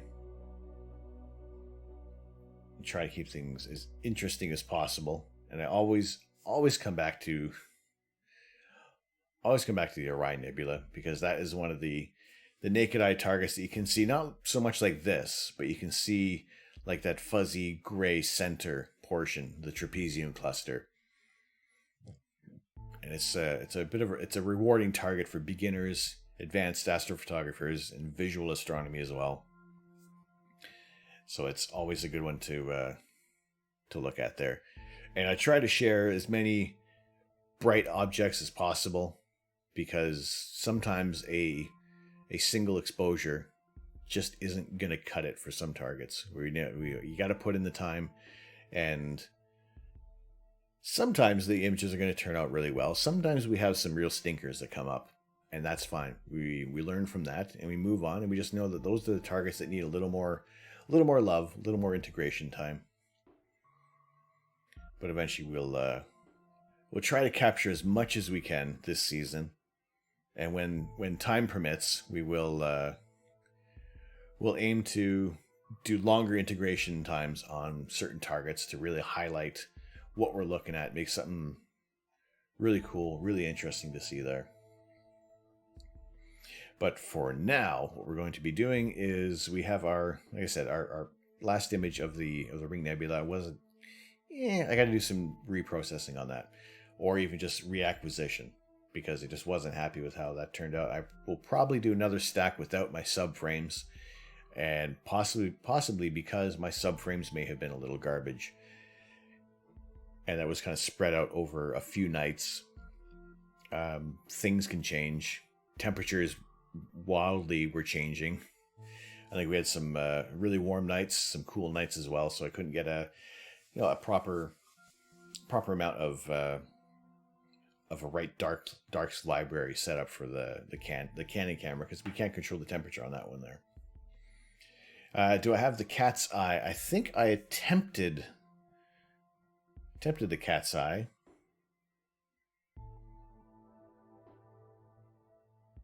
That is not the cat's eye.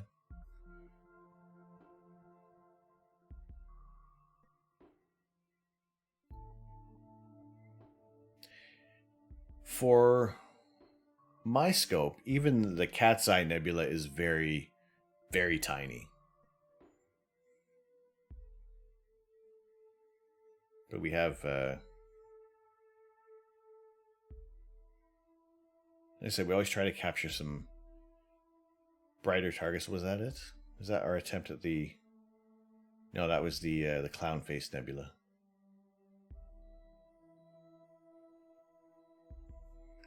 No, I don't know if we actually had resolution enough on the cat's eye nebula, but that one does look really cool. I agree that it's a nice one to look at. Our focal length isn't long enough to capture something like that, but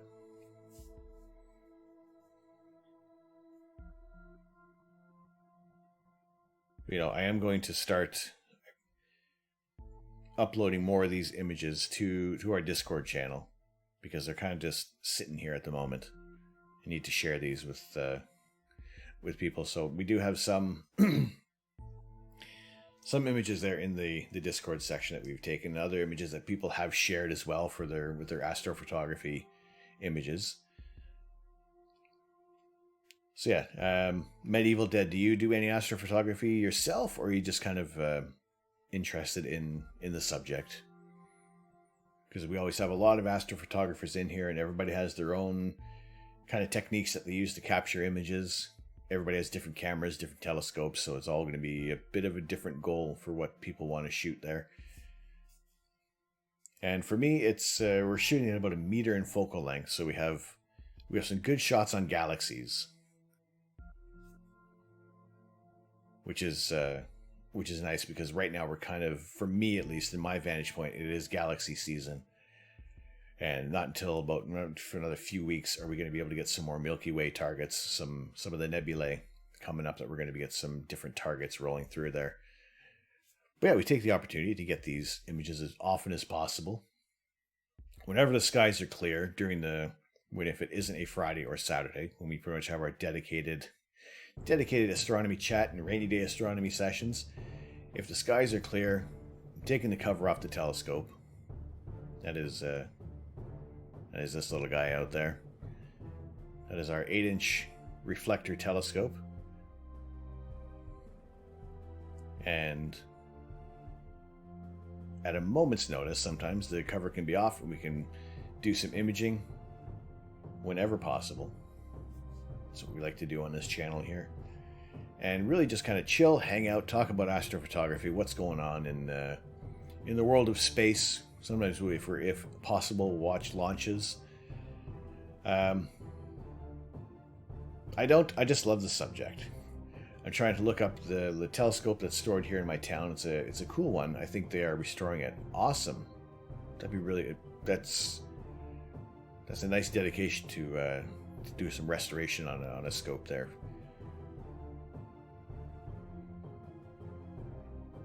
I guess for me the closest observatory would be the Royal Greenwich Observatory in London, of which I said before I never made the trek out to, and I kick myself all the time when I think about it. But the kind of the ultimate goal is to build our own covered observatory as well, so it's not just having the scope under a single cover. What?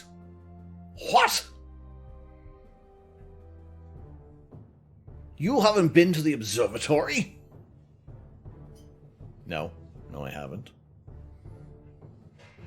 I have not.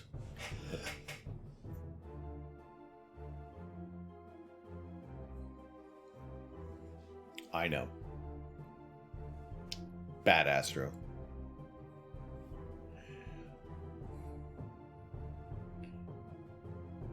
Like I said, if things maybe like clear up really, really quick,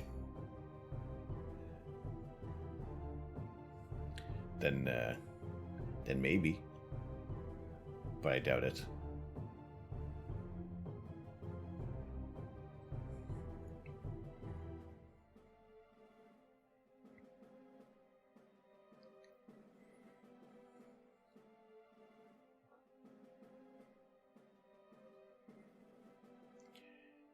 I doubt it. Maybe a quick trip. If there is a quick trip, maybe grab a cheeky pint somewhere. You never know.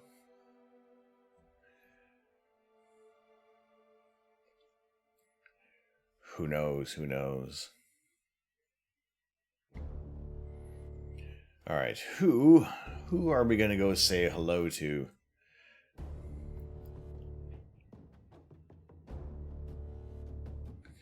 I'll paste from the site. In July 2017, NWA Space became the proud member of the 36-foot-long, 24-inch diameter antique refractor telescope. Originally built in 1911 by the John Brashear Company and the specifications of William Cameron Sproul, who donated the instrument to Swarthmore College. The telescope is an F-18 instrument, 18 times longer than it is wide. That is really cool.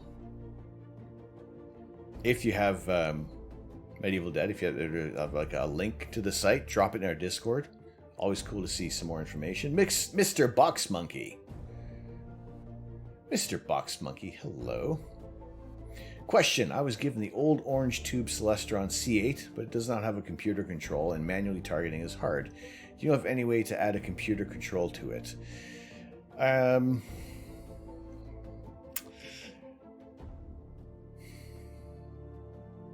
it's the mount that you would need to be able to add a hand controller, or I believe, not this. It's not Star Sense. That's the auto alignment tool. You'd either need to get a handset and a different mount, or the next best thing, I believe Celestron has the app that if you can kind of hold your phone, you can kind of mount your phone up to the scope, it will at least kind of point where you're looking.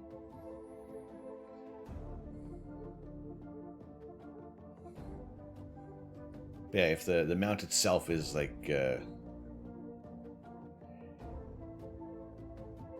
if it is just a manual mount, you'd have to check that out there. Something like with a C8, are you tending to do this visual astronomy, or do you want to do astrophotography with it? Because I would say if you can find like a used Skywatcher HEQ5, those things just run. They're like a Timex of mounts, and they're usually a fairly decent price in terms of an equatorial mount. Yeah, if you can find something like that, or yeah, if you are meaning like visual astronomy, like an alt-az mount will be all right for you there. But yeah, if you can just kind of get the, I believe it is the, I want to say Star Sense app for Celestron. You can kind of work it out that it'll at least help point you in the right direction to where you're looking there for a quick kind of thing. But yeah, also the focal length on a C8, you know, to try to do manual targeting on that, you're looking at such a narrow field of view. You almost want to be able to have, if you have like your finder scope, at least that can start to get you pointed in the right direction there. But on the other hand, doing manual, finding your targets manually through star hopping does help you get a little more connected with the night sky. In the interim between I had a go-to scope and then my equatorial mount now, I had a Star Adventure where everything had to be manual. So I started to get that little more of an inspiration for, or a little more of a knowledge of the night sky where things were. The finder scope was missing once it was given me, so finding anything is very difficult. Okay, yeah, without a finder scope, that's going to start to be a little difficult. Yeah, depending where you are geographically, if you're kind of in like, if you're in the UK, Rother Valley Optics or First Light Optics, or 365 Astronomy or Altair Astro, they all sell some finder scopes that are, you can get them for, I think maybe like 15, 20 pounds. If you're in North America, OPT telescopes, they are pretty much going to be, you know, go to them for more specific kind of recommendations, but also just the fact that just a finder scope is going to help you out immensely for picking your targets out there. Yeah, no, glad to help out on it. Like, try to point people in the right direction as often as possible. You know, if I can't directly answer the question, at least I can. There are a few people that I know of that you can really fish for deeper answers there, because I can really only advise on everything that I've used specifically, and kind of give a rough idea on what I've had knowledge of in the past. But yes, Seb, it is raid time, and I appreciate you guys are going to stick around for that. And we are going to go over to who's doing something cool tonight.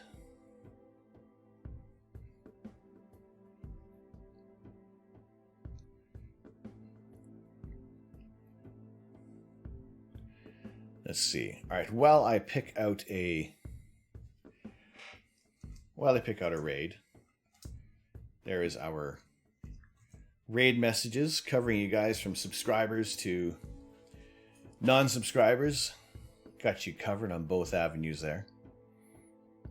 If you guys want to copy those in, usually it gets by any auto mods, so it's not too bad. But yes, you guys have been absolutely incredible tonight. Thanking you all for the bits cheered, the subscriptions, the resubscriptions to the channel. You guys are absolutely amazing.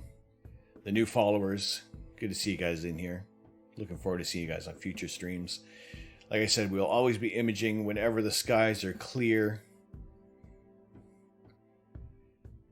And those streams can kind of pop up at a moment's notice because the weather can change pretty drastically. So I think what I will do is one more time, I will give you fair warning.